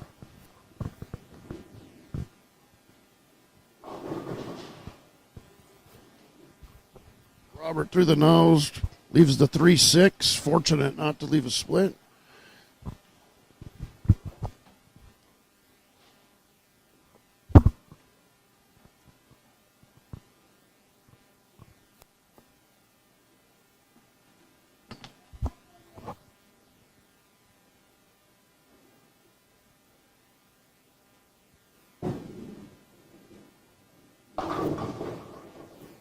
When Blaine trips the 4-10. Nice little break there. No problem on the spare. Robert Altieri. Both players remain clean. Mike Hansen up in the 5th working on a strike. Got a 1-pin advantage.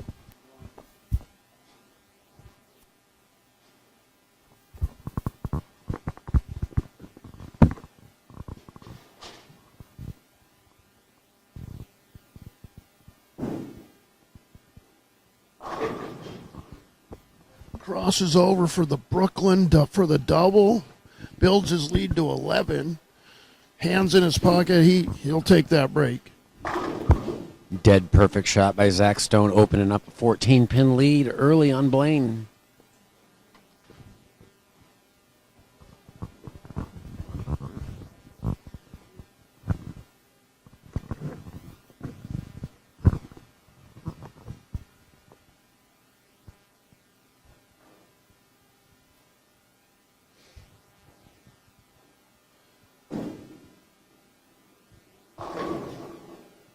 when the paralyzer slide in the pocket, leaves the 5 Zach pin Stone's easy got some stare, room. and have a 10-pin lead This man came for to Mike play. Hansen. Potentially the best look in the building.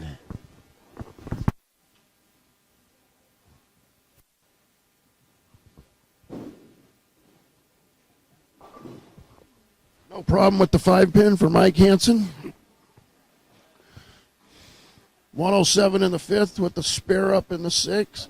Robert Altieri on a spare, working in the 6th. Trailing by 10. Pin for Blaine.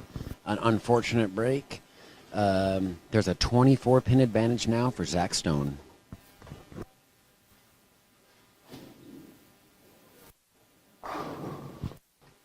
Beautiful shot from Robert there in lane 2. 97 in the 5th, strike up in the 6th. He could even the match with the strike here in the 7th. Blaine pulling out the blue dot again. This man never misses spares in the clutch.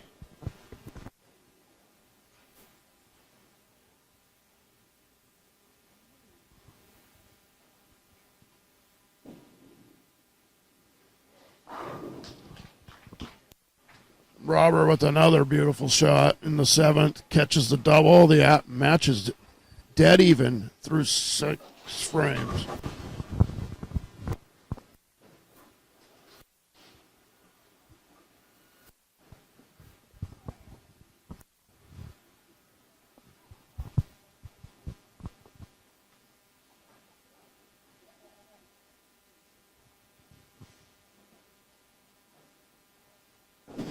Blaine coming up, 5th frame.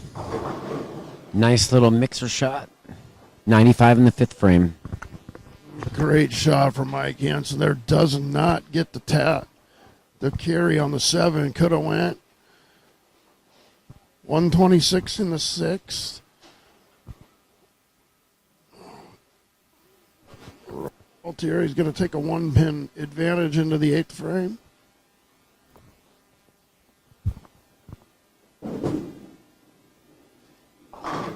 Zach Stone, money, dead flush, last 4 shots. A 34-pin lead through 6 frames. No problem with the 7-pin for Mike Hansen.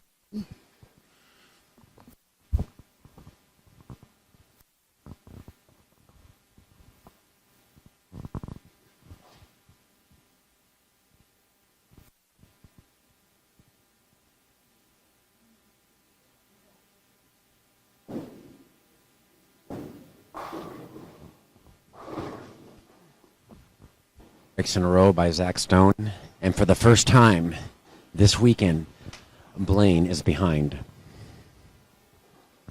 Zach Stone dead lined up. Beautiful shot for Mike Hansen there in the 8th frame. Robert Altieri up in the 8th, working on a double. Can take an 11-pin lead here.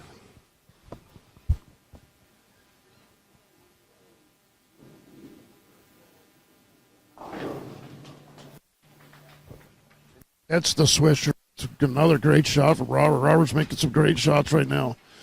Takes the 11-pin advantage. Trouble for Blaine going through the face, leaving the 610. Makeable spare for him. Might be seeing him getting out of that urethane ball pretty soon.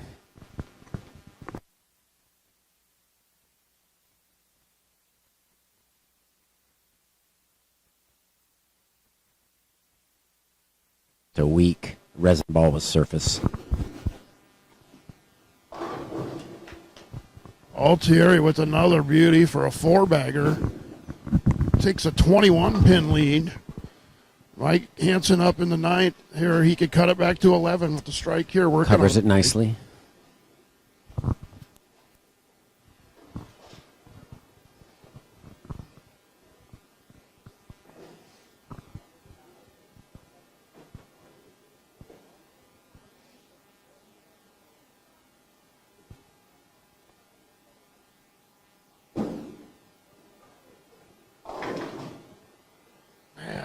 Mike is just not getting the love on the pins right now. Another Swisher 7. That's the second one of the game. Blaine leaving the double wood 2-8.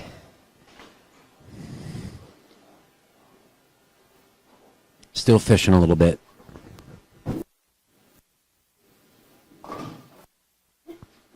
No problems with the spare in the ninth. Mike can shoot 216. Robert working at a 220 clip. Could shoot 247 though if he strikes out.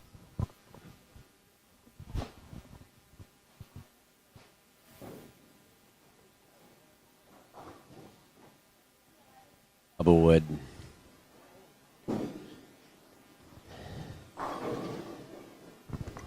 The messenger for Mike gets the 10 pin. First one in the 10th. He can shoot 216 if he strikes out. Up. Now, 8th frame, a potential 6 strikes in a row. Absolutely whacking him. And he's got Blaine on the ropes early.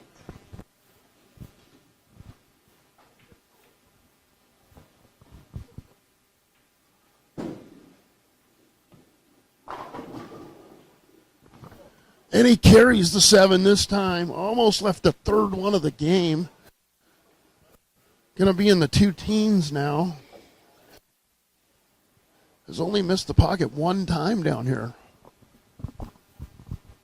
This match with Zach being lined up better than any other player. This is for 7 strikes in a row. Oh, and he grabbed it at the bottom a little bit and left the 3, 4, 6, 7 split. That'll end his run at 6 in a row.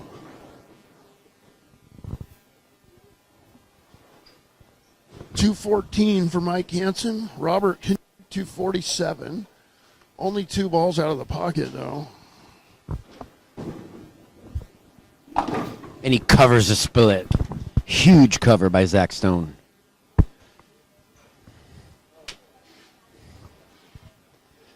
.100% focused individual. Robert leaves the 245. With the conversion, he'll be in the 220s.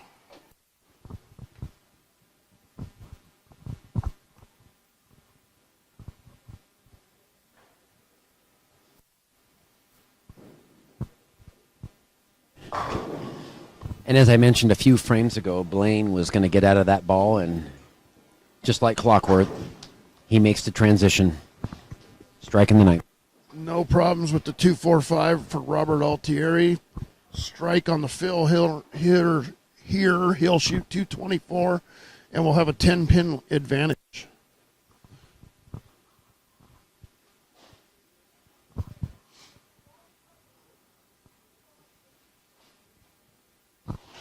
Blaine taking a rear rack here in the 10th frame, gathering his thoughts.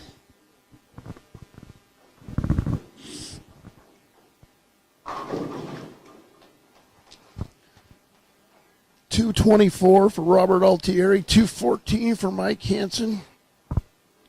Robert Altieri leading by 10. Leaves a 4-pin. Blaine with a potential 193. Still a 255 out there for Zach Stone if he goes off the sheet.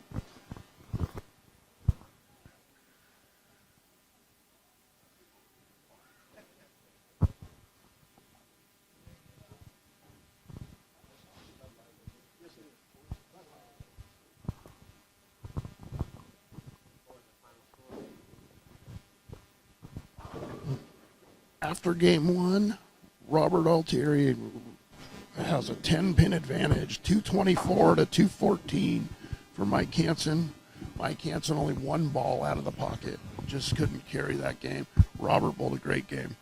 Robert's having the tournament of his life, and down here we've got Zach just 100% focused. Potential 255 on the fresh, Mike. And I see 2 split conversions. Yeah. Wow. Very impressive. Very Yep. impressive. Yep. I will be back for an update after game 2, Brian. Thank you very much. And we're seeing all the players pretty much lined up. Blaine is now lined up. He switched balls. 193 for Blaine.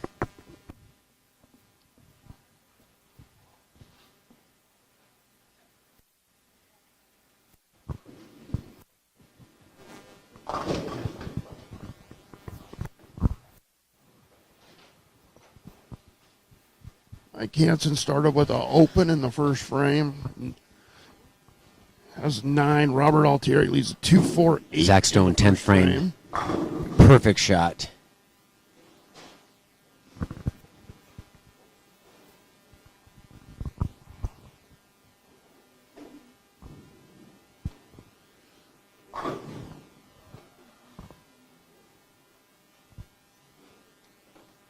No problems on the spare for Robert.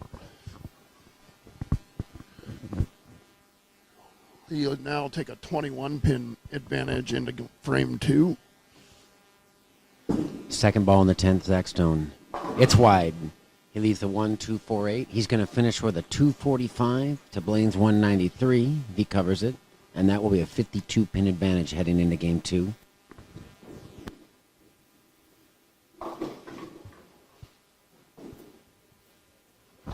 High on the face for Robert, 3-6-10. He gets 2 pins, so it's a 50-pin advantage for Zach Stone after game 1, 243 to 193. The winner of this match will be top seed in the Portland Masters Stepladder Finals. Game 2 underway now. Blaine will start us off.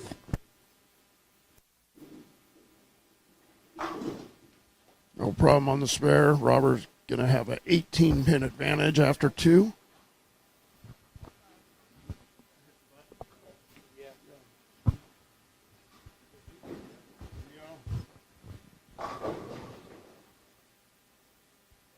And pin to start off, but his looks a little bit better with that ball. He's able to get it to the pocket with a little more ease compared to what he started with.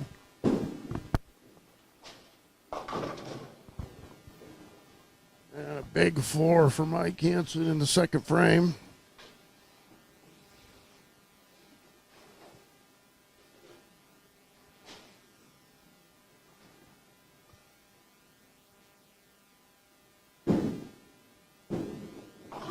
Oh, and he almost made the big 4, Brian. Almost. Gets the, leaving only the 4-pin. Blaine remains flawless on his spare shooting in this tournament, covering another 10-pin just now. Zach Stone going to start off game 2 now with a 243 start on lane 16. Right over 5th arrow. That's inside. And he leaves a 310 baby split.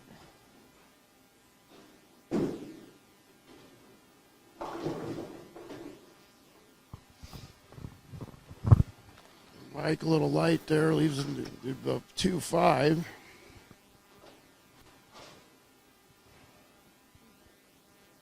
He'll be down 29 with the spare Covers it here perfectly. in the third.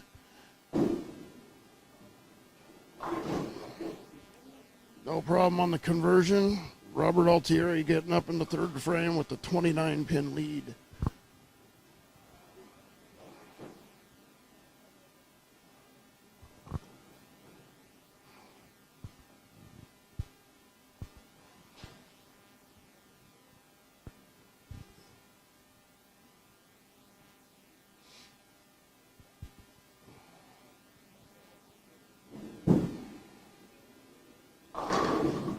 Perfect shot for Zach Stone there.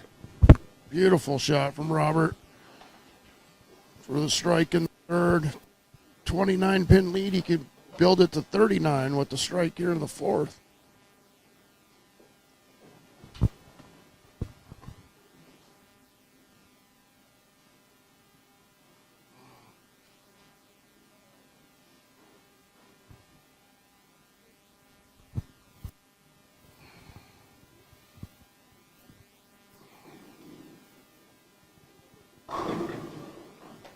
And he gets to Brooklyn for a double to build the lead to 39 pins down here after 4 frames of the second game. Mike Hansen up. Frame. Trailing by 39. Nice little half pocket strike there for Blaine, and still trailing by 50 pins through 12 frames.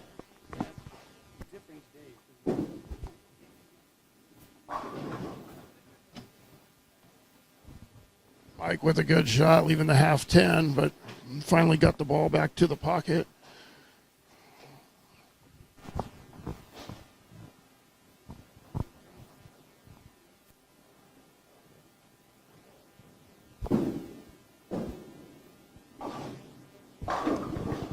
And Blaine with his first double.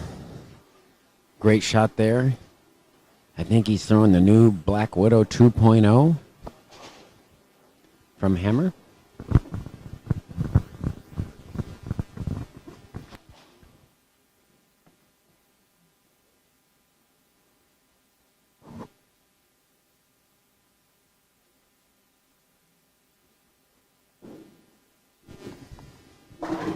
Zach Stone dead flush. Increases his lead to 60 pins. Great shot from Mike. Carries the 10 that time. 57 in the fourth with the strike up in the fifth.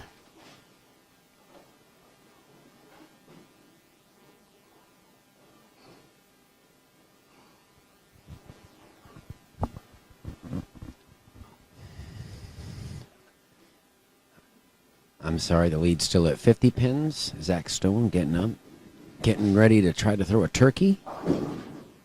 And that looks good. Oh, and a wobbly 10 pin, almost a 7-10. And Robert just a little bit from that time and leaves another 2-4-5.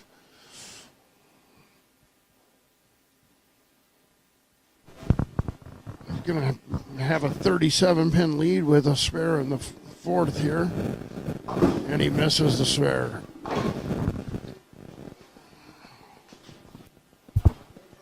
Covers it nicely. 90 with the in the plastic ball. fifth for Robert Altieri. Now Blaine has the opportunity to chip into the lead of Jack Stone if he's able to get a third strike in a row here. Blaine's coming up on lane 16. He will take a 23-pin lead into the sixth frame of game number 2.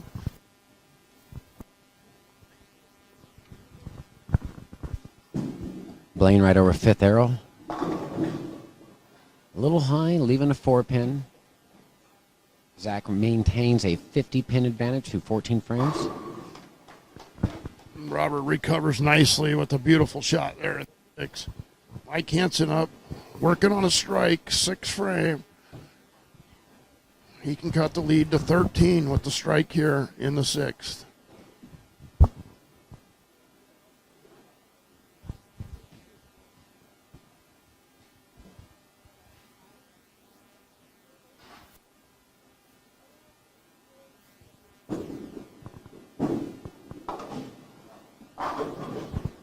And a ball change for Mike Hansen there in the 6th frame of game number 2 to catch his first double of the game, cutting Robert Altieri's lead to 3. Beautiful shot there from Mike.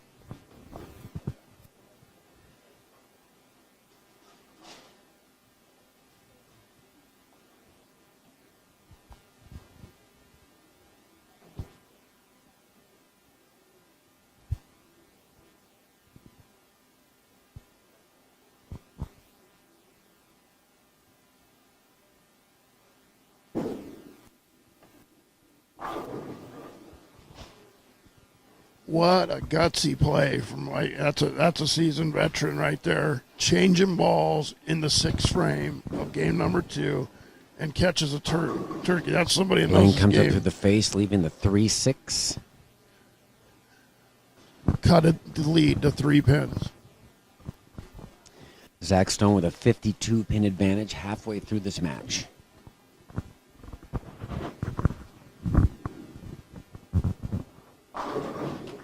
Robert responds beautifully to get a double of his own in the 7th.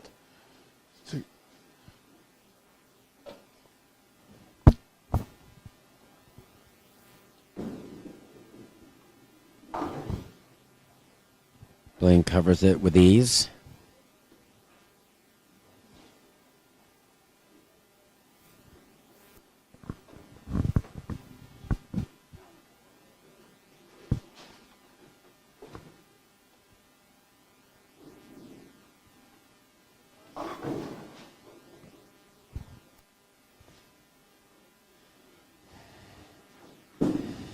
Another great shot. And Zach rips the rack on a light hit.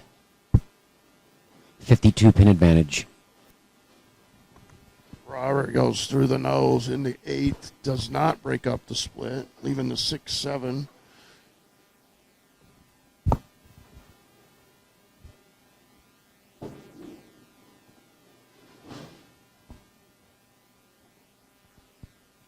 Robert with the 8 out, 144 in the 8th.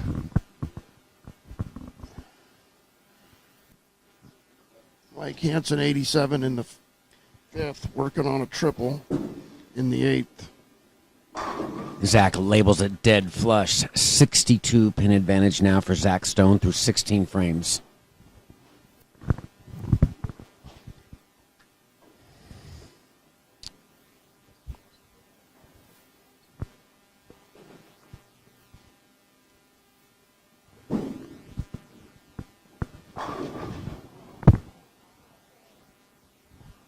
The terrible break. 8-10 on triple for Mike Hansen.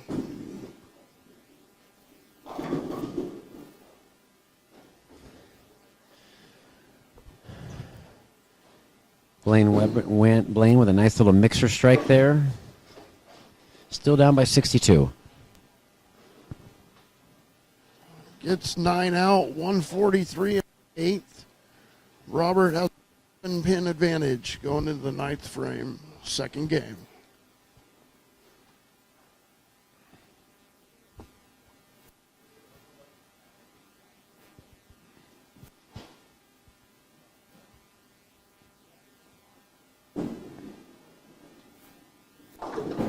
And he didn't like that. He missed right. Fortunate just to leave a 2-pin. Back-to-back splits for Mike Hansen in the 8th and 9th frame, leaving the 4-7-10.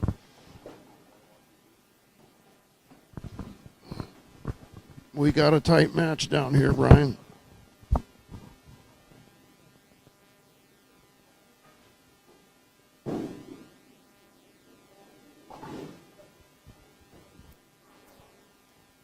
Eight out for Mike Hansen, 151 in the 8th. Robert has 141 in the 8th, or 144 in the 8th.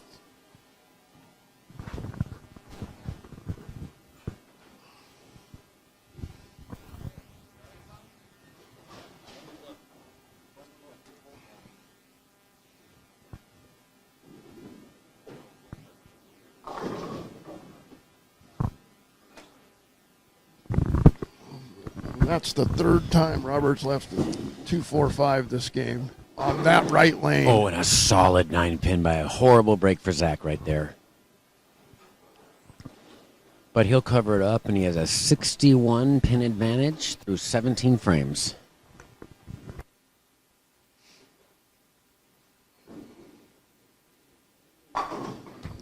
Beautiful conversion for Robert. 144 in the 8th, spare in the 9th. He can shoot 194. Mike Hansen can shoot 181.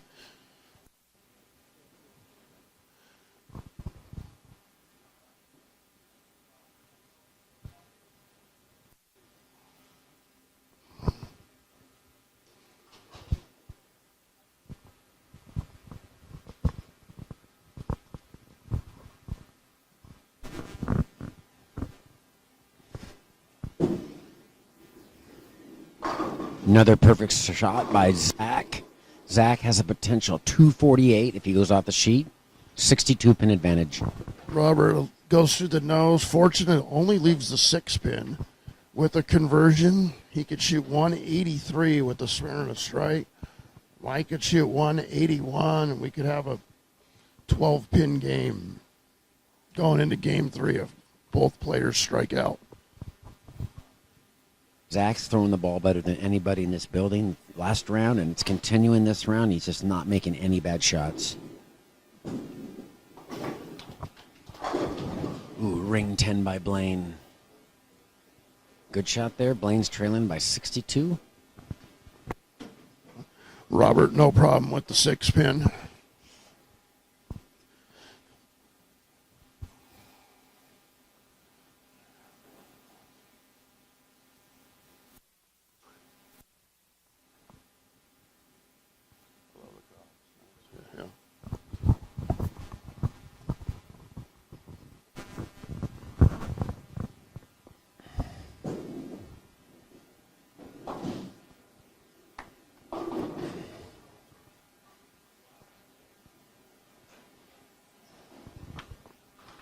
180 for Robert Altieri. So he's going to take a lead into the game 3. The question is, by how many? Mike Hansen up, 10th frame, could shoot 181 if he strikes out.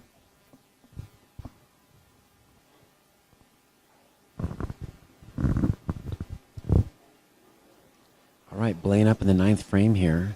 The pivotal foundation frame. In much need of a strike.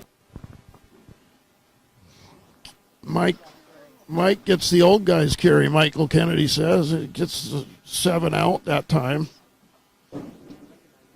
Right over 5th arrow. Perfect shot by Blaine.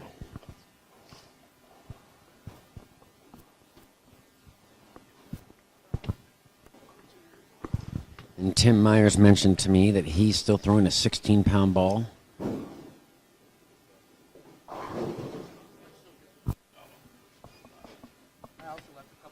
Looks like Zach's migrating in front of the ball return. Zach's made a move with his feet. Oh. And a disastrous split in the 9th.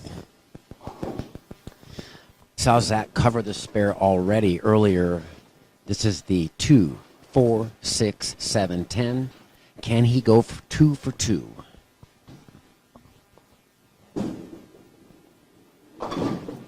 No, he cannot.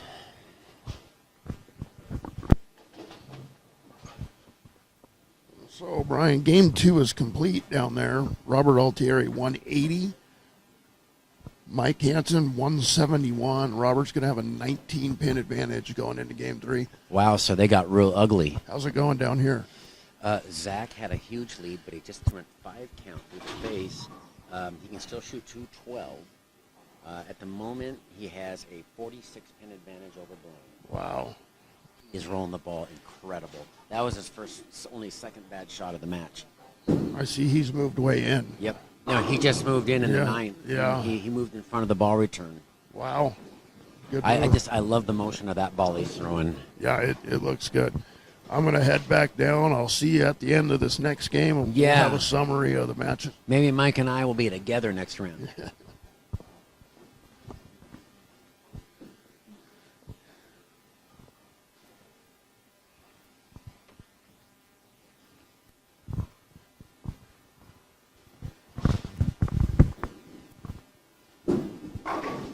And Robert with no problem with the spare. a He's left flat that 10 8 and- times this set.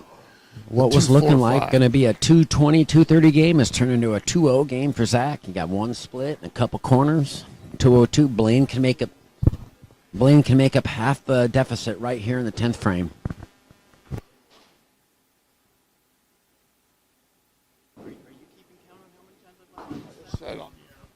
So Zach's got 445 after 2. 243, 202. Blaine with a potential 226.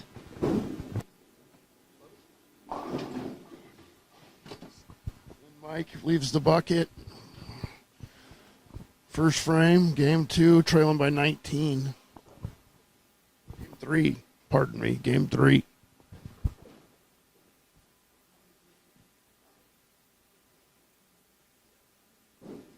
Pivotal shot, 10th frame. Throws it perfect. And he gets the 10 out there, dead flush. No pro-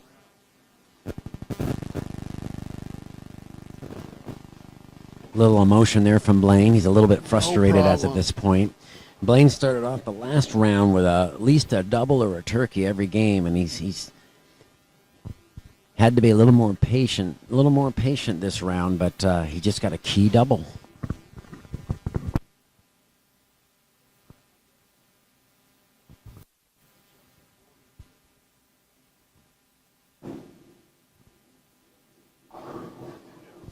And he gets the bucket crumbler after leaving the bucket in the first frame.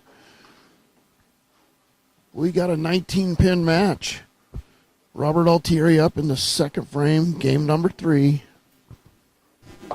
Oh, and Blaine missed inside. He didn't like it. Blaine's going to end up with a 213. He's going to make up about 11 pins, going to be trailing by about 39 heading into the last game.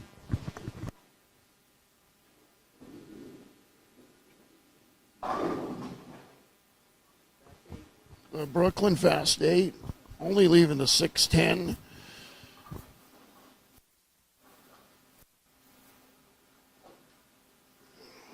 Robert's going to have a pin lead after 2 frames. Okay, if he 213 converts. for Blaine.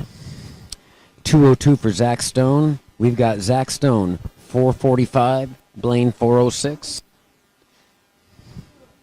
Zach's going to start us off. Game 3, 39 pin advantage. No problem. On 610 for Robert Altieri. 17 pin lead. Frame number 3. Game number 3. Mike Hansen could cut it to 7, though, with the strike in the 3rd. Robert Altieri up in the 3rd. First.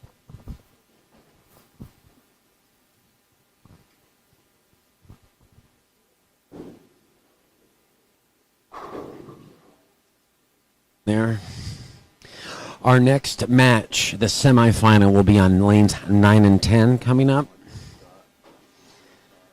And then the championship match will be over on the fresh 11 and 12.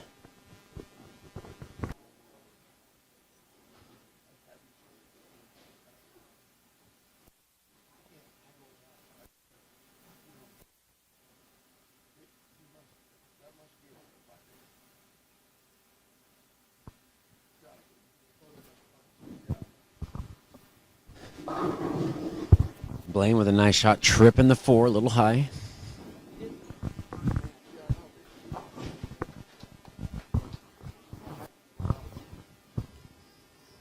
Robert Altieri with the spare. Mike Hansen down by 17, could cut it to 7.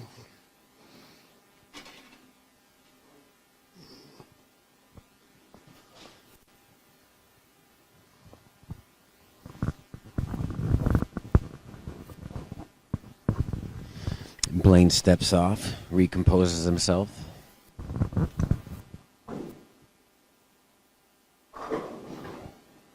Gets the Brooklyn for a double. Check that. He's only down by 6 now. Mike Hansen down by 6, can take the lead with the strike in the 4th. Oh, and a flat 10 by Blaine.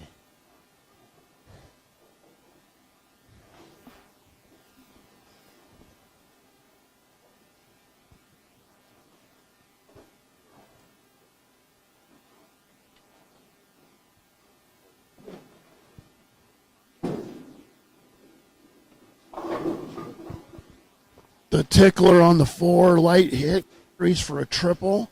Mike Hansen just took the lead from the match for the first time. Frame 4, 3rd game. Robert Altieri getting up, needs to respond. Perfect shot on the 10 pin there by Blaine.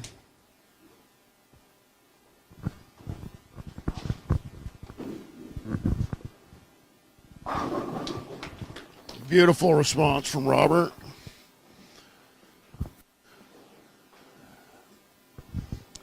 Zach Stone trying to extend the lead to 49.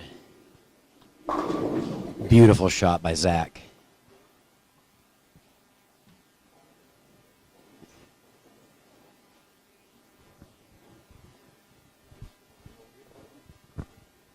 This might be his time. Zach looks awfully sharp and awfully hard to beat.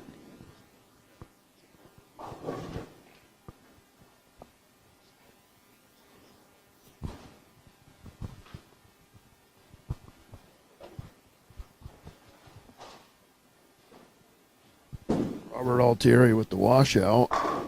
Zach labeled Frame it. 5. And Zach just extended his lead. Zach He's with really a struggled 59 on that pin lead left now lane. with 7 frames remaining. Vying to be the top seed at the Portland Masters. If Zach wins this match, he's guaranteed a spot, win or lose, in the National Masters on the big stage in Michigan later this year.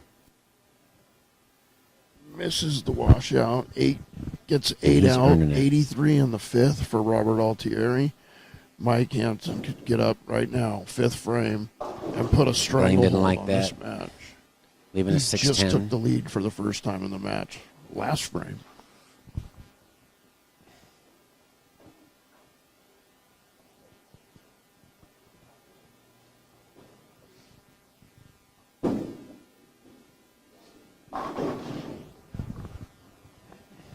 Beautiful shot, a little half 10 for Mike. Out of trouble. He makes the spare.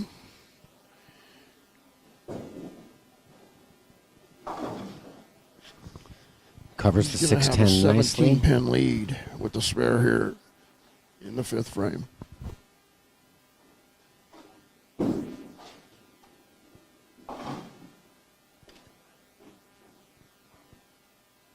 No problems on the 10-pin. 99 in the 4th, spare up in the 5th. Bowling in the 6th.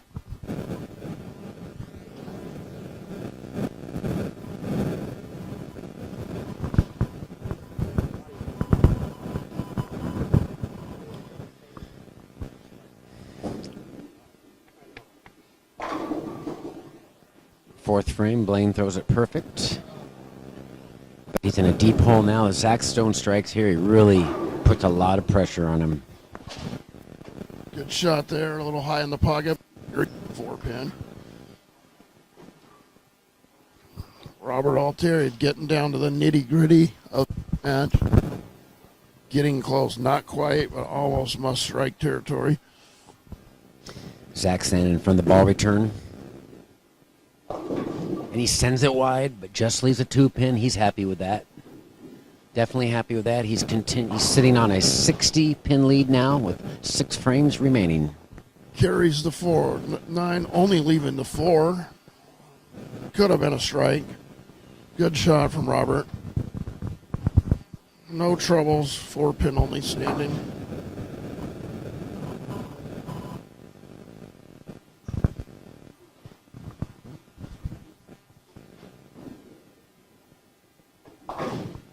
No problem on the spare.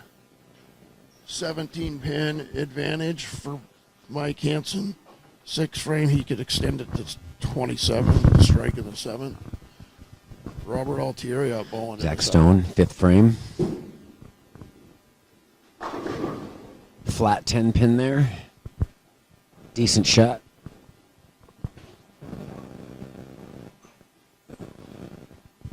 .59 advantage.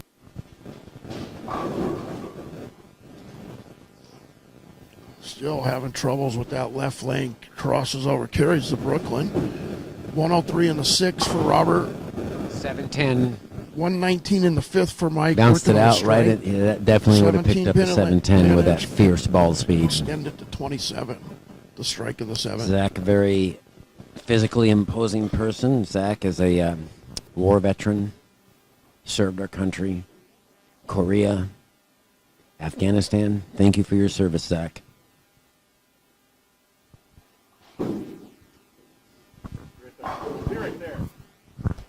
Shot from Mike Hansen. Takes a 27-pin lead.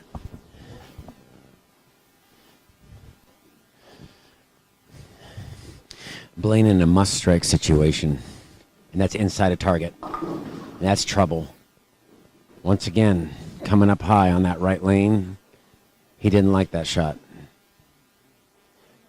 59-pin lead for Zach, 5 frames remaining.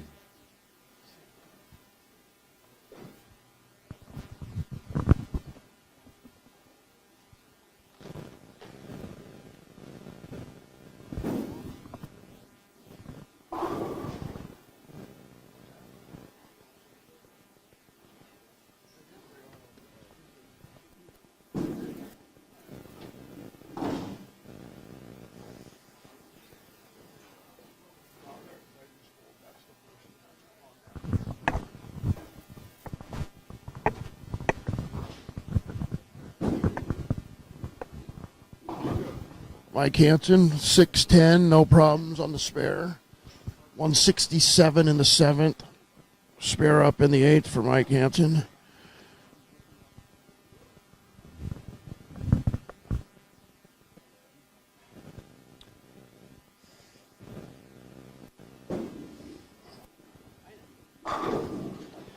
And Blaine definitely has lane 15 dialed in. Robert gets the crossover for a double. Double Brooklands for Robert Altieri. He'll take them right now. And it's not that Blaine's bowling bad. It's just 103 Zach is and bowling 6. so damn good. Double. Zach's proven why 7th he's and going to be 8th. top seed. Almost 6th arrow right there. Dead flush. And with that, he's maintaining a 59-pin advantage, 4 frames remaining, and barring a disaster, Zach Stone could be the top seed for the Portland Masters.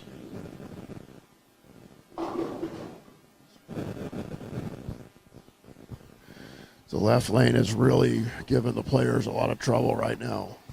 3-6-10 for Robert. 130 in the 7th. Ooh, leaves a 4-pin. Decent shot, though. Think he's happy with that. Right now, Zach's going at a 218 clip.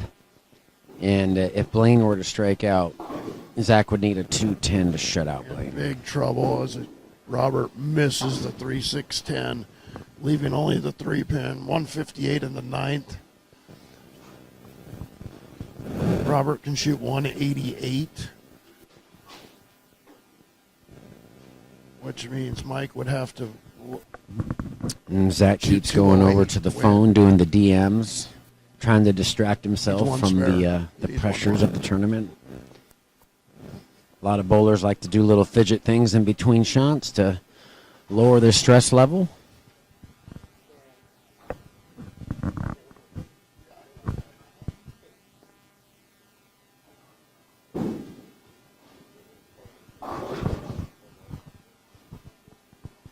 Mike crossing over, leaving only the 6-pin.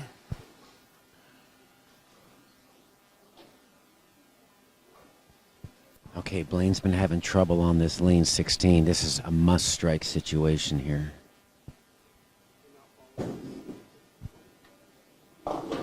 And once again, the lane 16 is the undoing of Mr. Winninger. Canson with the spare. He'll be moving on. Running out of Robert frames, Altieri, trailing by 54. 59.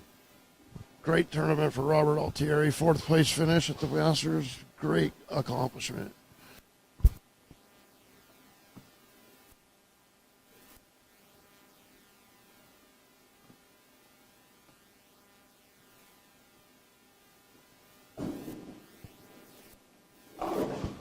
Nicely covers the 3-6-10.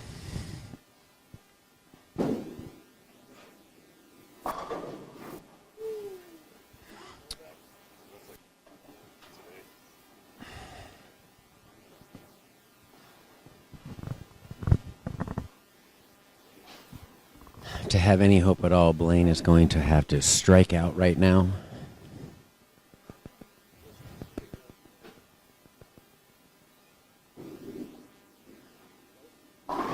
If Blaine does not strike right here, he's pretty much mathematically out of this match. Perfect shot. So if he could just figure out lane 16, he'd be in business, but Zach's not letting him off the hook.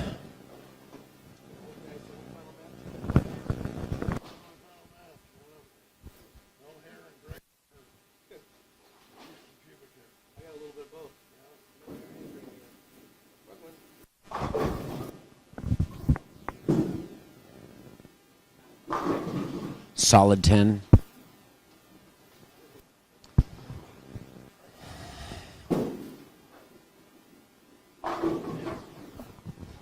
.225. Mike Canson moving on.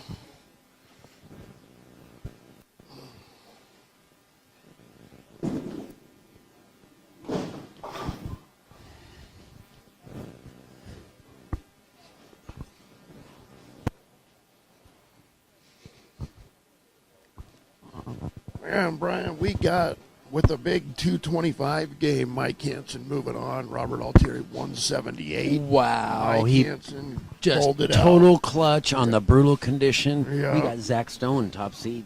Yep, I see that. And he is just, he's really coming into his own. He's got the best ball reaction by a mile. Interesting enough, I said this down there to a couple of the spectators. He's the only player throwing a dead sanded. It's very, very sanded. No, a lot of surface on that ball. Yes, and he's just making great And shots. he's making great shots. And he moved in front of the ball return midway through the match, and he had one shot go through the face, and then he struck the next couple. He made a big jump left when he needed to in front of the ball return, and Blaine never figured out lane 16. Now, he struck now, but if you Yeah. look, he's really been struggling on that right lane. Yeah. But still more bowling to He's go. still alive, yeah. And so we're going to have a senior match. in the semifinal, Hall of Fame match, another Hall of Fame match. Mike, go grab the chairs behind 9 and 10. Yeah. Save them for you and me. Okay.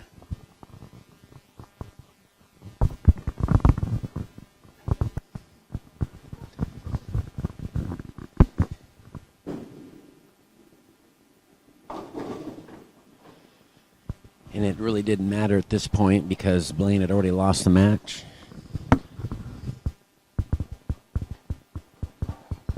So now whoever wins the match between Mike Hansen and Blaine, whoever wins that match is going to have to win twice against Zach Stone, and that is a tall order.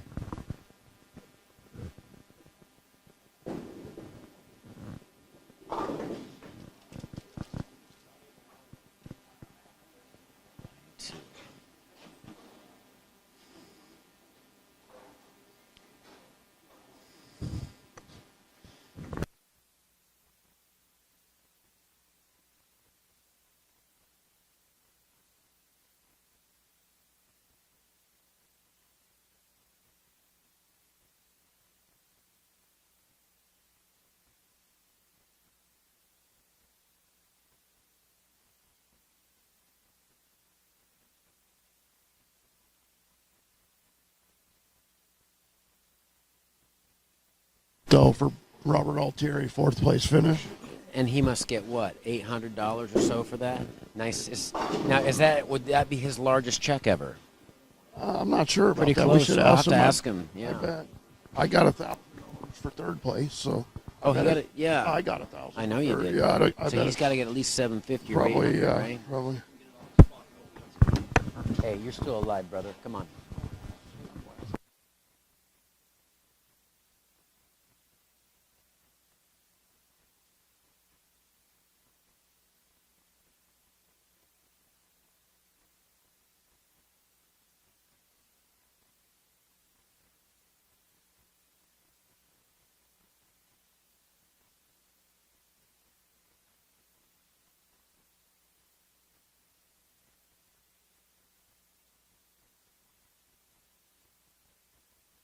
The final scores now in from round 10 of the Portland Masters. We've got Zach Stone, our tournament leader, 661, defeats Blaine Weninger, 598. Blaine falls to second place. And he will take on the winner of the match at the low end, where Mike Hansen shows his veteran qualities, trailing, comes back and wins 225 to 171, 178.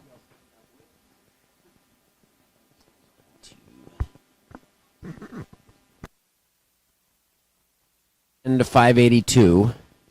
Mike Hansen is now having a rematch with Blaine. This is going to be so exciting, Mike.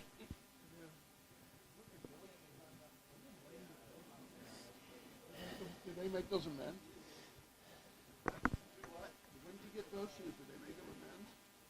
No, but I fucking want.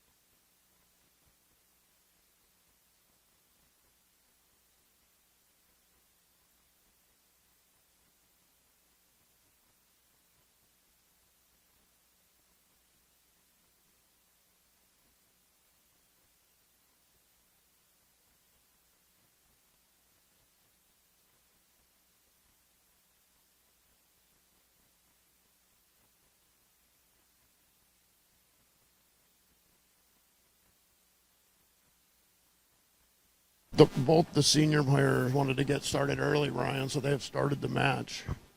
Yeah. Little more oil on this pair. Mike, I just checked our statistics.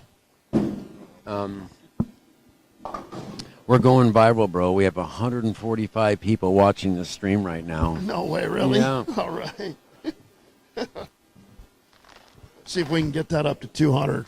I kind of feel bad because Dave could be selling a lot of pizza beer down here. He could. Yeah, they should be down here watching live. But if you're not, thank you for tuning in. Mike Humphreys does a great job on the feed.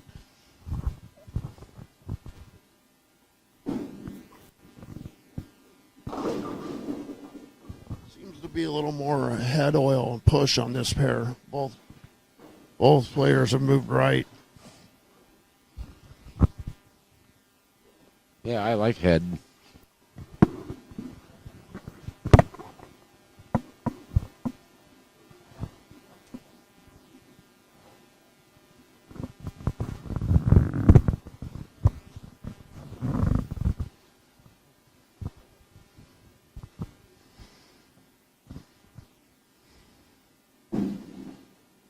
Good shot.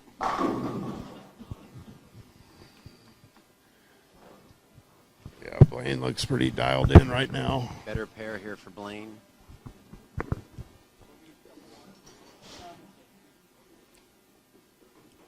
And kind of a bad luck there with the double wood was kind of offset, made that much more difficult, much more choppable, that opening shot.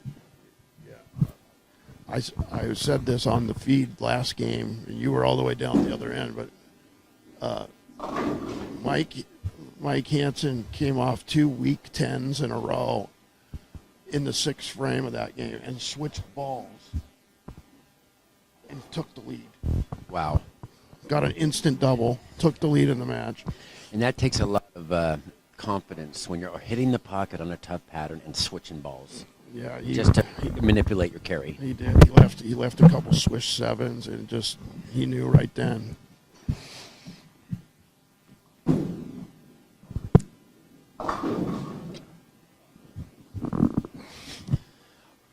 Stone 3-pin.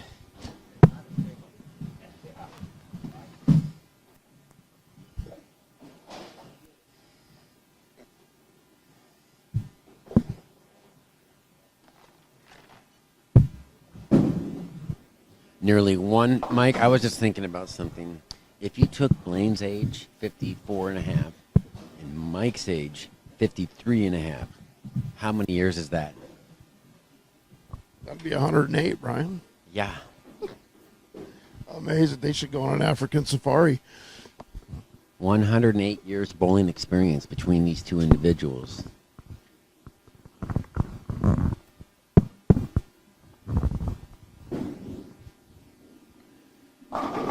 Great start for Blaine. Much better look than that end pair. He's liking the way the ball's shaping on this pair. He's throwing that Black Widow from Hammer 2.0. And taking an early re-rack. Want to leave a solid 5. So Yeah. that does, I can see And, half and the rack 5 does pin. the rack does look off there. Yeah, I could see half Yeah. the 5 pin. Yeah. So veteran move. Now he's 180 to the machine though. In a total stall tactic.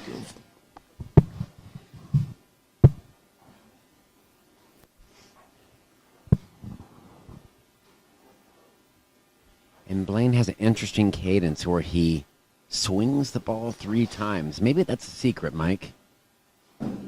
That is something I think he's just started doing not too long ago. He's Solid 10, perfect shot. Kind of like the half solid 10 there. Yeah, Wonder if that would have carried on the bad rack. yeah, and you know, it reminds me a little bit like Wayne Webb, who used to hold it with one hand. Yeah.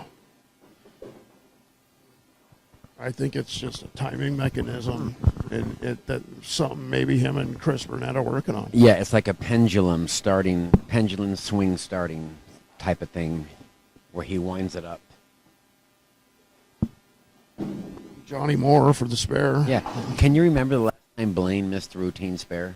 I think it was like a couple years ago, yeah, maybe. yeah. I don't remember. He's a great spare shooter. And you know, thank you to Johnny Moore and Mike Martin for loaning the blue dot from Travel League. Mike Hansen, once again, changing balls. It looks like he's going to throw phase 2. Now, is Mike on staff? He must be. No. Mike's good friend Ed Dolphy over here rooting on his buddy. And Nice little again- mixer. And again, ball change pays off. Veteran move. Definitely two of the smartest players that we have in the Pacific Northwest on the pair right now.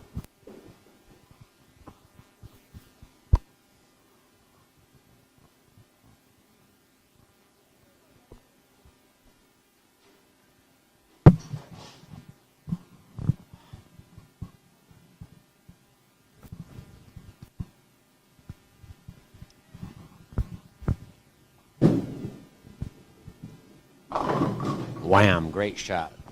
Ball change, yeah. That's definitely a phase 2. And I'm excited, Brian, because I'm 2 matches away, potentially, of going to Pietros for the first time all weekend. Wow.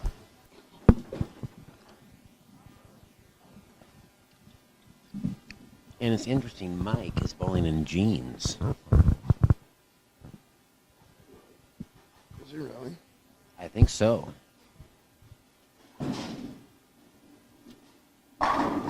Blaine dead lined up on this pair, feeling much more comfortable. Yeah, he's throwing good shots. Now both players are now.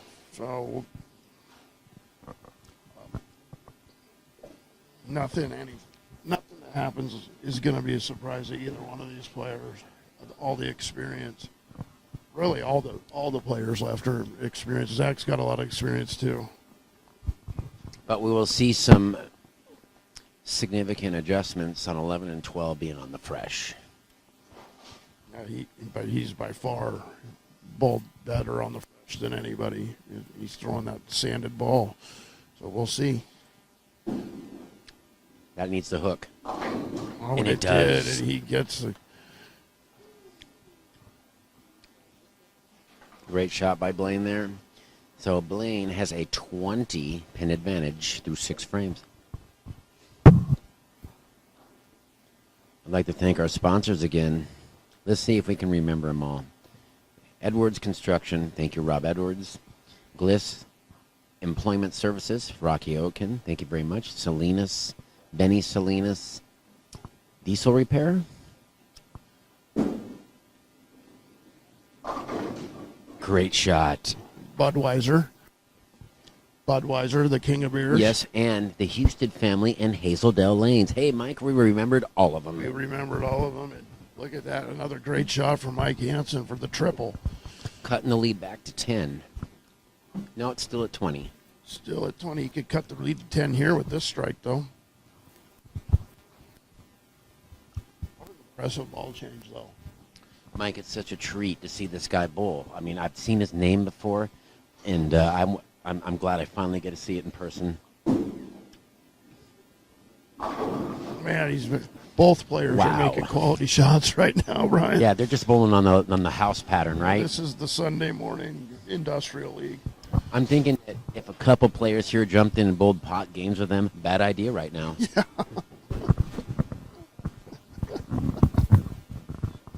Joey, shout out to Joey Moshberger. Mr. Pot Games himself.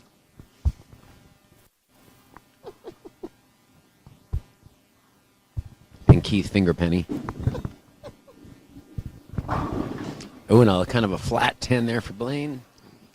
Kind of got around the side of it a little bit. Yeah, it wasn't his end over that. It didn't start soon.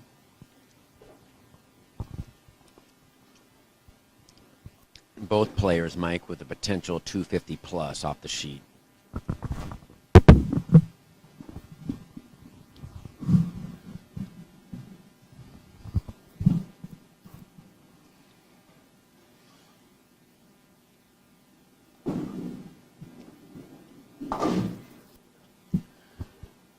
No problems with the spare for Blaine.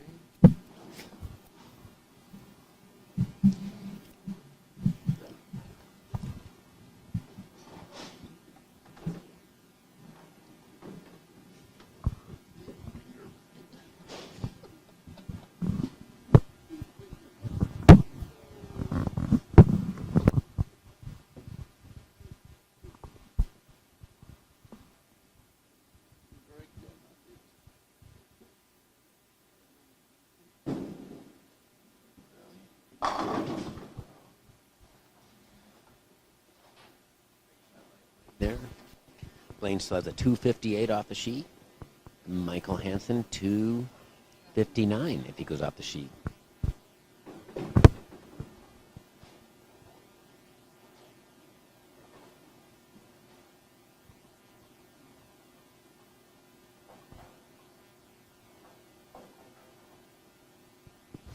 As I mentioned before, Mike survived a couple strokes.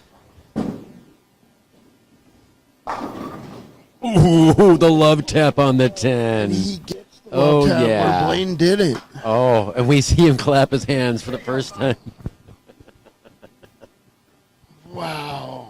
It was That was a almost, 21 pin corner pin kick right there. almost the identical shot that Blaine threw, and Blaine didn't get the tap. And once again, what is that piece? Is that the RSTS2? No, he switched to a phase 2. That's a phase 2 storm ball. That needs to hook. Oh, Oh my goodness. and the 245 just falls. That's the James Hilton clear pole. That was. The clear stick came out. James Hilton You know what that 900. was? That was the Robert Muschamp 900 pre-bowl. The James Hilton clear stick came out.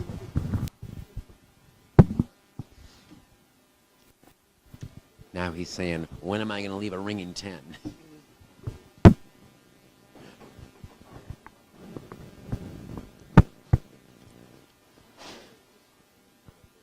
That clear stick is on display at Firebird Lanes. The James Hilton clear stick When he shot 900? when he supposedly, shot allegedly.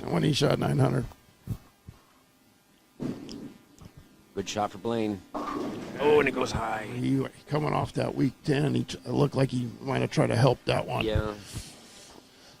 And you know, Mike, I feel like our vantage point, we don't even need to move for 11 and 12. We're going to be able to sit right here. We are, yeah. Shout out to my buddy James Hilton. Yeah. His 900 was 100% legit. It was, and he was one of the first. Unlike Robert Muschamp. Yeah, and he wasn't that with a urethane ball, right? No, he threw it with a Triton Elite. Oh my gosh, I love that ball. That and the one.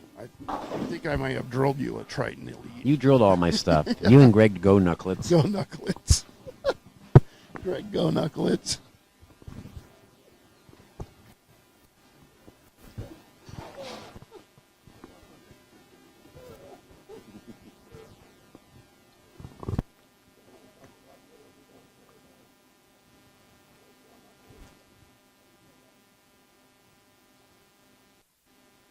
Blaine can strike out for 226. Mike Hansen's already in the 230s. Ring 10. Second one of the game on that lane. Third one of the game. Third 10 pin of the game.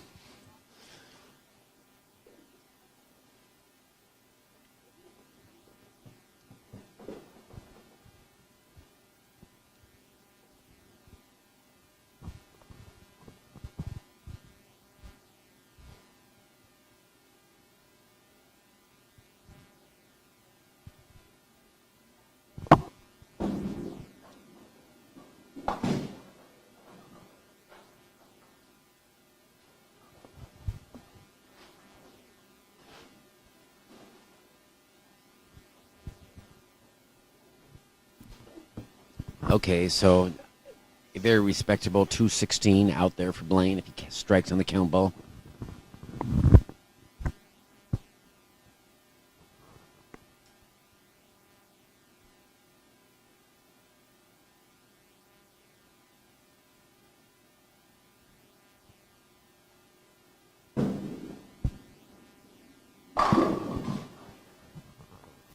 .216 for Blaine. Solid game. Solid. Only one error that game. Mike Hansen has room for 259.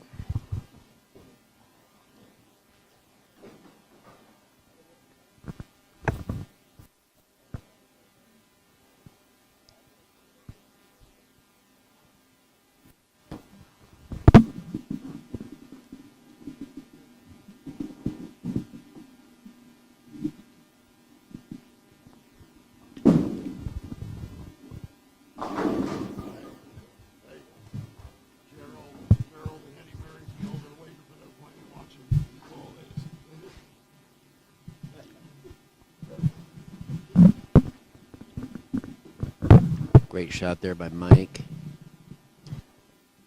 Mike is on 7 consecutive strikes.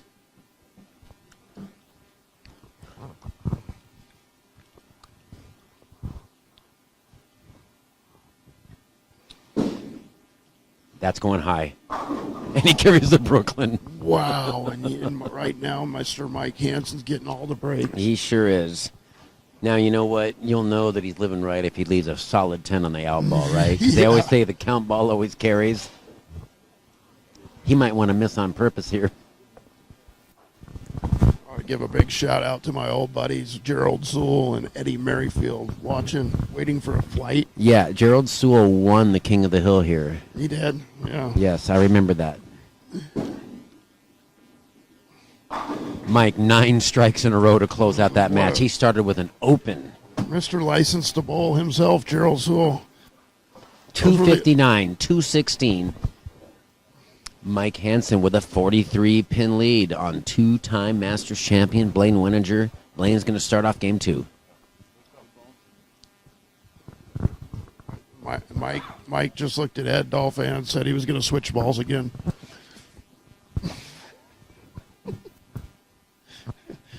What a great ball change that was. It looks like Blaine moved a little deeper. Yeah, on that Blaine one. tripping the 4 to start. Well, he's due a couple breaks. Yeah, Mike got him the first game. He's due to pop up a big game. It's been a while. Yeah. It just shows you how hard it is to win this tournament. You know, he looked unflammable, and now And that looks good, too. Dude, Mike, that's 10 strikes in a row. he's on fire right now. Yeah. I remember that Dean Richards threw 23. He threw about 20 strikes in a row at Kellogg the year he finished second. And didn't win. Didn't win. That's crazy. Yeah. I remember I thought he was going to win that year. He was really looking strong. He's bowling again. Dean Richards is coming off injury. I think he was battling some injury issues. He bowled this tournament. That might have been the year that Kurt Bogner won, that he bowled that long string. I can't remember. And the string ends at 10 in a row for Mike, flat 10. Oh, time for a ball change, huh? Probably not. He's probably going to hang with this one a few more.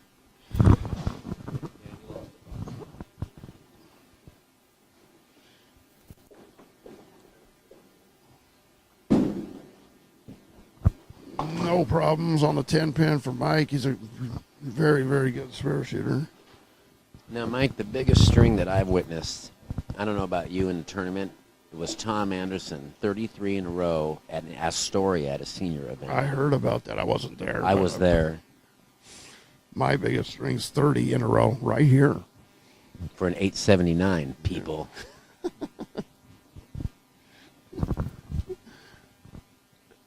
All right, Blaine to cut into the lead. Oh! And we never said bowling was a fair sport, did we? Wow. Oh, the Randy Peterson special. And after all those breaks on the other side. And speaking of 879s, that's what Blaine left to shoot 879. Over at Kingpins, that's right.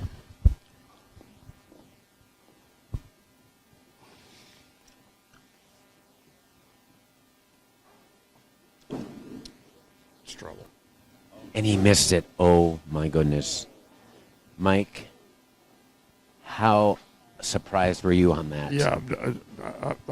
I can't believe it. I'm surprised that he hooked it at it to be one, but And it hooked a lot. yeah. But he's a veteran. He'll regroup. He's frustrated because he threw that so good.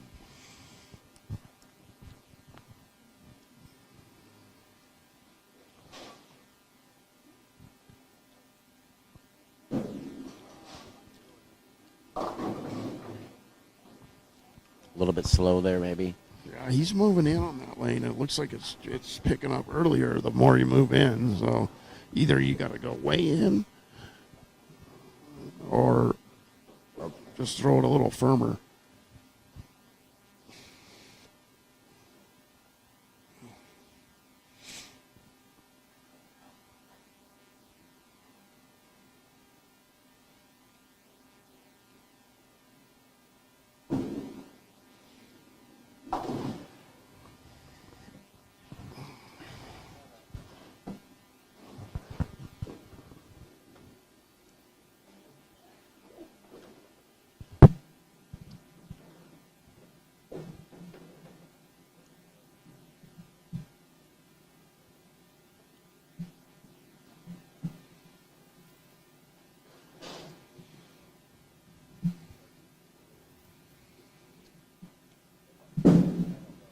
That's high.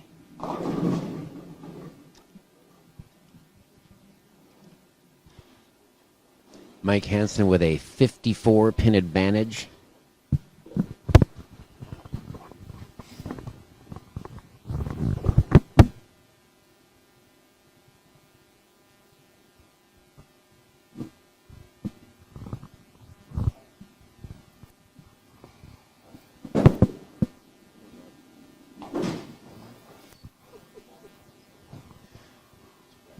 No problem with the 3-pin for Mike Hansen.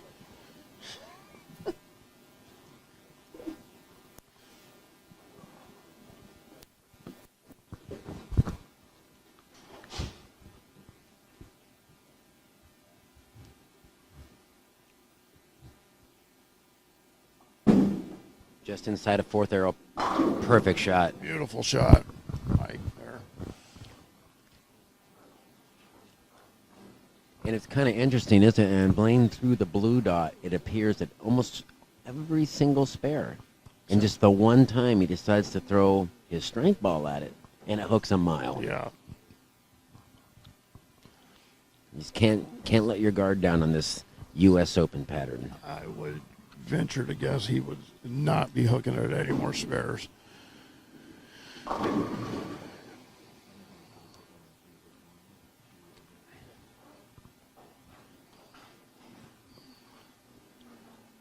This is a big shot here in the 5th frame for Blaine to get back is a little bit of his mojo here.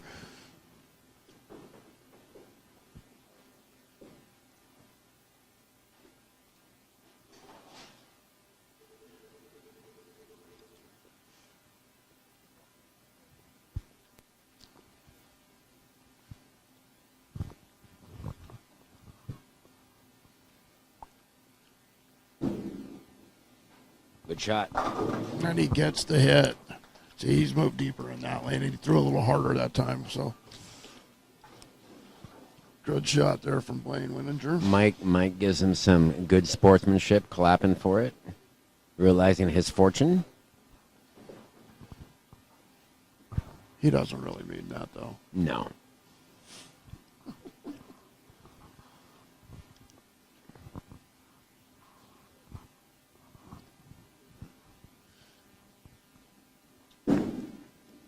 Another great shot. Wow, he's really throwing some good ones now.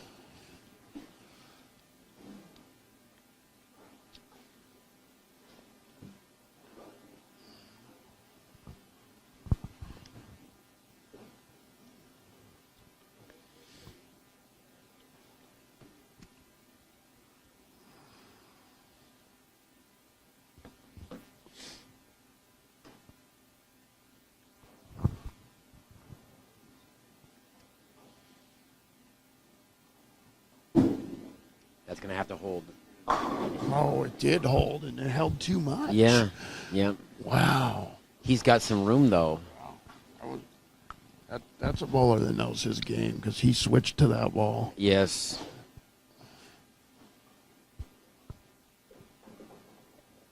Don't look now. Blaine can cut into the lead with He a couple can, strikes. he can, and he's going to throw plastic at the spare.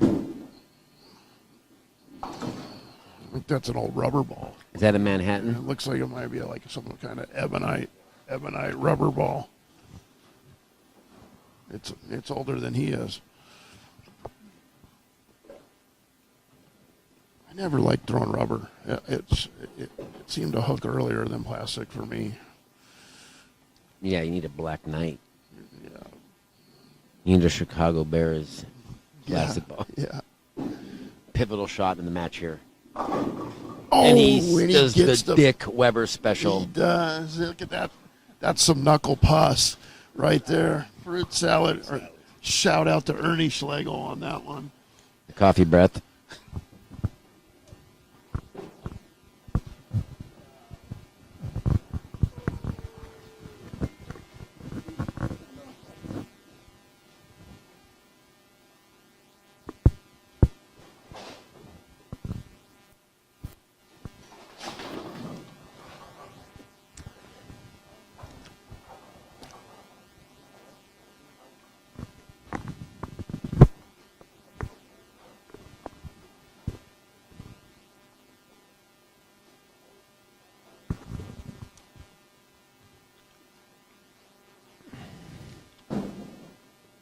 not good.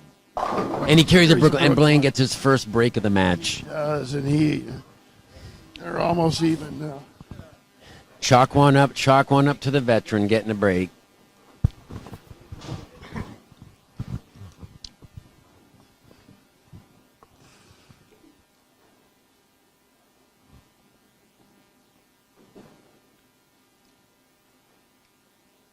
And Mike, not to beat a dead horse, but what's the score of both players right now?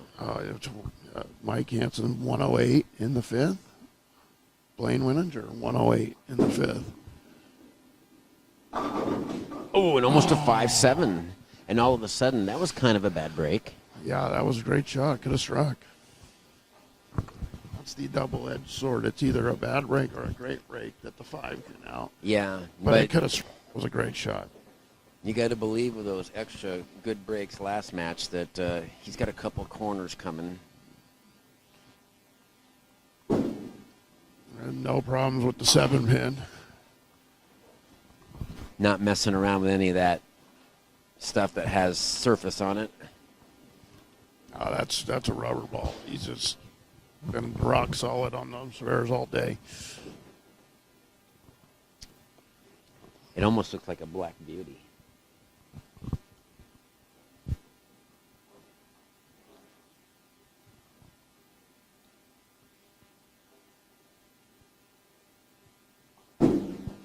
That's going to have to hook.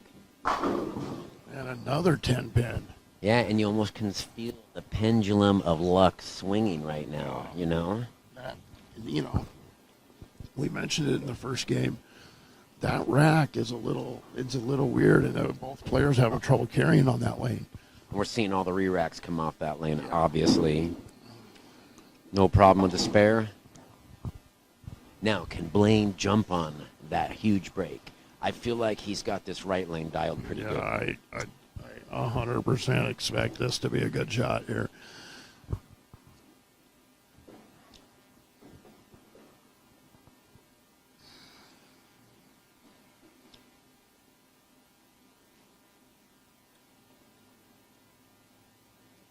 It's a good shot. Oh, it was He great. gets the 9-pin out. He gets the 9, the 8. Great shot from Blaine there.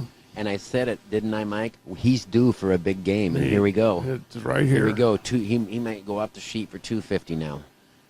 And I think that missing that 8-pin might have been a blessing in disguise for him, because now he's really hunkered down here. Yes.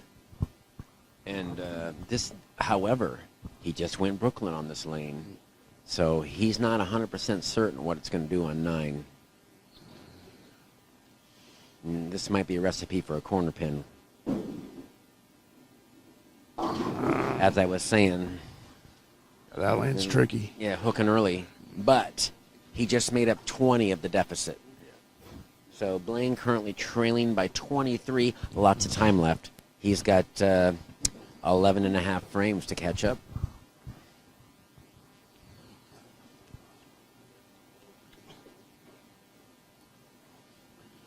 He's gonna throw the plastic ball, the blue dot, the Johnny Moore special at the Yep. spare. No problem. No problem on that spare for Blaine. So Blaine's got a potential 236. Meanwhile, Mike Hansen's going to come up and finish first. He can shoot 226 if he strikes out.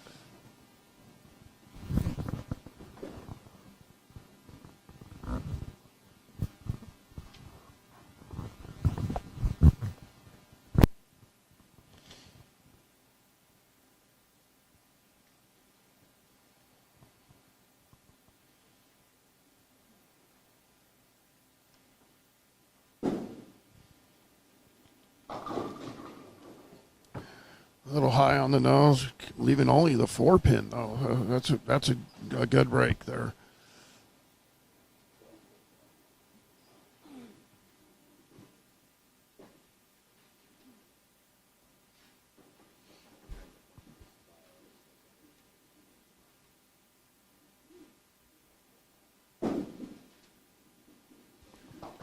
No problems on the 4-pin for Mike. 165 in the 8th, spare up in the 9th. has room for 215. Blaine can shoot 236.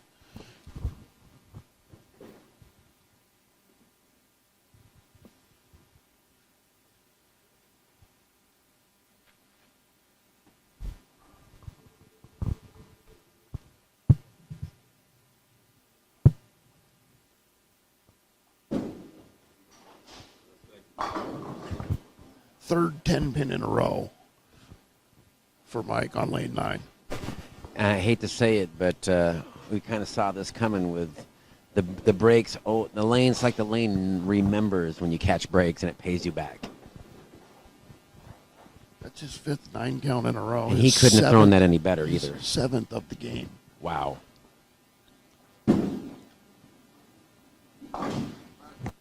Like the veteran he is, not getting frustrated, making the spare, and he looks like he's going to go for a ball change.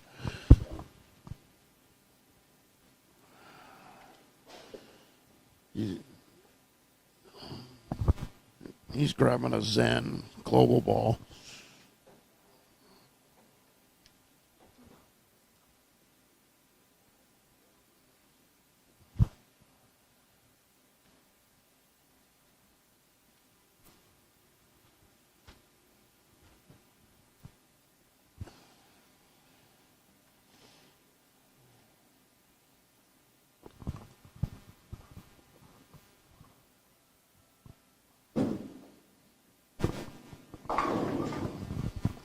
And he might not hang with that one. Yeah, we'll see. And you know, Mike, wouldn't it be something for him to pull off a 3rd Masters title in a year? I just broke out his bio again. His Masters win, 2023 Spokane Masters. That had to have been in the last month, right? Yeah, must have been, yeah. And then the 2022 Idaho Senior Masters. I mean, Wow. he might have won both of those in the last 6 months. That's crazy. Yeah, obviously he's kind of like Scott Halverson that likes the Masters format. Spokane Hall of Famer. Yeah. I'm sure Matt Serena, was he from Spokane at one point? I don't know if he was from there, but he lived there. Or Longview. He lived Yeah. there. Matt Serena. Sure, he lived there. I don't know if he's from there, but he was there for a long time.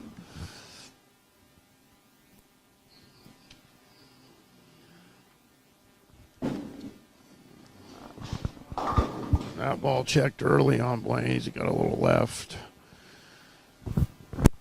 Blaine, the spare can be in the 220s.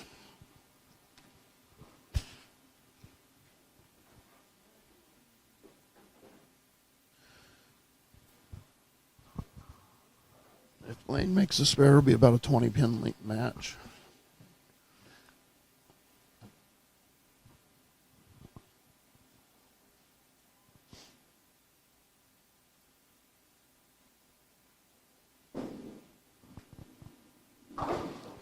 No problem with the spare for Blaine. 224 if he strikes.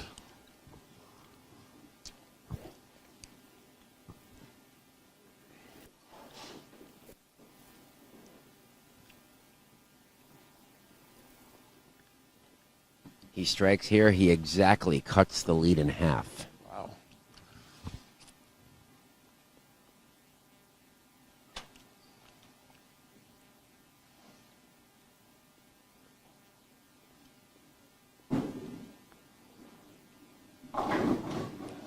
And he does. And so that completes game 2. We have Mike Hansen, 461. Blaine Weninger, 440. Mike will take a 21-pin advantage into game 2. Mike's scores are 259, 202.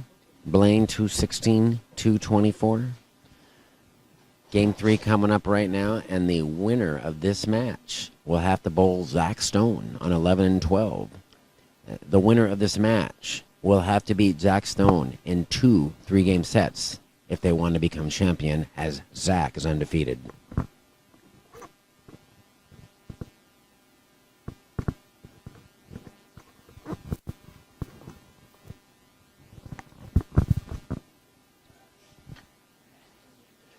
And I didn't know that Blaine also won the Seattle Masters. Did you know that? I heard that he did, but I wasn't 100%. But yeah, So he actually does have 3 Masters titles. he's got 4 Masters. Yeah, Northwest Senior Tour. Yeah, Well, yeah, he's got 3 regular Masters. Yeah. yeah. Mike's going back to that ball. Yeah, it looks like he just got a little more aggressive with his hand to try and get that 10 pin out.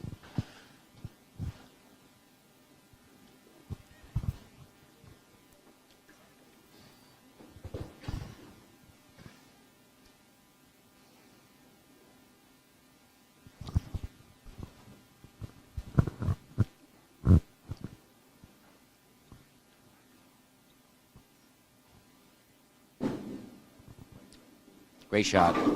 Yeah, that was a good shot from Blaine.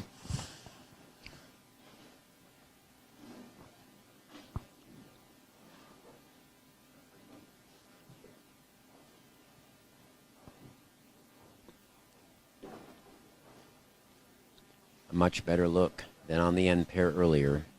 We saw Blaine struggle to shoot 600. After having 4 consecutive sets, 650 plus. He's back into form now, shooting a 220 average.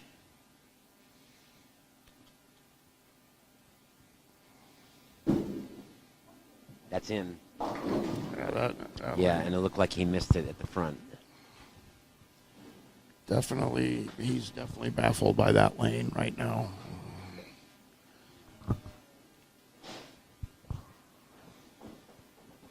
And Mike, if we had to reflect back on what happened when he left the 9-pin, that was a 33-pin. I'm sorry, the 8-pin. That was a 33-pin swing in the match. Yeah. When he missed it, right?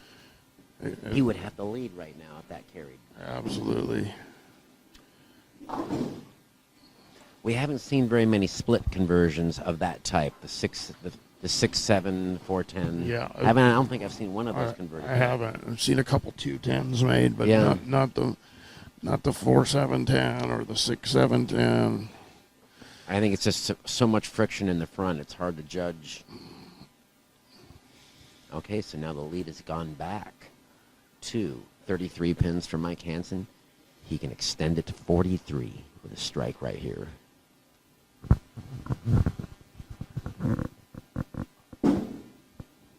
Looks good. Kind of a lazy 10 pin there. It is, but he's controlling the pocket, so I think he's just going to live with that right now.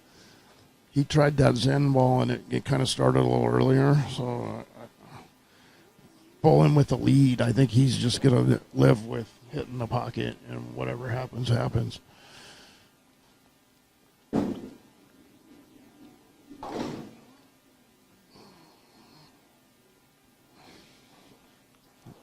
Impressive display of spare shooting from Mike Hansen. Yeah. I don't think I've seen him miss a spare.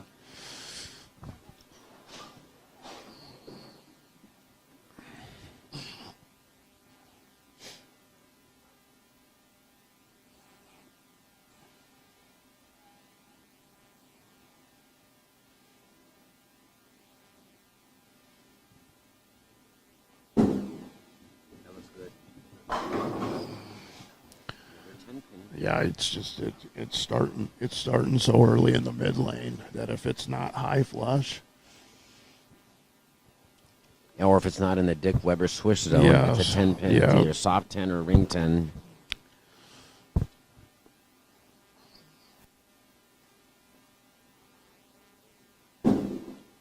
but unless Blaine puts some scoreboard pressure on him, I don't see him changing. And simply because Blaine has lost lane 9. Yeah. He never really found lane 9. Yeah.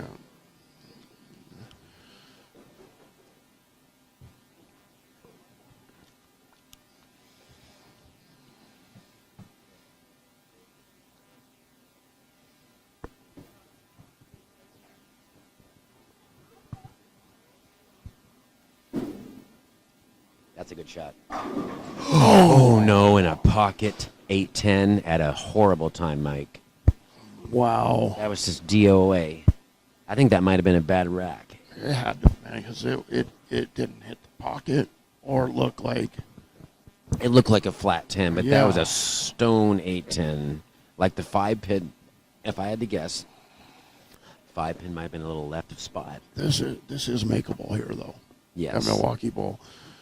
He's going to throw it really hard, I bet. Bounce it out? Oh. No. And That's frustrating. He's looking like for a new ball. Looks That's- like he's going for a ball change. Yeah. Gotta try something at this point now.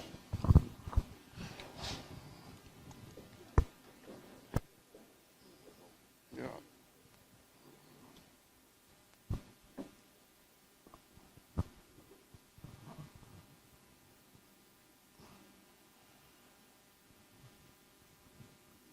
And like we said, Blaine has grabbed another ball.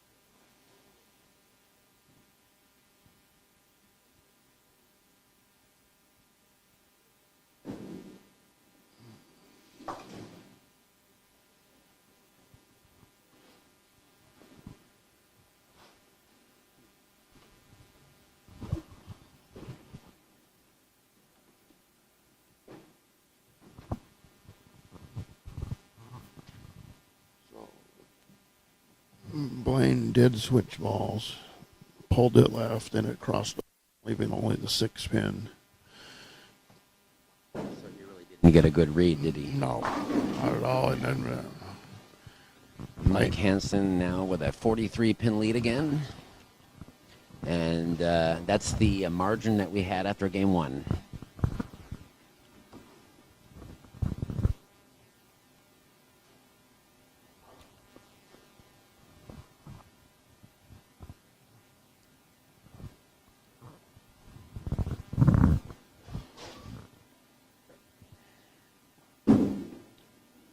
Wow. oh, a beautiful Absolutely shot. robot perfect.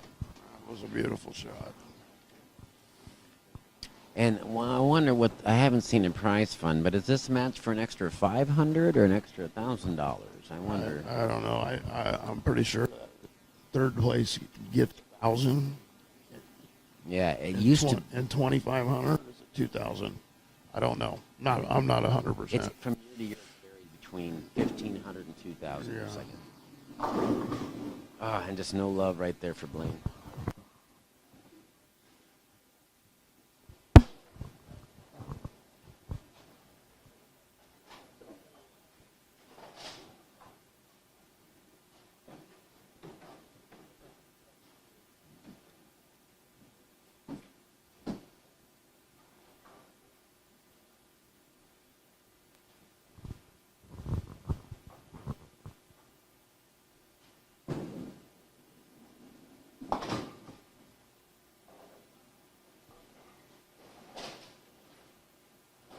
It's getting awful close to must strike time for Blaine now. Considering that Mike Hansen hasn't shown a crack in his armor.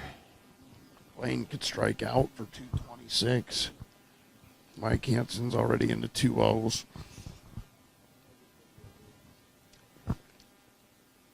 Okay, so this match is worth $500 right now. Oh. And a Masters entry. So it's an $800. No, it's a $5,000 match. Yeah. What's a Masters cost to enter? $500? It's it's So it's a $1,000 match right Yeah. here. Yeah. Thank you. Great shot. And he gets a love tap on the 10.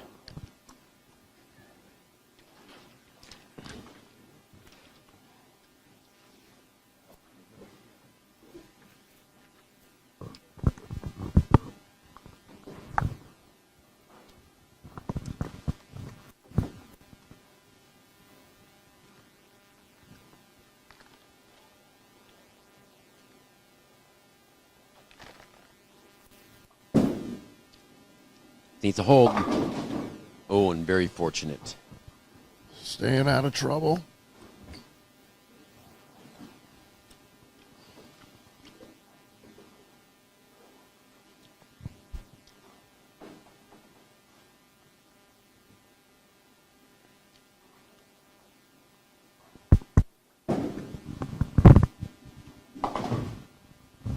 No problem with the spare for Mike Hansen. 108 in the fifth.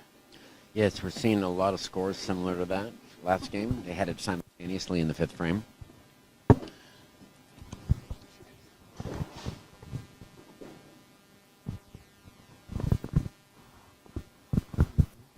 We need to go on the safari to Chad. Yeah, I'm going to go to South Sudan.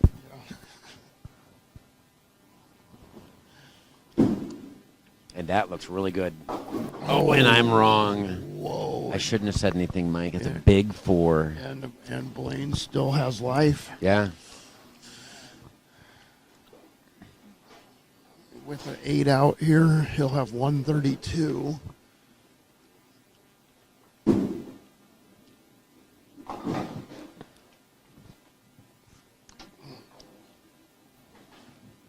And Robert Altieri took home $750 for fourth place. Nice job, Robert.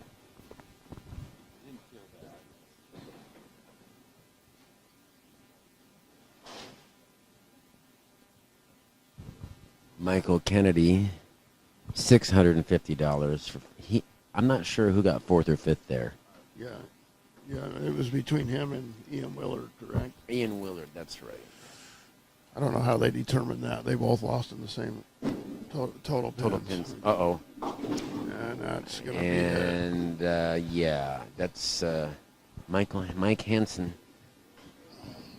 Well, you know what? After this year, people are going to know who he is.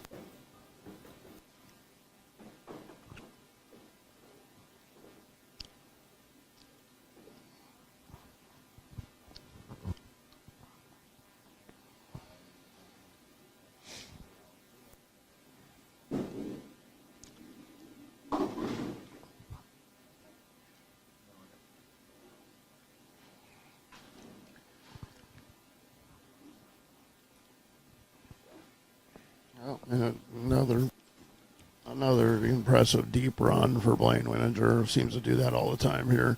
Yes. So it's a 49 pin lead. So it's mathematically over. Mike Hansen moving on to the final. And guaranteed a master spot.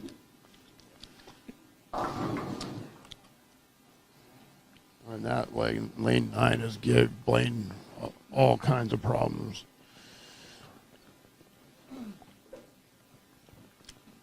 Seems the deeper he moved in, the earlier it hooked, which is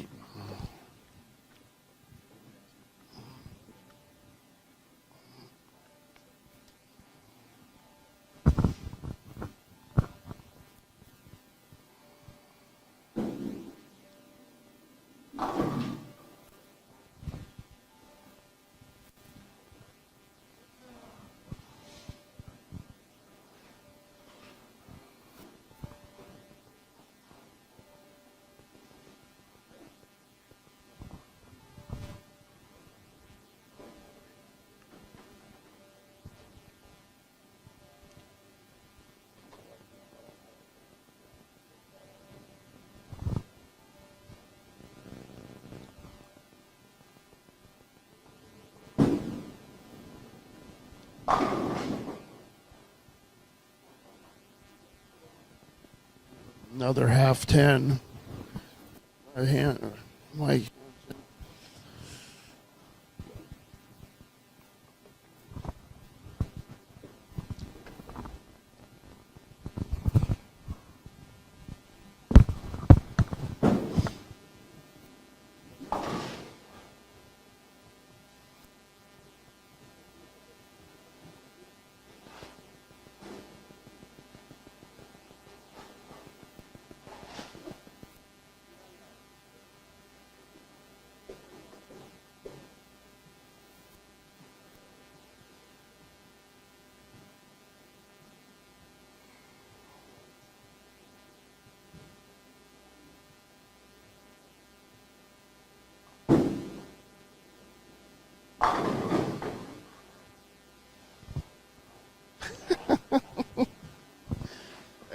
wry smile from Mike Hansen as he's left his 37th flat 10 in the last 2 sets. But he's controlling the pocket. Smart move.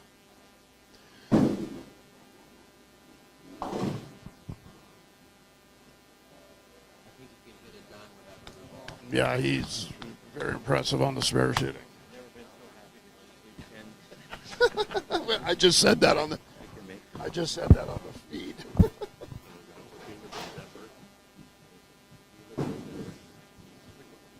Wow, and Blaine just lost all his reaction there. Like, Yeah, I thought that he was going to post a big number that last game, and yeah, that 8-10 kind of derailed him. yes.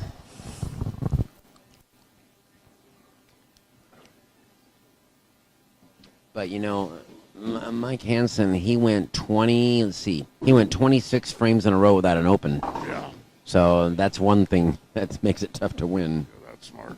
That's good balling.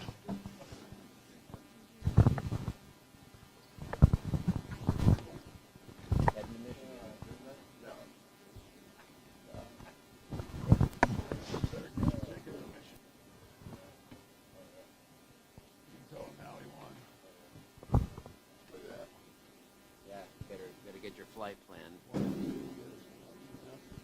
Extra $500 or $600. Nope. $2 grand minimum at this point, baby.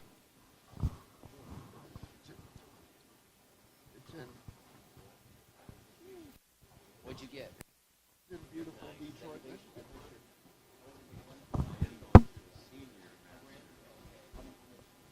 I think so. 2023.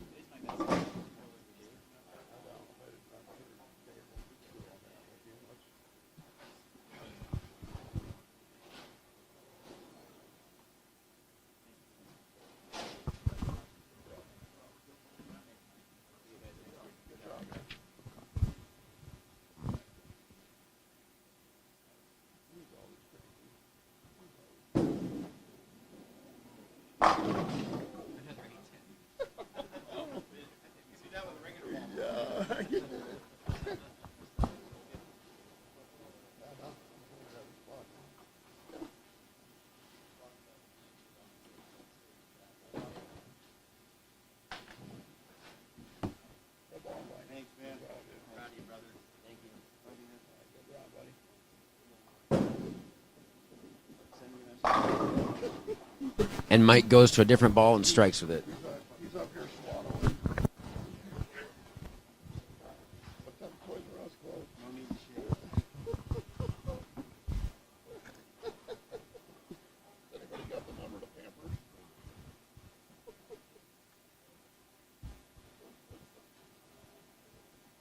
So bad. Thank you. After everything that happened, how do you fucking just come out in public like that?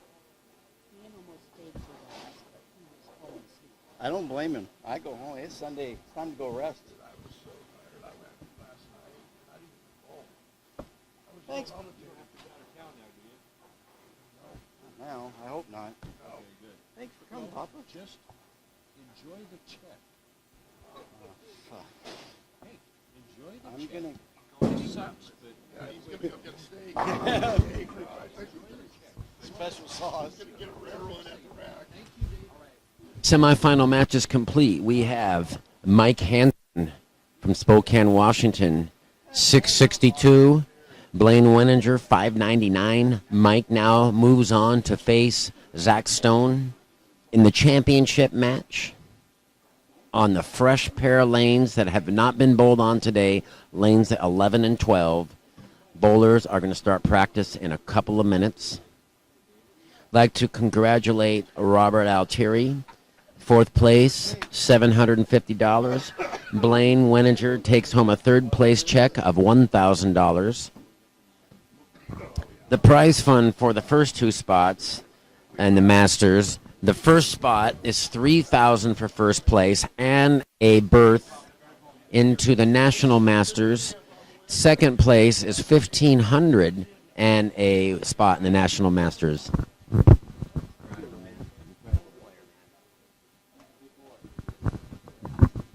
Just congratulating Donnie Wenninger, who is now 76 years old. He must be a very proud father to watch his son succeed well into his 50s.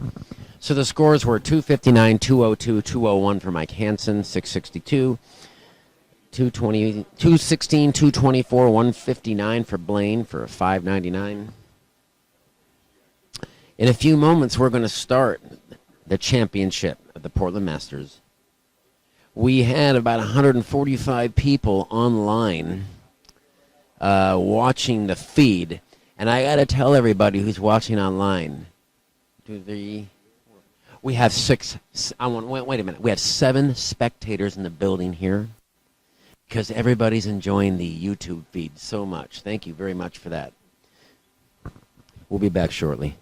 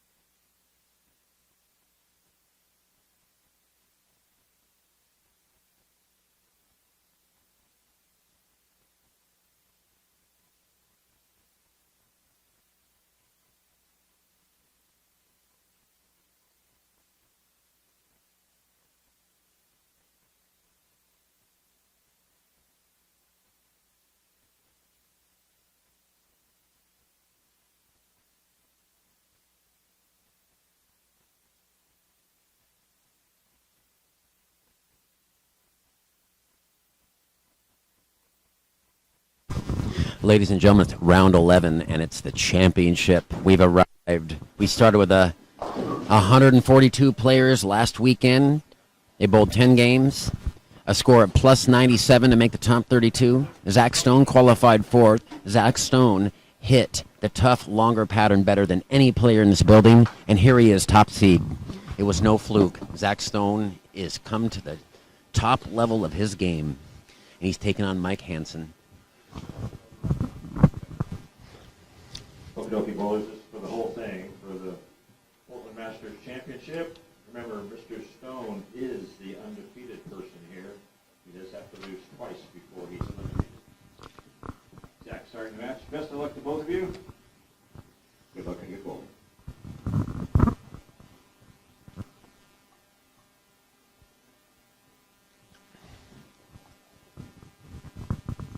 We're going to see right away, Brian, if nerves are going to come into it.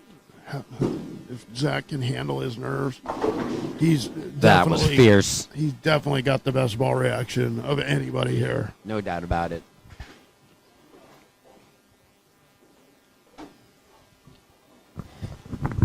And our local bowling expert, Blaine, already said he's calling Zach to win this tournament. He doesn't think he could be beat twice, even by the great Mike Hansen. Speaking of Mike Hansen, I interviewed him for about 5 minutes just now. Oh, and he grabbed the wrong ball. He didn't warm up very much, Mike. He's throwing a different ball. He's gone at the route of Zach and grabbed a very sanded ball with a lot of surface on it. Very interesting, trying to play into his wheelhouse. That could cause more transition, right? That's a veteran move if it works. Great shot. And so, you know what? I kind of dug into his career a little bit. He's become good friends with Rhino Page. He said Rhino moved to Montana. I did not know that. Oh, I didn't know that either. And he says they go golfing together. And I wonder what took Rhino to Montana. I don't know, but I also asked him what his biggest achievements were. Because these Masters tournaments only pay about $1,000. Well, now one Masters in Idaho is Northern Idaho, Coeur d'Alene area. Spokane Masters is $900 for first. Perfect shot there. Great Wow. shot. This is going to be a great match. And so anyways, I was digging into his past. And so Mike shot 801 in singles the opening year of the stadium in Reno, finishing fourth with an 801 and shot 2160 in all events. Wow. Phenomenal. So I'm glad I asked him about that because he didn't list his biggest achievement on his bio sheet. Yeah. And I wanted to know more about his past. And Zach Stone just starting off where he left off. Also, I also asked Blaine. I know Blaine's won over $10,000 a couple times. We got into the discussion just now, and he had forgotten that he won $20,000 in Baton Rouge. I'm like, how could you forget that? He forgot He's it. like, I don't know, dude. And I'm like, how could you forget winning $20,000? Big booze night. That's how you forget. Yeah, I mean, a great story between three-way DJ Archer and Dino Castillo. Oh, and the first chink in the armor a little bit for Zach. Yeah, he sent it wide. He sent it wide, and it picked up a little speed, but still early in the match.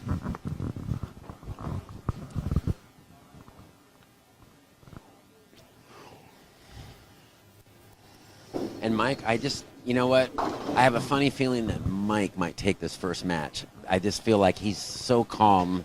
It's been has it been a couple years since we've gone to a deciding match? Last year, Tyler won the first match, so he did not have to bowl a second match. It has been longer than that because 2020 Adrian Anderson beat Tim Myers the first set.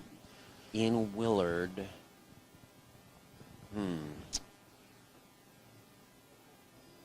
It might be Scott Halverson, 2017. I'm trying to remember. Did Scott Halverson, didn't he beat Miller? What about I think he beat Miller twice, if I recall. He did. So I think that's the last time. What I about- think Jensen might have been top seed. Eric Jensen was the top seed, but So, did Ian Willard make him bowl twice? I don't remember. That's the year I got third, so I don't remember. Who got second? Ian Willard that year. No, in 2019. 20. Was it Ooh, was chop. it was it Dean Richards? Yeah, it's hard to remember. You know, it'd be nice if they archived every year's bracket on the website. I was looking for past years for comparison, and I couldn't find them. And they say who the winner was, but in today's digital media, you should save all those previous tournaments. Yeah, I want to say Dean Richards. Was it? That's what I want to say. I'm not 100%. Somebody should text in and let us Yeah, I know. mean, Ian was here earlier.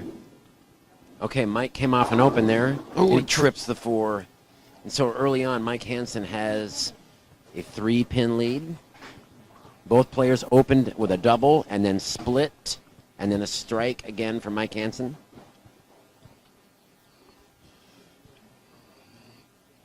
Very interesting, as I said this earlier, that I was surprised nobody else was using Surface after watching Zach's ball reaction.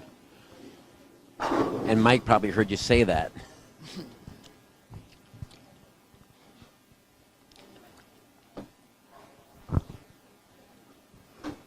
It's just usually in bowling with high-level bowlers, it's a copycat thing.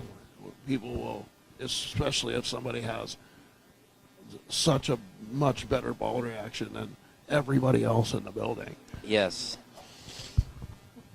We might see Mike transition into that ball he was using on the other pair shortly, though. That's going high. Yeah, he grabbed that. You can Yep. see it at the bottom, and you just can't ever calculate if nerves and adrenaline are going to come into play. And, you know, Zach might have won a couple $1,000s in the regional, but this is the biggest, for both of these guys, this is the biggest money they've ever experienced bowling. It's a lot of pressure. Great cover. Great cover by Zach there.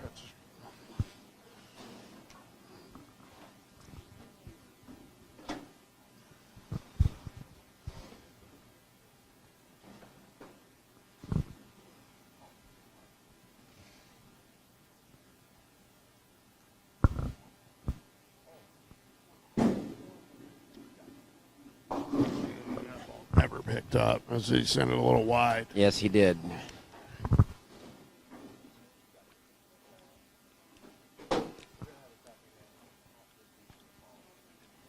I want to get a gander at that rubber ball he's throwing. It seems like it fits him perfect.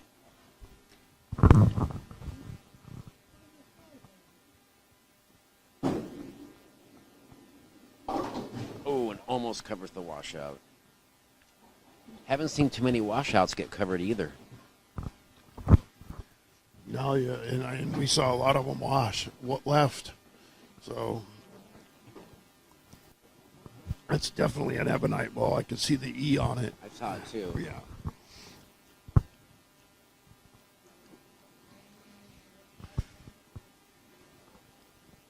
He said that Rhino Page was a big incentive for him to get back active again after his medical scare. Yeah. Rhino got him back into bowling full time. Nice.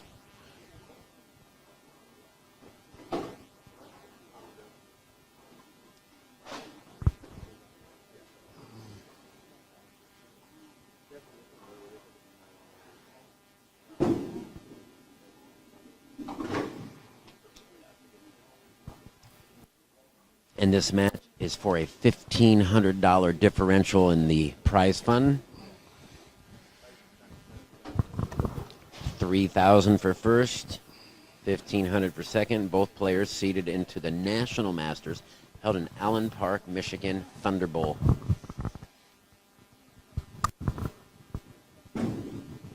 That looks good. Wow. I like that reaction. That was cool. He's like, no 9-pin there. No, thank you. He almost, for a second, 7-9 was still. We've seen a lot of high flush sevens this tournament.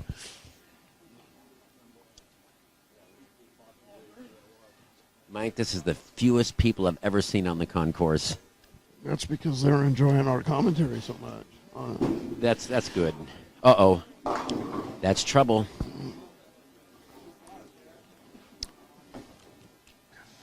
When when you have Emmy award-winning commentary like we provide, why would you come down and watch it live? That's true. Even if it's grainy, I mean, the knowledge that we're imparting on everybody. Yeah. And, I wish I could interview more players. I used to interview people in between matches. I remember. Yeah. That's back when the feed would go down every half hour. Yeah. Yeah, they do a great job on the feed now. Mike Humphreys does. We have better internet these days. We have, better Wi-Fi hotspot technology, and Milwaukee Bowl is a much smaller area for Wi-Fi. And just like you predicted, Mike has changed balls. Got out of that ball Yeah. right away. He didn't like the look of it at all. He's back to his bread and butter, Mike. But that chains up early too.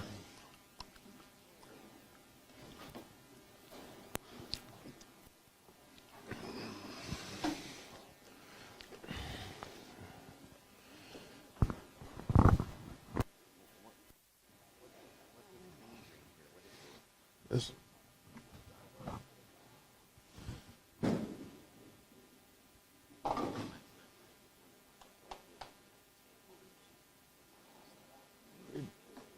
It's called like thyro. I forgot the name of it, but it's like city. Yeah, it's like Citidoid. I think it's called Citidoid. Once a day. Twice a day.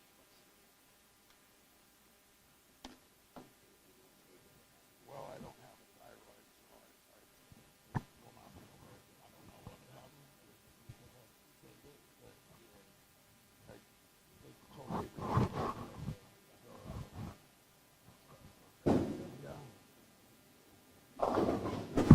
And Mike missing the pocket again, really fishing here early. Yeah, fortunately for him, Zach hasn't ran too far away. But Zach has just made a couple poor shots. He's pretty much knows what his reaction's going to be. Mike's looking for a reaction right now.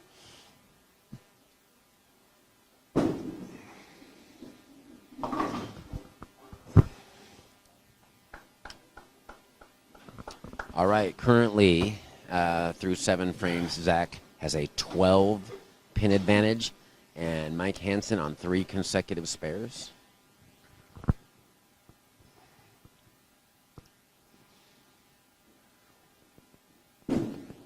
That's going high. Yeah, fortunate, just only leaving the 9. Easy spare for Zach. This is kind of the first little chink in the armor, though, we've seen all weekend from Zach. He's Especially today. He's Yeah. been solid in every match. And they've got to come into play a little bit here. Yeah. They're the only 2 bowling now.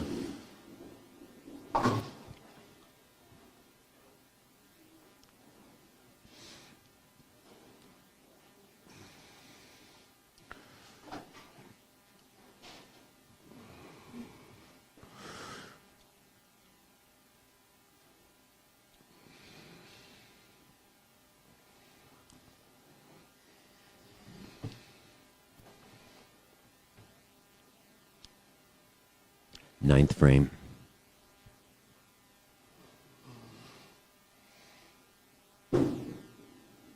That looks good. And he gets the backdoor break on the double wood. He does. He rolls the 2. He'll take that.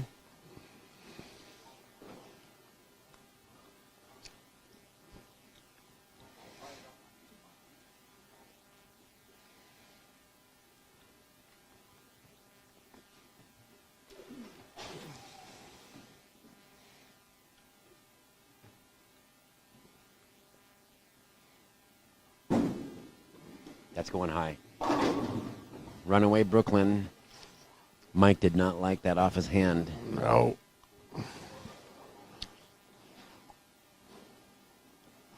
And now he's trying to make a decision. What is he? He's looking down at his balls. Do I go back to the other ball? Do I pull out a third piece?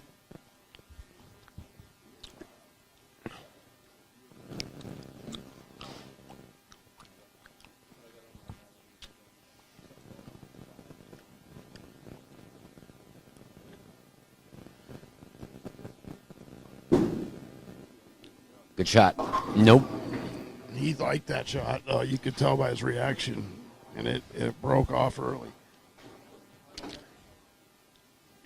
Now, 9 and 10, they were fresh, right, when they bowled the last one? I think they may have had one match. Did they on have there one match on there? earlier? But yeah, His 11 and 12. reaction is much different. 11 and 12 has not been bowled on all day. It's very fresh. All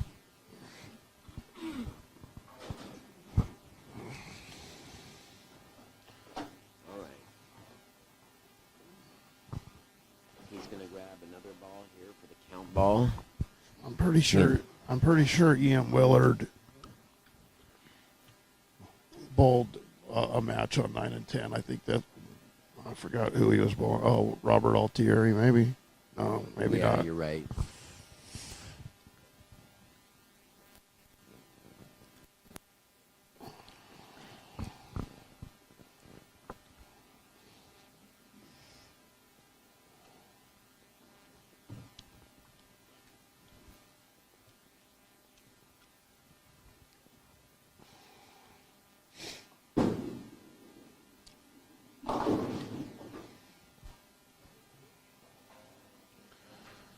And that's a 177 for Mike Hansen. Started the game with a double. It was looking real promising early.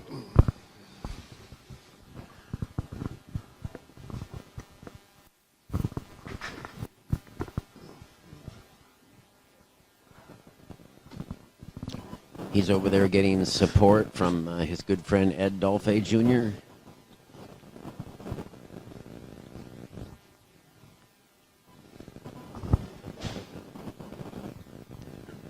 Zach could step up here in the 10th and take a pretty good lead. That's going to have to hook. And it does. Great shot from Zach there. He puts him in the 200s with good count.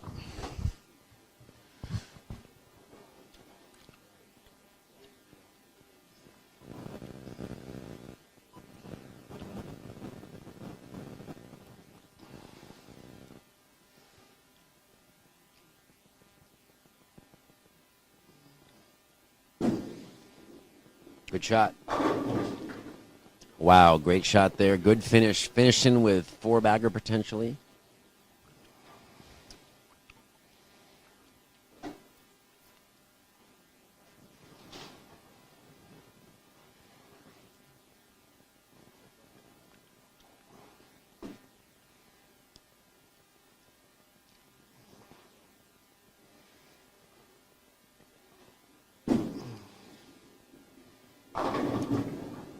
Great game. 210 for Zach Stone.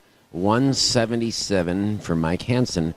Zach will take a 33-pin lead in the game, too. And, you know, Mike, I would say, wouldn't you say that he has the highest rev rate of anybody in several years from the top seed here? Oh yeah, for sure. I think he has more rev rate than Willard. Maybe Adrian Anderson, was he a top seed? Adrian Anderson? He was top seed. He would rival. I think he may have a little more similar rev Although rate. when he bowled with Myers, he was kind of keeping his hand soft at the bottom. I mean, Yeah. Zach's getting on it. Yeah.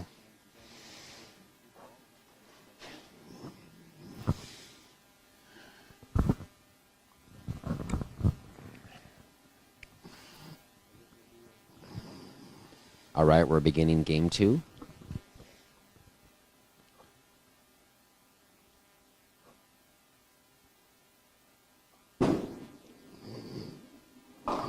He's just searching. Mike had a pretty easy time hitting the pocket the last set. In this set, he's having trouble on this fresh pair.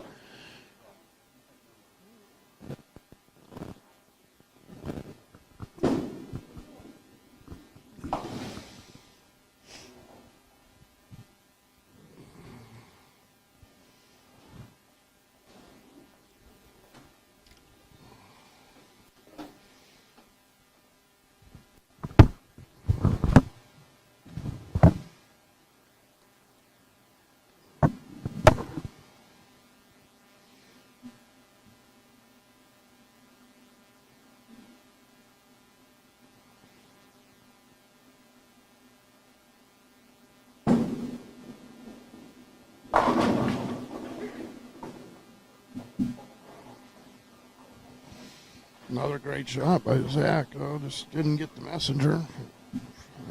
Easy spare, though.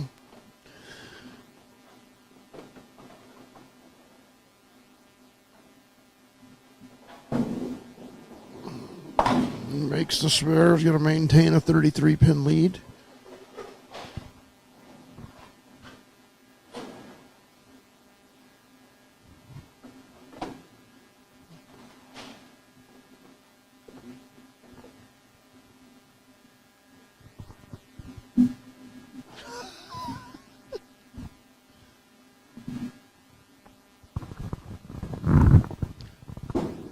Zach Stone's second frame.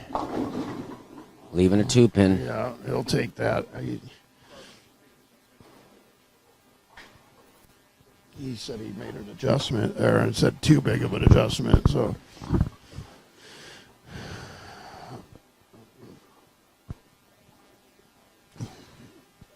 he's stayed out of trouble though. So this is another easy spare.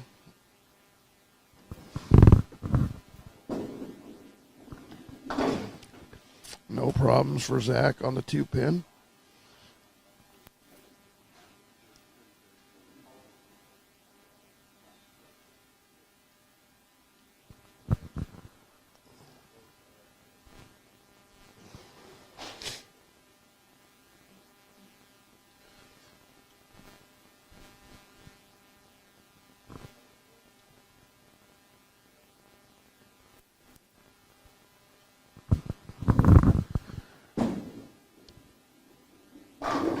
And he hasn't thrown that ball all day, has No, he? that's. I think that's the high road he was throwing on 1 and 2, but that's.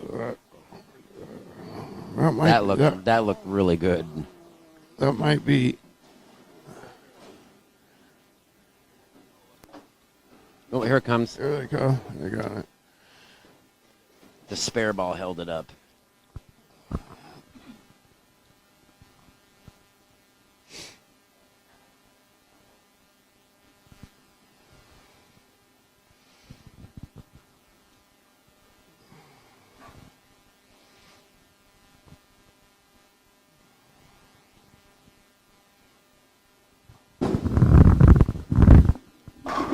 Perfect shot, Mike. Wow. That was an impressive ball change. It was. I think he's found the formula. He has. That was a good response from Mike there.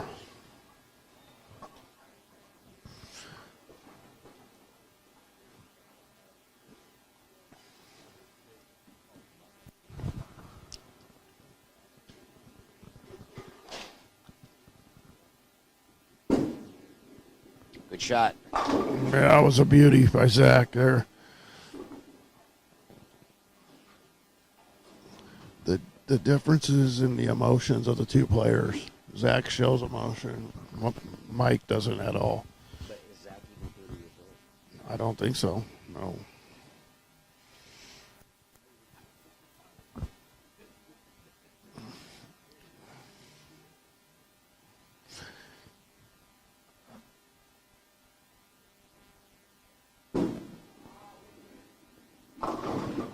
And he gets a break again, kick it out to 10. Very fortunate not to leave the 10-pin.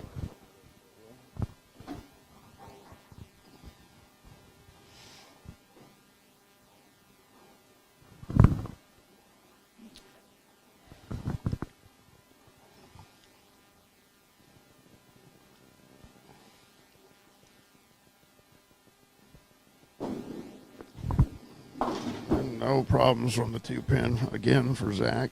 But I wasn't here when David broke the deck light. I'd love to see that happen again. Didn't that happen on TV? Wasn't it? It did happen on Yeah. TV, but that was the kind of shot right there. Yeah. Purple Rhino Pro. I think I remember.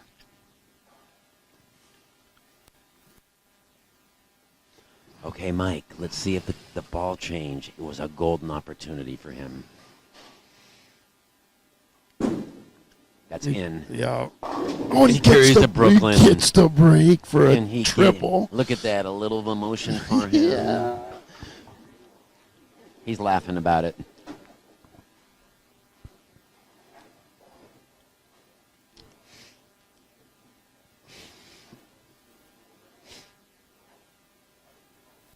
last time this happened, he went off on a 10 strike in a row binge. He did. He did.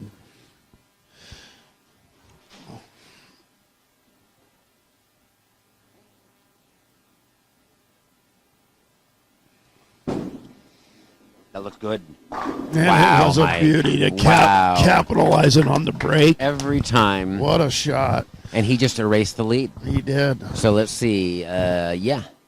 It's the 33 pin lead is now 2. I'm having so much fun. I wish this would go on till this evening. I'm potentially 1 game away, game and a half away from Pietro's.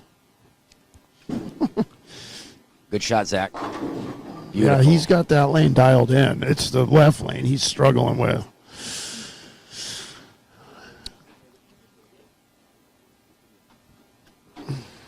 I expect a good shot out of Zach this time here. He said he made a too big of adjustment last time over there on 11. I got to say, Mike, he is probably the most entertaining bowler to watch this year, don't you think? Yeah, The he- high rev rate and the neon bowling ball that he's throwing it really is fun to watch. That's good. Wow. Yeah, that was a good shot. Game on. Game on right now.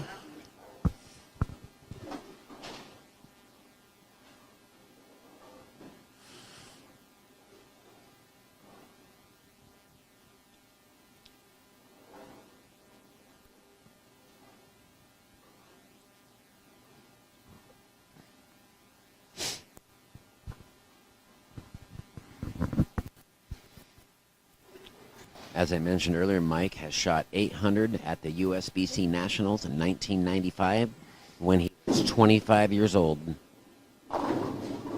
Oh, not a good break there, but he cowed Brooklyn last time. He doesn't get the swisher that time. Easy spare, though.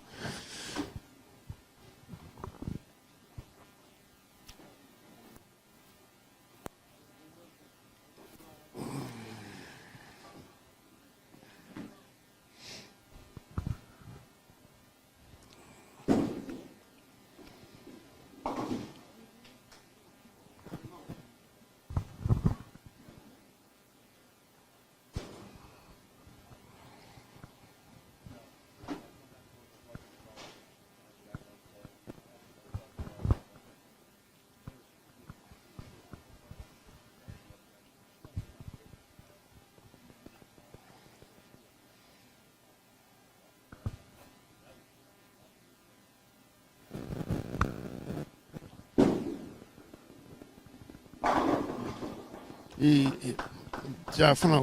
definitely pleased with that ball change. Definitely. Really, yeah. He has a potential 269. Zach with a potential 259. These men got lined up quick.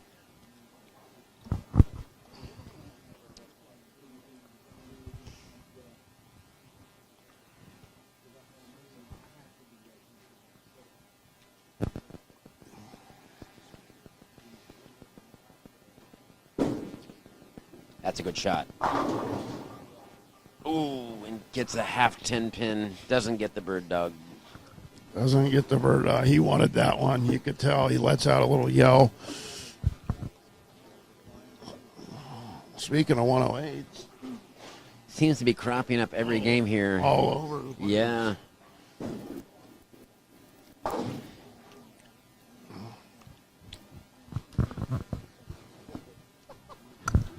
Your grandpa went away.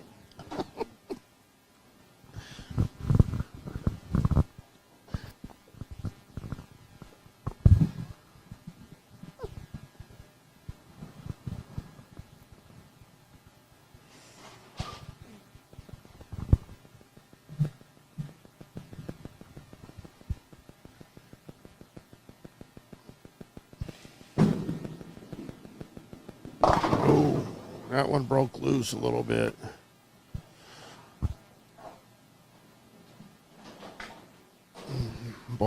Both players clean here in the second game.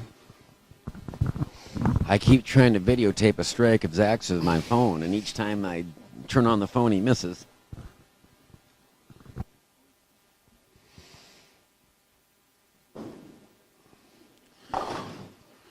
No problem on the spare for Zach. The cover in the 3-6-10.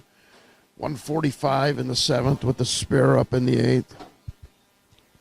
But he does have a little bit of cushion. He won by 33 the first game. He does. but I fully expect Mr. Hansen to hit the pocket on this one.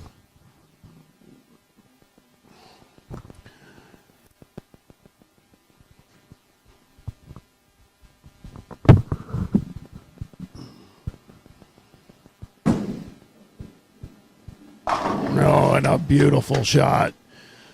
Beautiful shot for the double.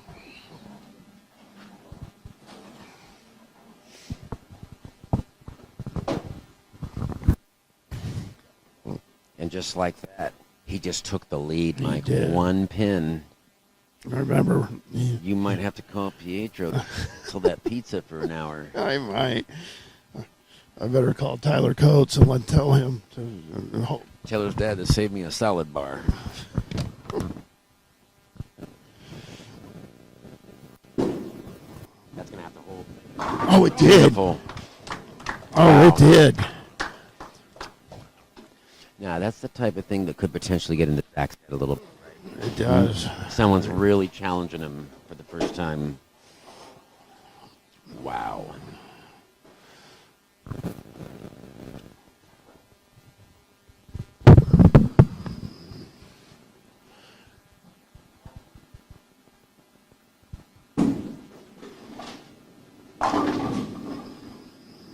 Zach with a good shot, just doesn't carry the 10 pin.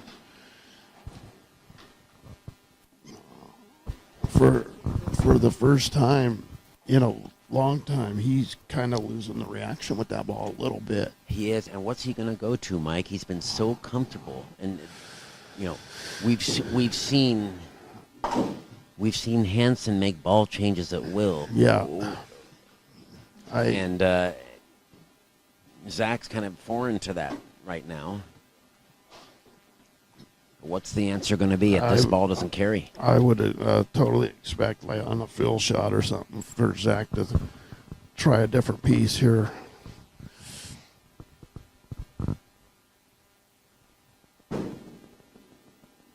That was a good one, though, there.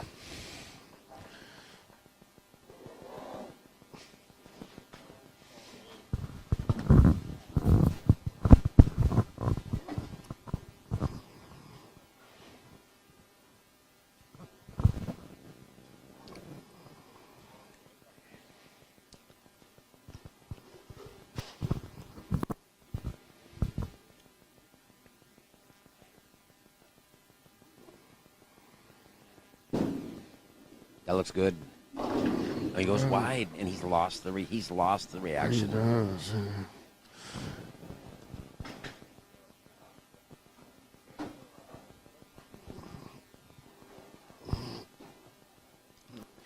No change of emotions in Mike. No, and the more stoic he is, it could get in Zach's head. He really could.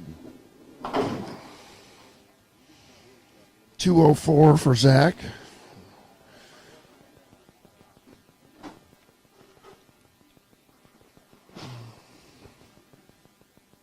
That's right. Zach needs to calm down.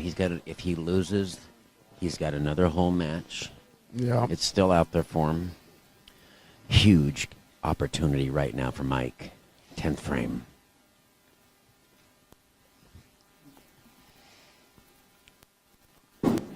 Oh, that's left. Got to brave Brooklyn. Oh, and he carries a Brooklyn. Again. And Zach shakes Wow. his head as that's just a monumental break. And he claps his hand. The veteran savvy.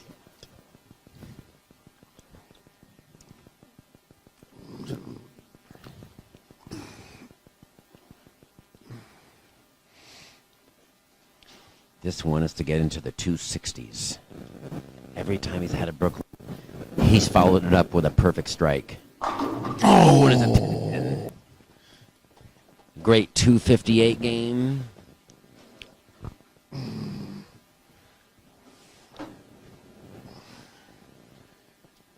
He's going to have a 21 pin lead Going into the game 3, if he converts. He does. Yeah. So we have a 258 to 204, and Mike Hansen takes the lead, 435 to 414, trying to force a second and final match for the 2023 Masters title.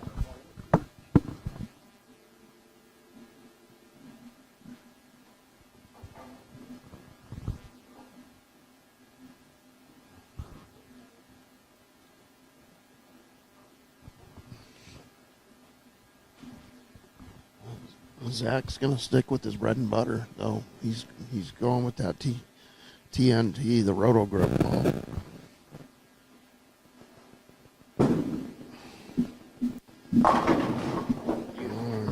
Bird dog. Yeah, that was a good messenger there. Good start for Zach.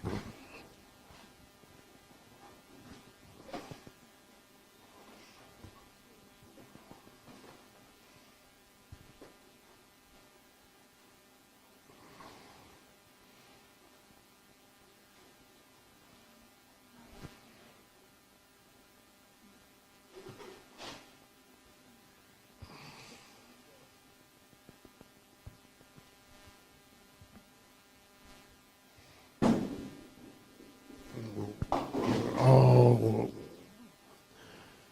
and we haven't seen a shot like that in a while from Mike Hansen.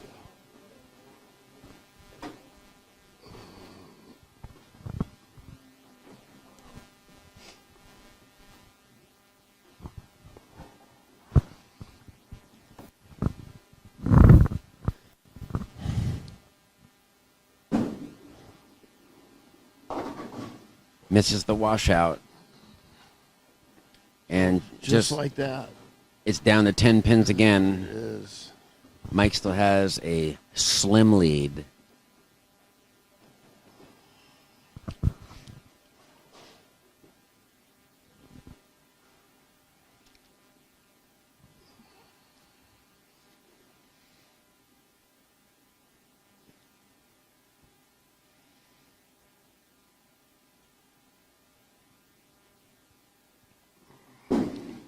That's a much better shot. And carries Perfect. the 10 pin.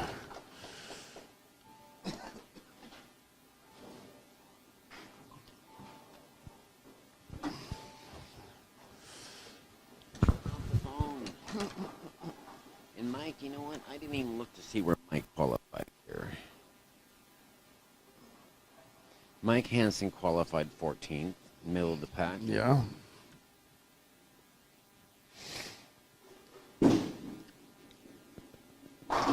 Great shot by Zach. I want to point out something. Mike Hansen was also 86 over on the tough shot. So Yeah. much like Zach, wasn't affected by the tougher, longer pattern. And they're bowling on the longer pattern. Not the same exact, but they. It's playing more like that. Yes, exactly. So, Clutch shot for Zach Stone right there. Zach can, they can be a tie match if he strikes right here, right? Dead even. Dead heat. And he might show some emotion.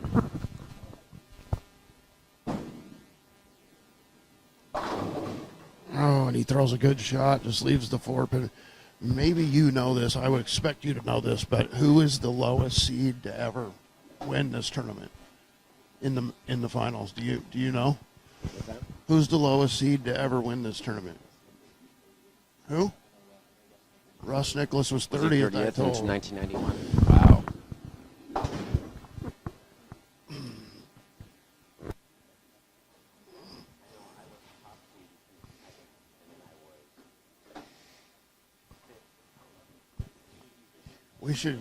We should do. We need.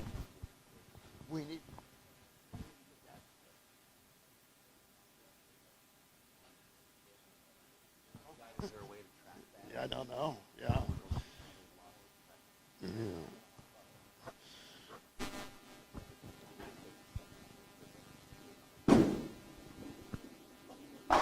Well, Mike gets a double, and he builds the lead back up.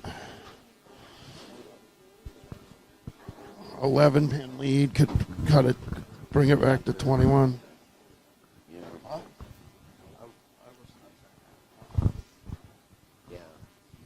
it was left up to me, I would make a waist fight.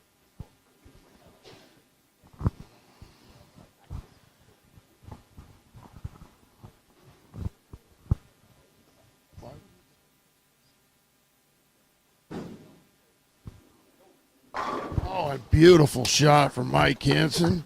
Great response.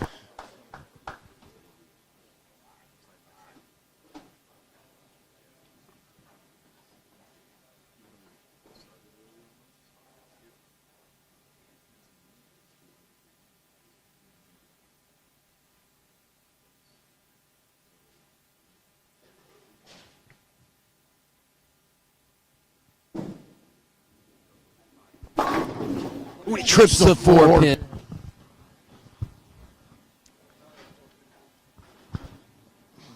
And he's made a big move, and he's really moved left now. And Which- Hansen, unfazed by the washout in the first frame, comes back with 3 great shots. Yeah. Which you were watching the Zach Stone Blaine Winninger match. Didn't he make a big jump in that He match did. as On well? lane 16, Blaine was And- having trouble. Zach moved in front of the ball return, And that was on the fresh. and that was on 16. That was Same on the thing fresh here. too. So That's a good shot. Nope. he liked that.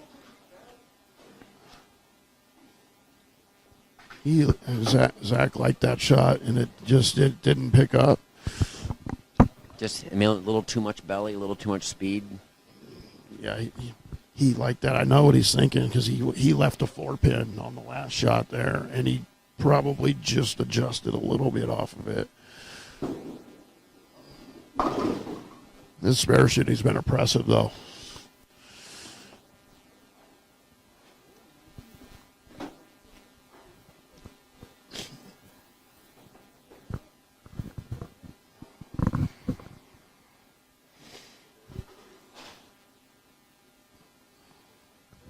And don't look now, but Mike Hansen gonna put a stranglehold on this match right now, and then have to potentially bowl another match for all the marbles.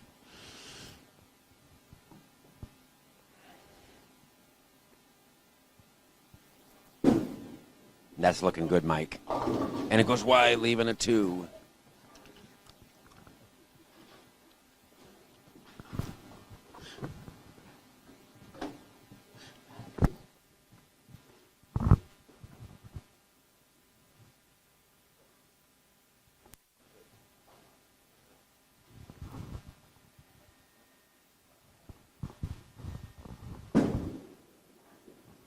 And a routine spare for Mike Hansen.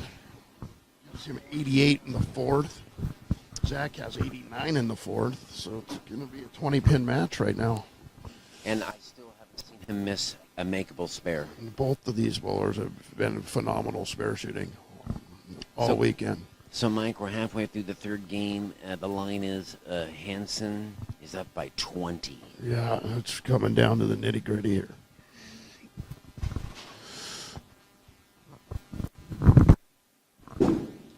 That's going to have to hold. Oh, It does. Almost did. misses 7-9. So I've noticed both players have moved farther in on the left lane, on lane 11. Well, maybe 11's hooking a little sooner. So Which is it's the opposite characteristic of 15 and 16, yeah, where 16 was hooking earlier. that was So it. Zach's kind of getting in front of the ball return Yeah, now. just that's what he did in the Winninger match. So, But we've seen him. We've seen it. That's inside. Oh, that's dead perfect. he's really moved way in now. This shot right here, Brian, on lane 11 is going to go a long way. It's very telling because On- he just went high. I think I'm going to put this on video because we might see some emotion. You think? One way or the other, we're going to get some emotion on this shot.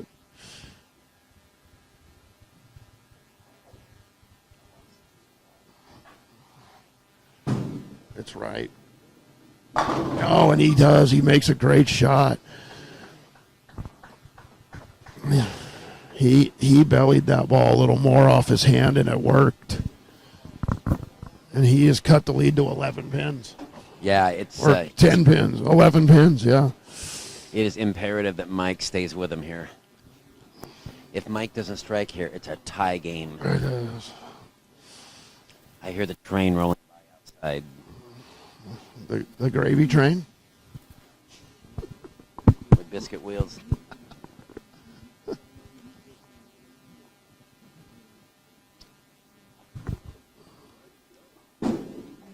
That's good. Oh! When he gets the Dick Weber special. He does. Wow.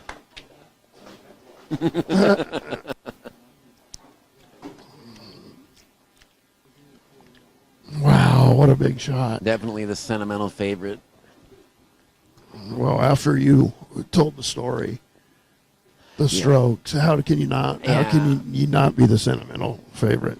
And, you know, he quit his job to go to work with Rhino Page for the big bowling as well. And, you know, like I said, he was a 4th, 5th, and 6th grade school teacher.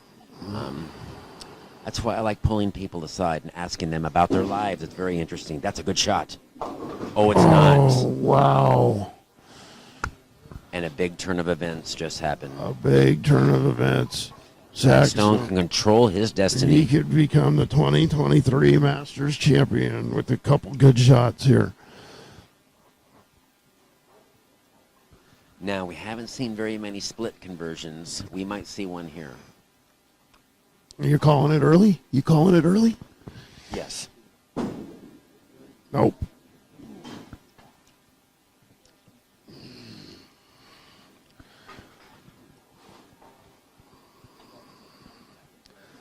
So, Mike Hansen can shoot 222, which means Zach would have to shoot 243 to tie, 244 to win. 8th frame.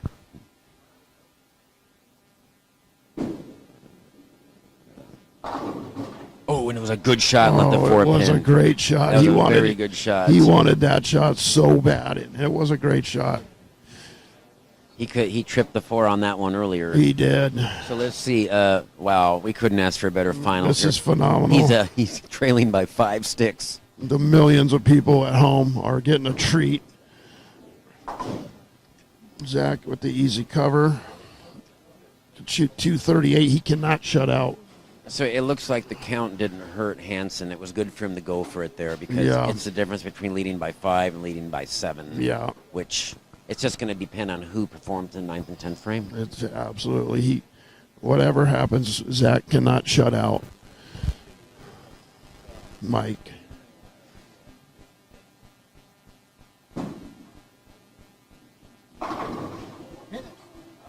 And a horrible break. Oh, Wow. so Zach can shoot with the spare. He could shoot 227 if he strikes out in the 10th. Mike would need a double somewhere to shut him out. Okay, so Mike needs a 207 to shut out Zach Stone. Which means he needs a double somewhere, just like you said.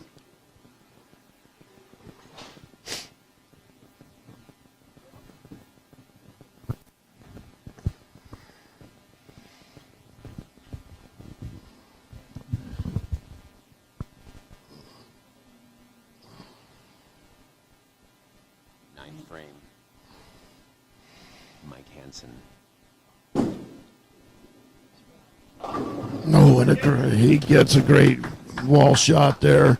Shows no emotion, Mike. No emotion. And this strike here, if he gets it, will force a second round. It will, and I will have to hold off on my Pietros for at least 3 more games. I got the nice case. Yeah.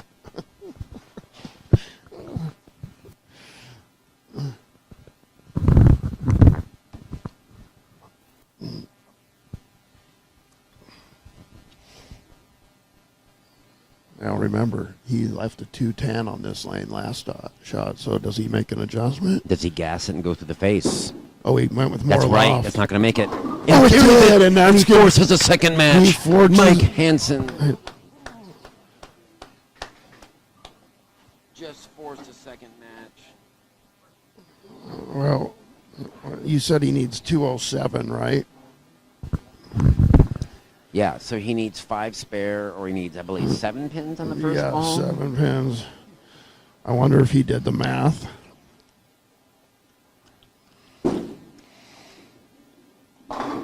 Beautiful And shot. that's the winner. We're gonna have a rubber match here at the Portland Masters.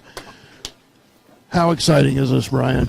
Mike, I couldn't be happier. This is just epic. And we've had some exciting ones. Hugh Miller 710 to lose to Scott Halverson. Scott Iverson refusing to eat and then getting a bag of dicks. And tagging us in the. So it's a 221 and a 656, a comeback victory for Mike Hansen. 656. And we're going to have a rubber match at the Portland Masters. The millions of people watching at home are getting treated to a treat right now.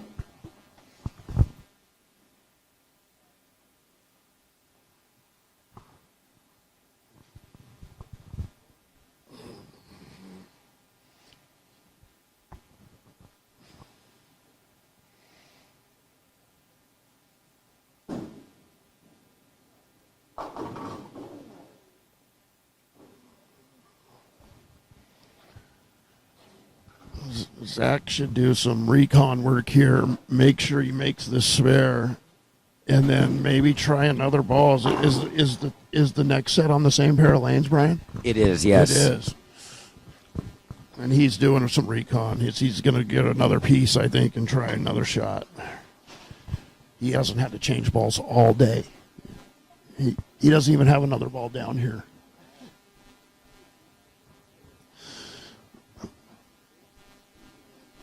Smart move, though, to try another piece. He's got a shiny ball. Looking for a little push.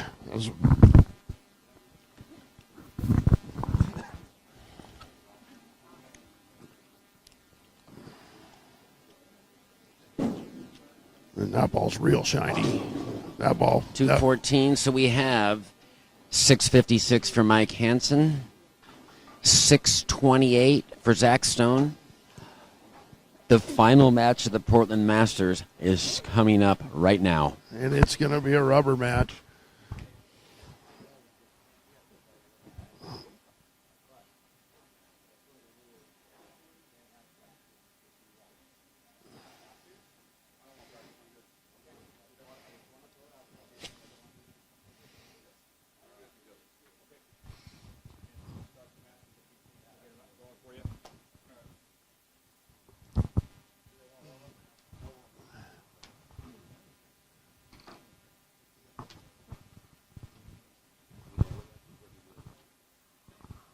Totally. Okie dokie, since Mr. Hansen came from the loser side, he beat Mr. Stone. We got one more time, 3 games for the title. Either one of the gentlemen want to do the practice thing, so we can go right into it. Wait a minute, hold on 1 second. Here.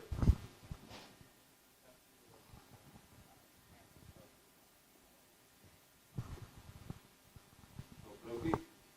Mr. Hansen will start. Best of luck to both of you. Good luck and good bowling.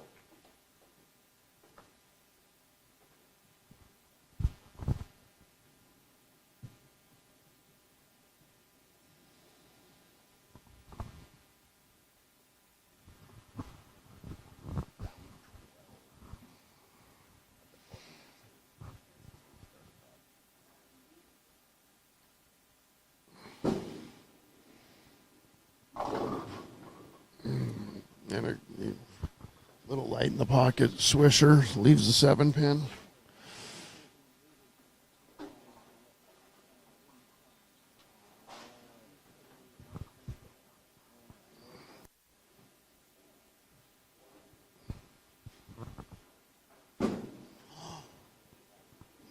No problems. Actually, Mike, this is round 13. Lucky 13, huh?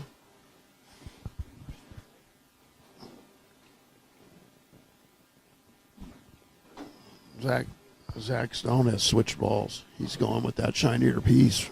This is actually supposed to be we're an hour and a half ahead of schedule. Look at that, Mike. Ball change. Oh, and that ball chain too. And I'm kind of feeling like we were discussing this earlier. What does he do when the one that he brought to the dance doesn't work? Yeah, and he's, No? he, Does it cause him to fry? he's got to not. He's just got to get to work here, and then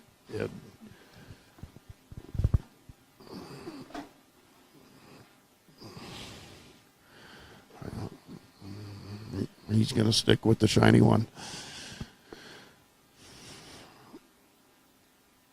I kind of felt like he still had a decent look with that other ball.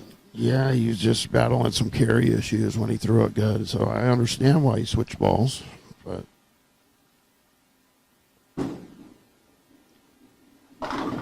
He's going to have to go back to it. Yeah, He's got to fit it too much. That was a good shot. Yeah, I thought he that threw that good. that was a good shot.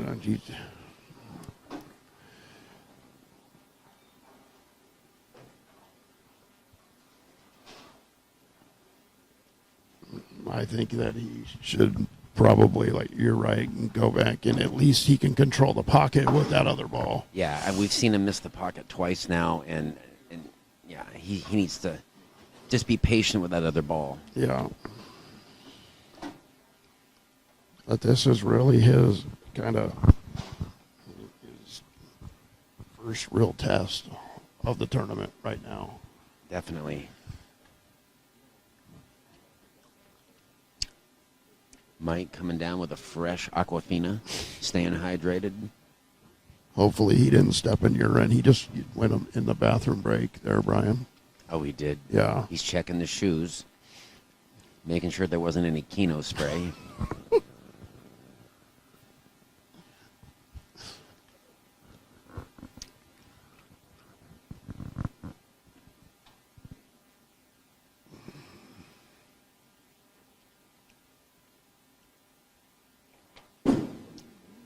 Good shot. Wham. And that's a high road pearl. That's a high road pearl, it looks like. Storm ball.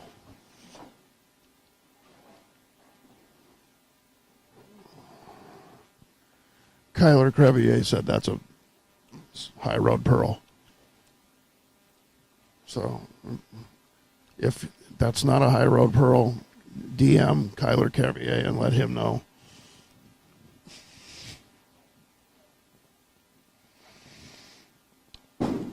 Between fourth and fifth arrow. Oh, Perfect shot. Man, and he's going to be awful tough to beat with that reaction. You think. And, that's the thing. He has got other go-to balls that are working. He's got a couple options out there. And did I call it or did I Just call like it? He called. He's going back He to did. the. He's making now. It's nice to see him making that decision with confidence early. Yeah. Instead of digging a hole. Yep. That was the right move.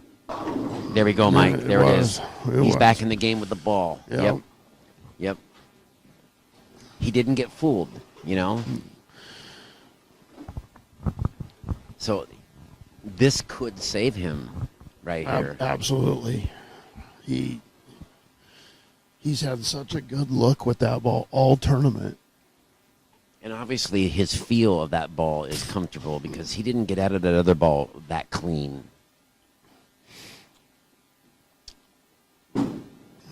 That's going to have to hold. Oh, bad shot.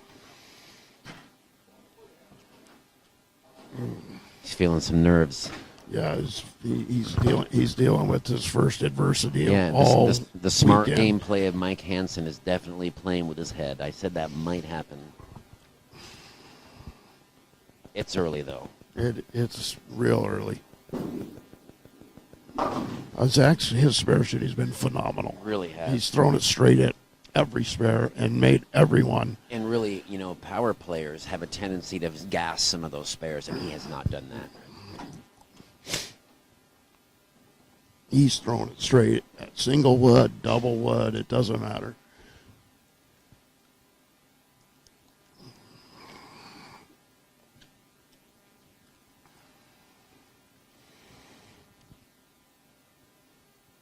Mike Hansen can open up a 21-pin lead with a strike here. That's a good shot. He carries it. He's left a Swisher 7 and then now has a 3-bagger. He hasn't missed a pocket yet He's this just game. dead lined up, and he's repeating.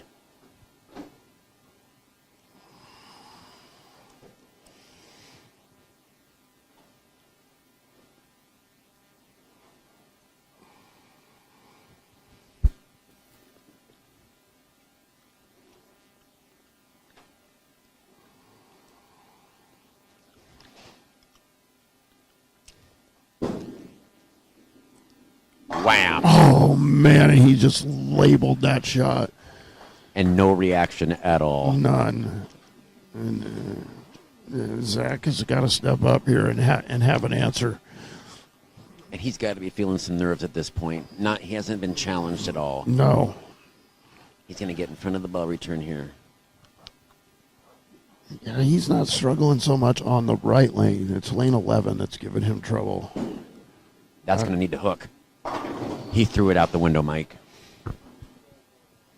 It's fortunate to just leave the 1-2. It's a pretty easy spare.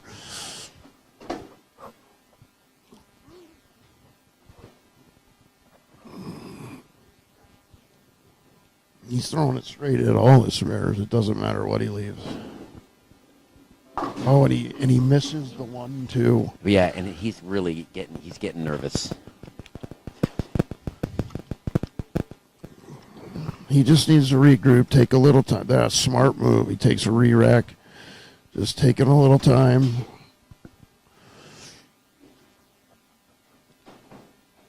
He's bowled a lot of tournaments. He knows he just needs to slow down a little bit right now. Yeah, because that is a spare that you would bet any money he was going to pick up that spare. That was all mental. And he threw it hard and straight at it. Very At the frustrated. 1-2. It looks like he's moving even deeper. Yeah. That's going high. He's lost his look.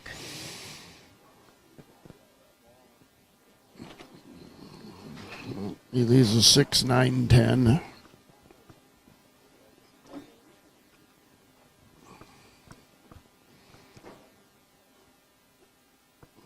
And now I'm questioning whether maybe he should have gone to a different piece.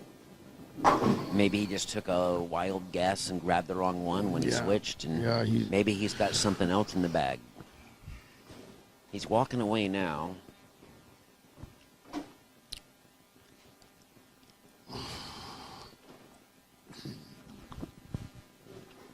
All right, this is for 5 in a row, Mike Hansen.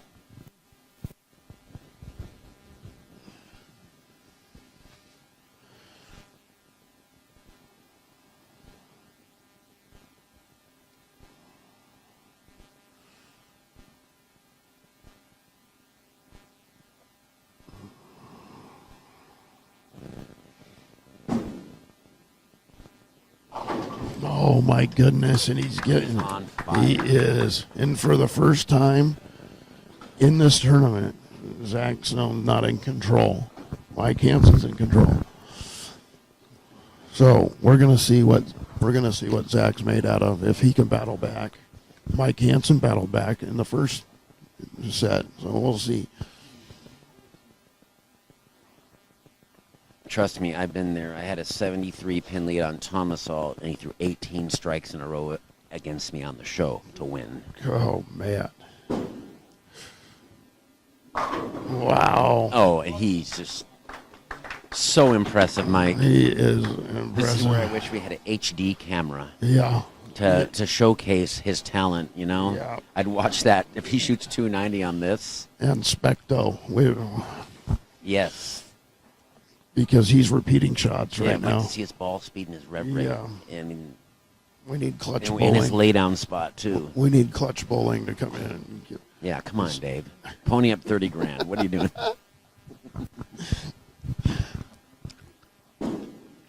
That's a good shot. yep. Yep. Good shot from Zach there. 7th frame. He can still shoot 226, Brian, if he figures something out here. Unfortunately for him, Mike's going at a 290 clip.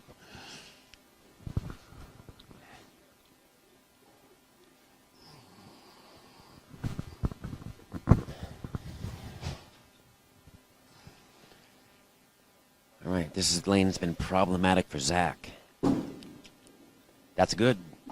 No, it's not. You know, Mike, he might have to use two different balls He may. because he's bellying it a lot more than Mr. Hansen, and Yeah. the front part of the lane is different when you're that deep between the two lanes.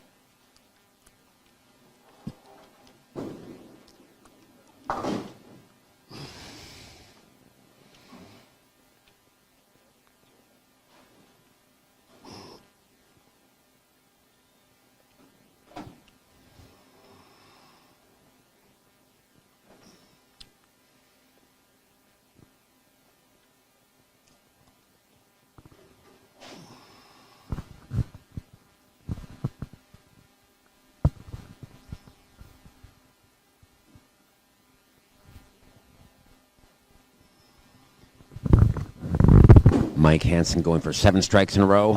And he carries a Brooklyn. He carries a Brooklyn. A Brooklyn strike. Is it meant to be for him? This might be his time. The bowling gods are shining down upon Mike Hansen.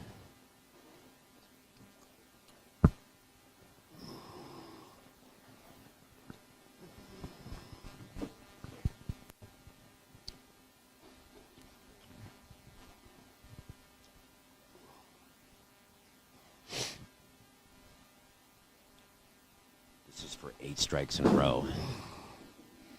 Oh. Solid 10. And there is justice in this world as he carried the Brooklyn lap. And that was a great shot. That was a phenomenal 10 for shot. 269.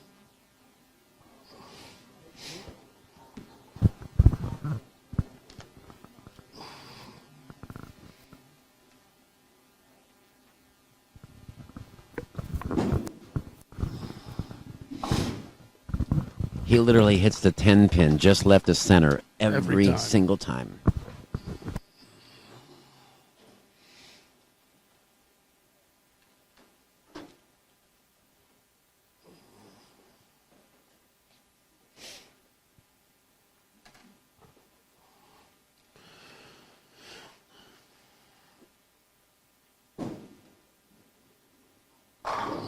He's got to figure out lane 11.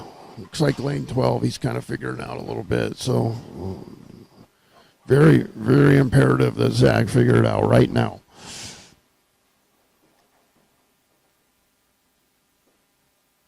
Through 8 frames, Mike has a commanding 73 pin lead.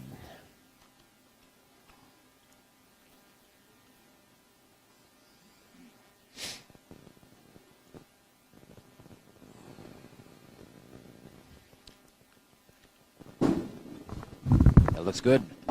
And he threw a beautiful shot on beautiful lane shot. 11. Finally, it's not too late. He's got No, two full games to catch up. Not at all. We've seen him bowl some pretty impressive numbers.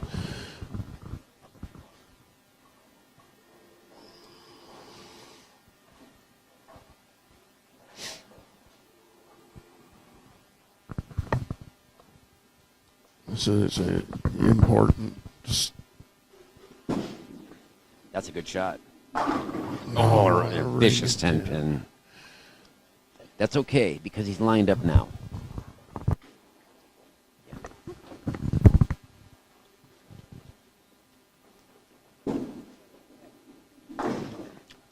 Okay, 195 for Zach Stone.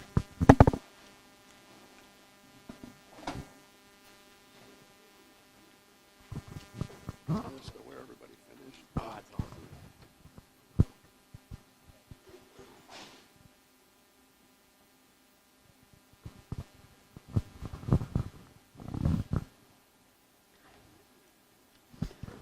Tenth frame, Mike Hansen.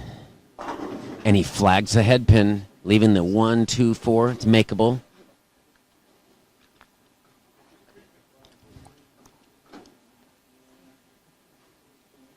Thank you. I love you, man. Thank you.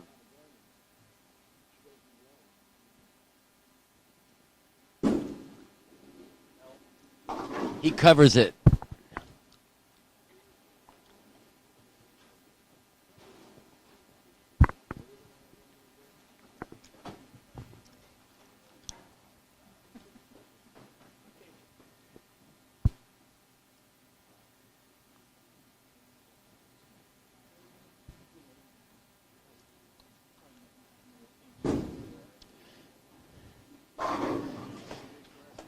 And so game one is complete. We have Mike Hansen 256, Zach Stone 195. Mike Hansen will take a 61 pin lead into game two. This is round 13 of the Portland Masters, the final round.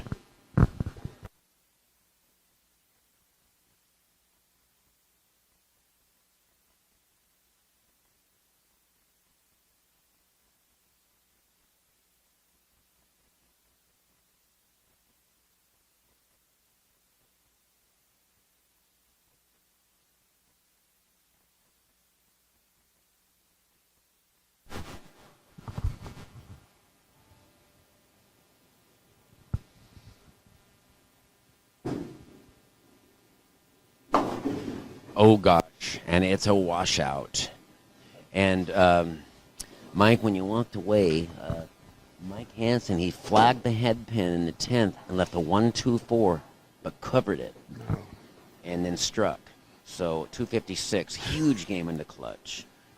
Yeah, that Now was, Zach Stone with a washout. He needs to cover this. And he does not.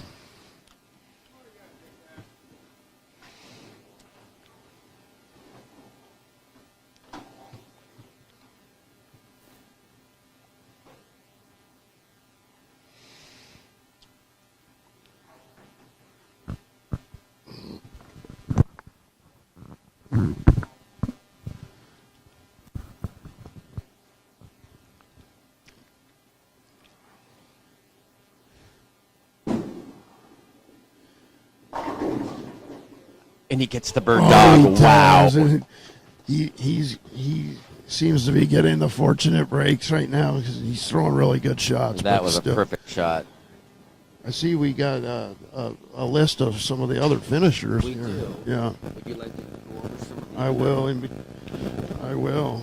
Of course, if you have been watching or if you haven't, Blaine Winninger finishing third place for $1,000.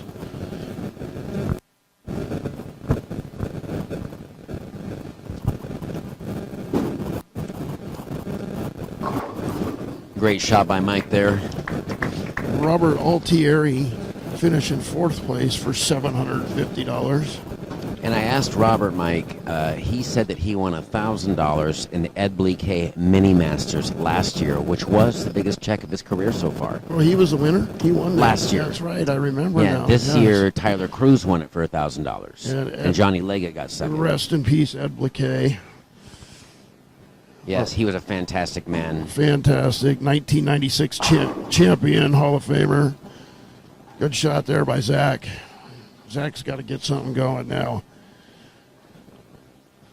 Fifth place for $650, Ian Willard. Another great tournament for Ian Willard. Someday Ian will be a dual champion in this tournament. I see a second title coming from him in the next 5 to 10 years for sure. Yeah, he's always bowling late into Sunday. And in sixth place, Mike, we have yet another senior. Mike Kennedy for $575. That's high. And he trips the four.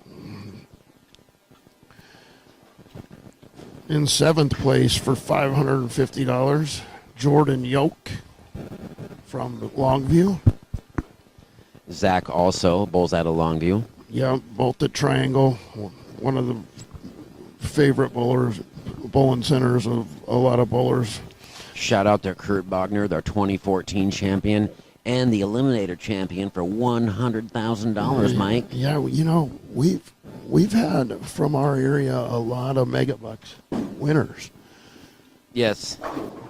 A little lazy 10 there for him. Yeah, let's not forget Gordon Geary, $200,000 Yeah. at the high roller, 1983 or 2, and he averaged 180. Unbelievable. Unbelievable. Greg Lindemann. He just, that's a name I haven't heard in a long time. How's he doing?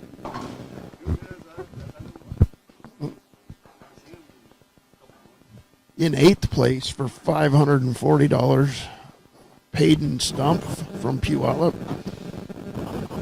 Clutch bowling at the end of yesterday to make it to today.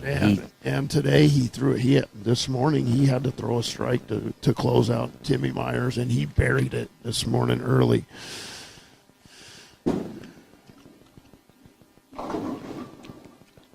And Mike's going wide. He's giving Zach a little bit of room to climb back in this. In 9th place for $530, Jeff Noggle. In 10th place, high left-hander. As expected. I mean, if you looked at the field, you figured that Gary and Dan would be the high lefties just because of their ball roll in a tough condition.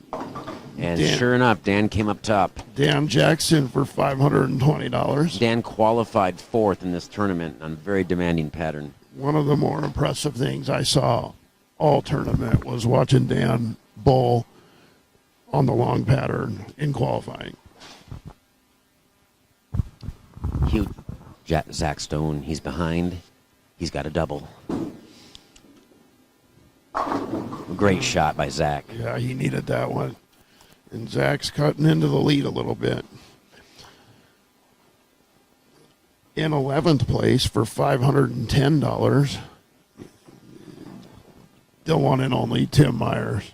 Yes, Tim, we talked briefly about his history. 9 or 10 top 3 finishes at the Masters over 37 years. It's amazing. Never will be duplicated, I don't think, around here. Never. Nope. No one's body can last that long. Good shot there by Zach. And it's wide. And, he gets out of the split. He gets him. If that stands up. Yeah. Oh. Looks like In 12th place from Hillsboro, Gary Lennox, athlete of the year. athlete of the year, and I predict a regional title in this future soon. Yeah. Yeah, Masters title could come his way, too. He's got a really good attitude. And, just a little bit of nostalgia. When I bowled my first adult back in the late 80s, I bowled with his father at Kellogg Bowl, Gary Lennox Sr., and he's also a left-hander. Oh, wow. And also, he worked for Northwest, I believe Northwest Natural Gas. And when I bought my first home, he was working on my street. Oh, wow.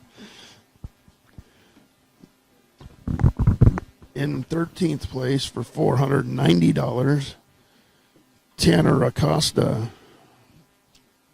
Grand Finals champion 2022, the OBA for 1,800 smackaroos. Good going. And the son of Mal Acosta, 5-time national champion. And also could be a future winner of this tournament. As good Most as he definitely, is, yeah. Most definitely. And multiple OBA titles coming his way. And in 14th place for $480, first time in 5 years making the cut, Craig Tucholsky. Our 2000 winner, Craig, won the inaugural Portland Masters at Kellogg Bowl 23 years ago. He's recently a grandpa. And he will end up being the high finisher in the father-son duel. Yes. And Mike Hansen there, a little light, leaving an 8-pin. Currently, Mike is enjoying a 60-pin advantage through 16 frames. In 15th place for $470, one half of the Mullen brothers, Jacob Mullen, from up north, Bellingham, I believe, is where they're from. Is that from Bellingham? Yeah, Bellingham, Washington. Yeah. And then, of course, in 16th, Russ Nicholas with a clutch 242 game to make it into the top 32 last weekend. $460. I am the 1991 champion. Defeating Dave Billings by 1 mark. In 17th place for $450, Jason Hollingsworth, who was the leading qualifier. In 18th place for $440, Tyler Coates.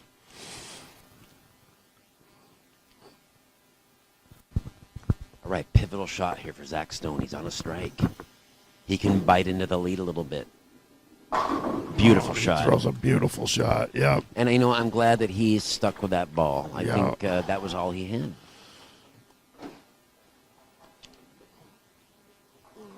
In 19th place, the other half of the Mullen brothers, Josh Mullen.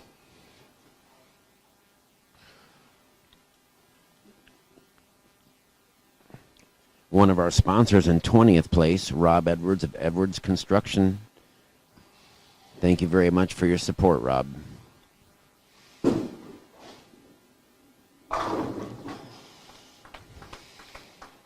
In 21st place, the Machine, Bill Macon,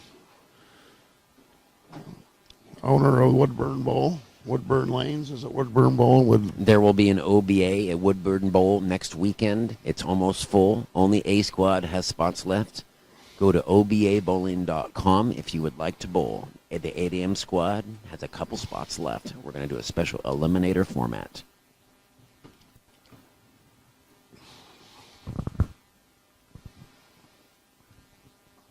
Pivotal shot here for Mike Hansen. Solid 9-pin. In 22nd place, from a span away, Washington, Tanner Spacey.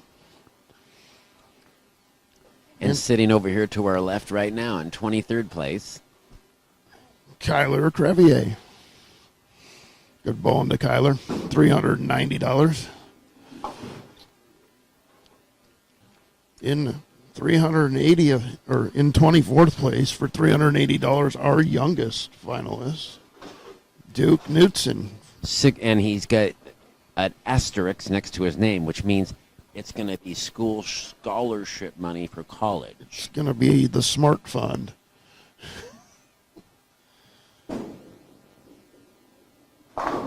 Oh, and a very unfortunate break for Zach. They just both went stone. They traded stone nines. Unbelievable. Yeah. In 25th place, Milwaukee Bulls own Johnny Leggett for $370. Johnny finished second for $750 for the Edley K Mini Masters.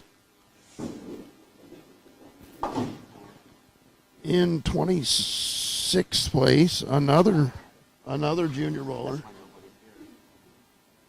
And I was just informed that we have 160 people on the live feed. That's a record, Mike. I think we're we're entertaining people.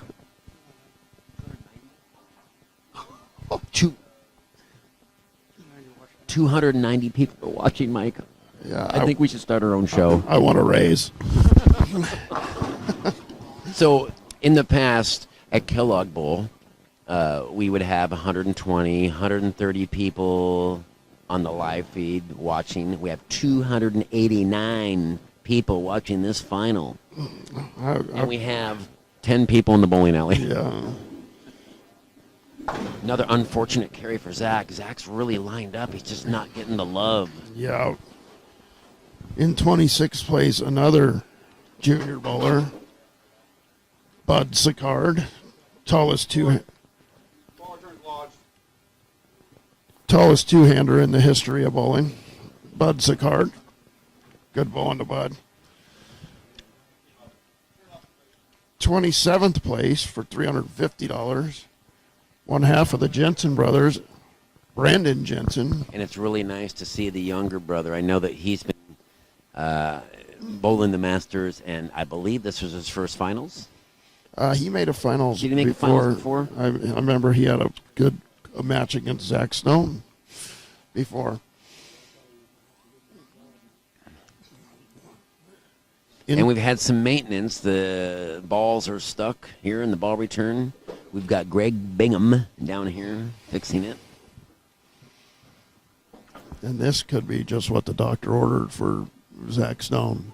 That's very true. However, Mike isn't one to be impatient. I mean, he was a school teacher. Yeah. In 28th place for $340, Christopher Tuholsky. And that's the PBA Northwest Player of the Year. Am I correct? That's correct. Yeah, and new father. Good ball to Chris. In 29th place for $330, Thomas McNeil. Stingfinger.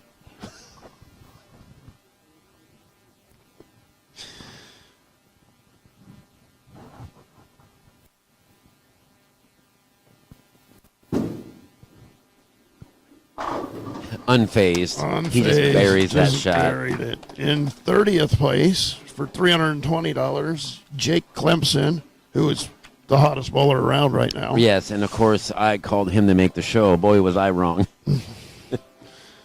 In 31st place for $310, Josh Wills, Left-hander. who bowled a great game to get into the finals. He shot a 210 Shot game a 210 after 5 consecutive games under 200. on 1 and 2. I was here. Yeah, and that's not known to be a great pair for lefties. Oh, Mike just clutch strike in the 10th. And last of our finalists for $300, son of Russ Nicholas, Ryan Nicholas, another left-hander. And Ryan over here on the board has a 836 in league. Just bowled that recently. Yes, and also we'd like to mention that Ryan and Jacob Buttriff set the record 1,000-pin differential between first and second place in a regional San Jose, California. Phenomenal bowling. And while we're at it, we'll mention the other cashers. Corey Husted for $275, who's the acting alternate. And then our 2009 Masters champion, Joe Lepon, defeated Jason Lauer that year in a tight match. I believe it was 710 to 690 something.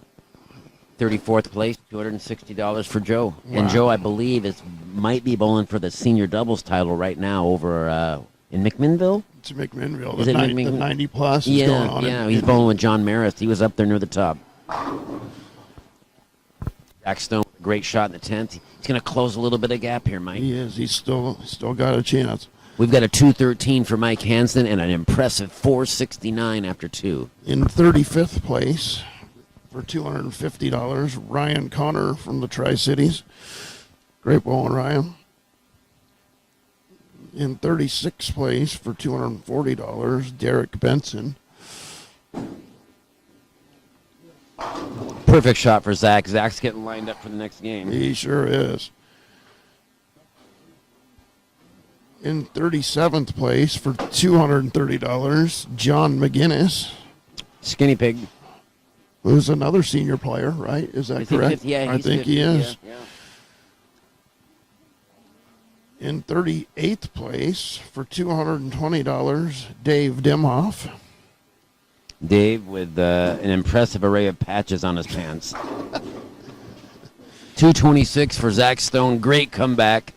So we've got Mike Hansen, 469. We've got Zach Stone, 421.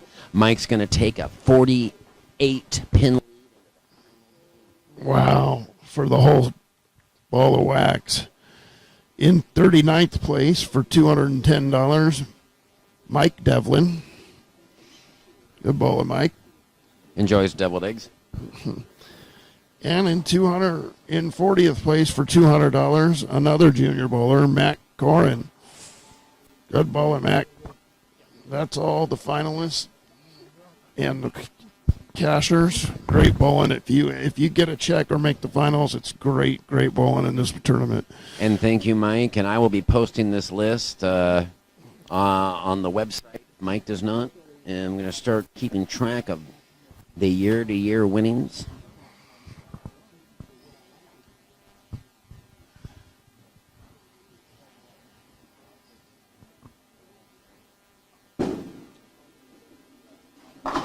And a great start for Mike.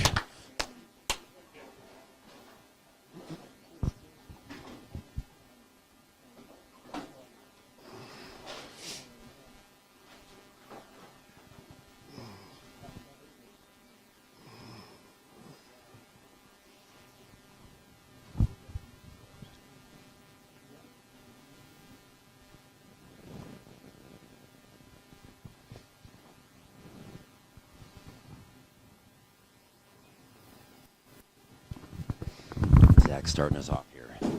Needs to get a strong start. Oh boy, and it's a washout. That's exactly how he started the last game. Yep. He went washout. I predict he's going to make this, Ryan. Mike, is Mr. Hansen going to pop off a 700 in the final here? It's possible. He could, and would this be a record of Masters wins in a 12-month span? It's got to be close, and he covered the I washout. predicted that. I think you're right. Yeah, he was due. It's got to be a record of Masters titles in a 12-month span if he was to win. And like I said before, he's sentimental favorite because he did suffer a couple strokes, and he didn't know if he'd be able to bowl again. And he's made a huge comeback. Great shot there. Yeah, that was a good bounce back there.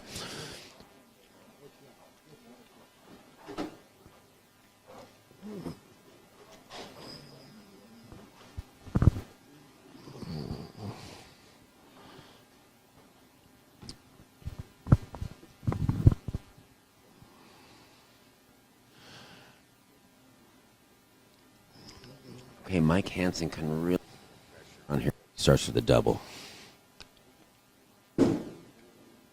That's high. Oh, he he carried carries it. it. It was a great shot. It looked like he lofted that one a little He more. did.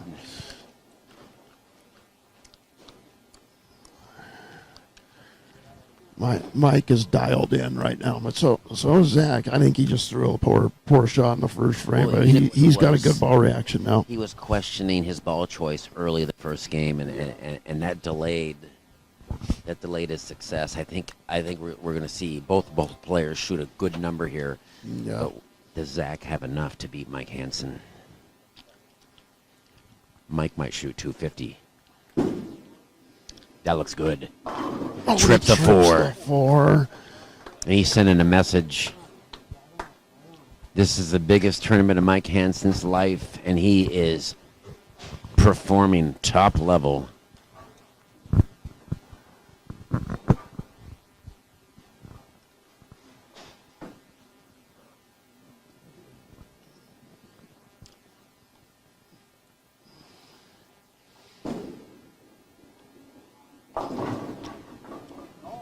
Oh my goodness! Wow. And Zach, he was due for a break. He was trips due out the trips out the 2 for and a trips out the 10. Frank, and that. Now, would he have gotten that on string pins? He probably left. No, he wouldn't have got that on string pins. Now, the question is will he capitalize on that? Yeah, we already know that lane 12 is suspect with him, so this might be his good lane.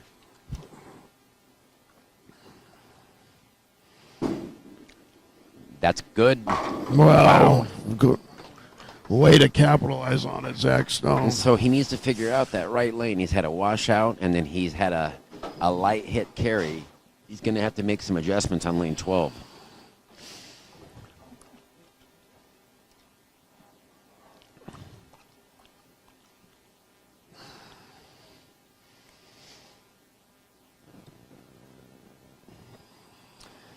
As I mentioned earlier, Zach Stone was the 4th seed, and Mike Hansen was the 14th seed in qualifying last weekend.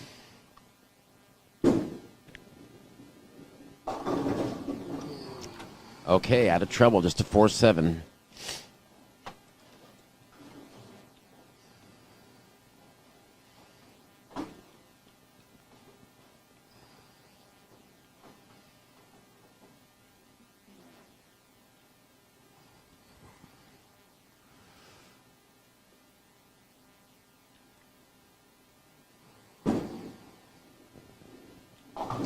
Just nails on the spare.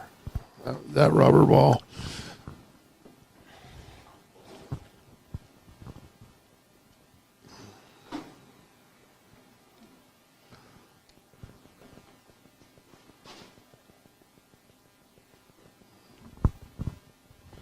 I need to look this guy up. I think I'm going to send him a friend request. This Mike Hansen guy.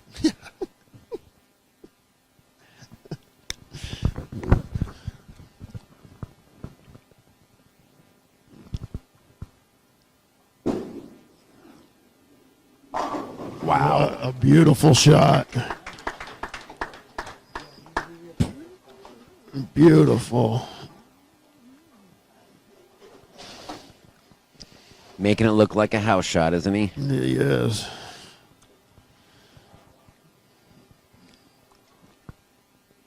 And if Zach doesn't strike right here, He's in big trouble. Yeah. this is his suspect lane. Last time is high. Yep, and I saw that coming because it went light. Yeah. He over-adjusted, or he might have grabbed it. Yeah, he looked like he Yep. held on to it a He little just longer. doesn't like that lane, and Hansen is just dead dialed on both lanes. Oh, and the trophy comes out. Don't let Pete Weber grab it. Don't let Pete Weber grab it. And Kyler Cremier's looking at it, but he doesn't want to touch it. Oh, and he misses the spare, and man. that's all. That might be it, guys. We have an up in the making. He's going to have a lot of help. He's got to have a lot of help from Mike if he wants to win now.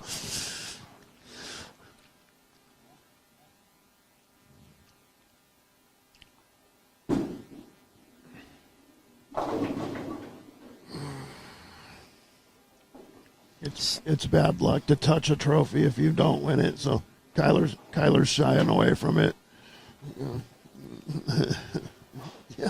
Yeah, and Zach's got nothing to hang his head about. He's No, he performed. $1,500, a spot in the National Masters. I hope he goes and bowls in Michigan. It'll be a great experience. I won spots at Corpus Christi and Huntsville, and it was a great experience. I was able to spend 2 weeks in the South, and I roomed with Blaine and Thomas Alt. Thomas wasn't even old enough to go to a bar. No, yeah. 1997. Oh, the same year he won the Masters. So, yeah. Yep. Awesome. Yep. We went in the spring, and there was a tornado warning. Okay, this is totally a deal sealer right here if Mike strikes. Oh, No washout. No He's happy with that. washout, yeah. Very happy with that result. yeah. That shot might have been a little bit of nerves, maybe. Maybe thinking about it a little bit for the first time.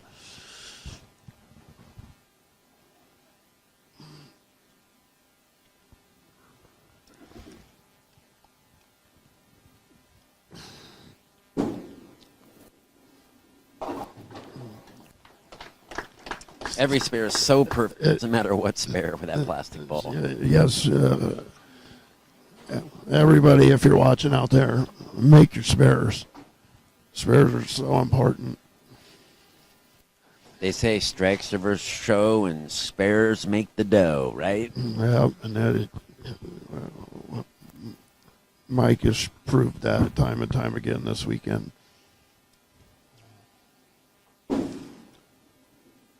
What a beautiful shot.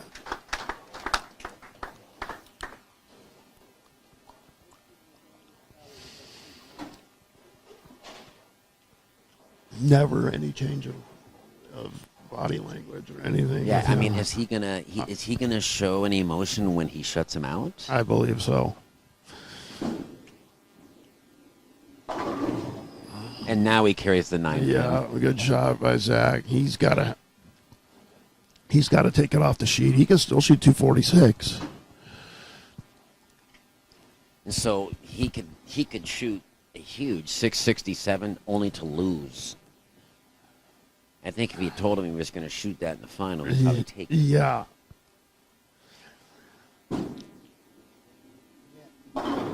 Oh, there's no carry and there. That was that's- a good shot. That was on his good lane. And I think it's now all academic. Yes, it is. Brian. It's over. It's over. Mike Hansen will be the 2023 Masters champion, forcing 2 matches and winning. A huge 10-bagger was the turn, and it started off with a couple good breaks, and it turned into a 10-bagger, and that swung the pendulum into his favor, and he never looked back. Yeah, and now he's going to be the second bowler from Spokane to win, I believe. Sean Heath, 1990, right? Yeah.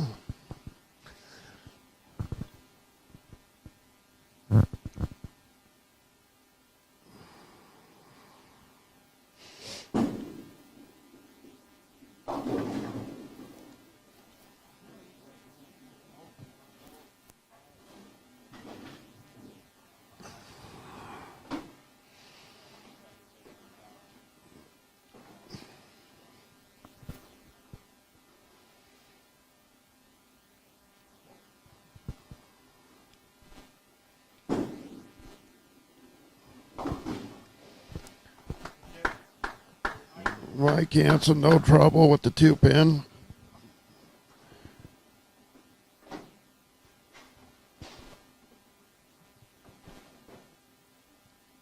He's up 60 pins. With 3 frames to go, 2 frames to go. And trips the floor. That's just what a great performance.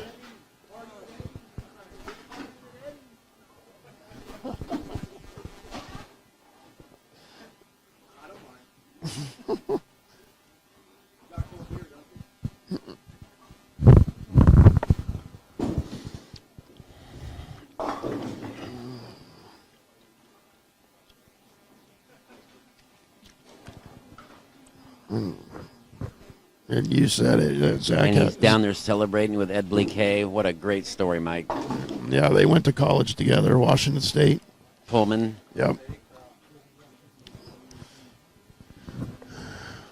And you said a few minutes ago, Zach has nothing to hold his head about. He bowled fantastic this weekend.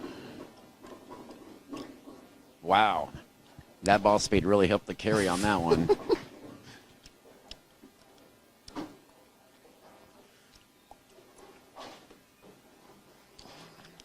You don't have to change it. It's on them open.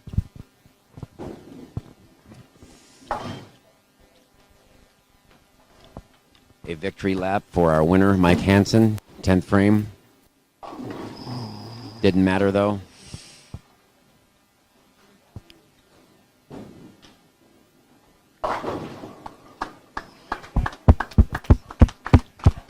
Congratulations to both competitors. Yeah.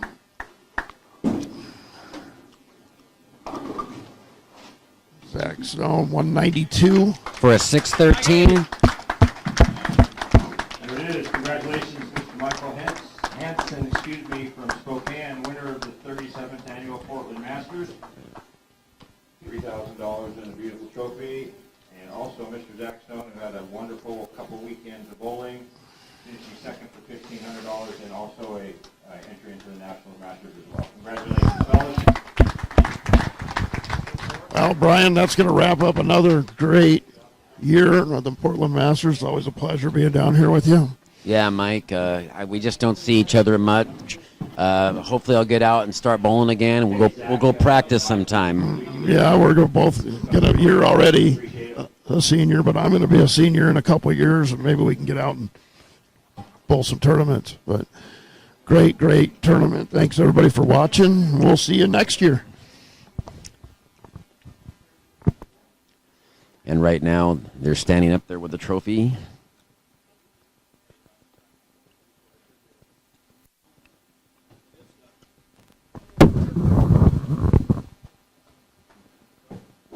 Congratulations, Mr. Stone and Mr. Hansen.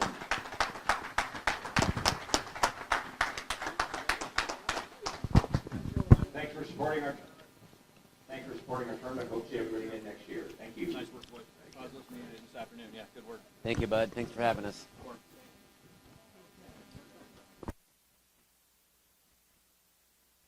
A 673 for Mike Hansen and a 613 for Zach Stone.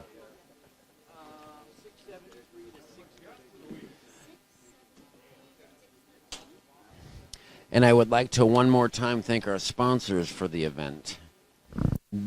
I would like to start with Edwards Construction. Thank you, Rob Edwards, for supporting the Portland Masters. Benny Salinas of Benny's Diesel Repair. I'd also like to thank my previous co-worker at Kellogg Bowl, Rocky Oatkin, and the Gliss Employment Services. Also like to thank Budweiser Beer and, of course, the Houston family and employees and Hazeldale Lanes for sponsoring this epic event.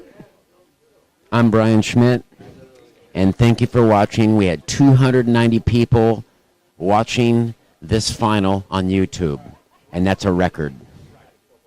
Until next year, great bowling, everyone.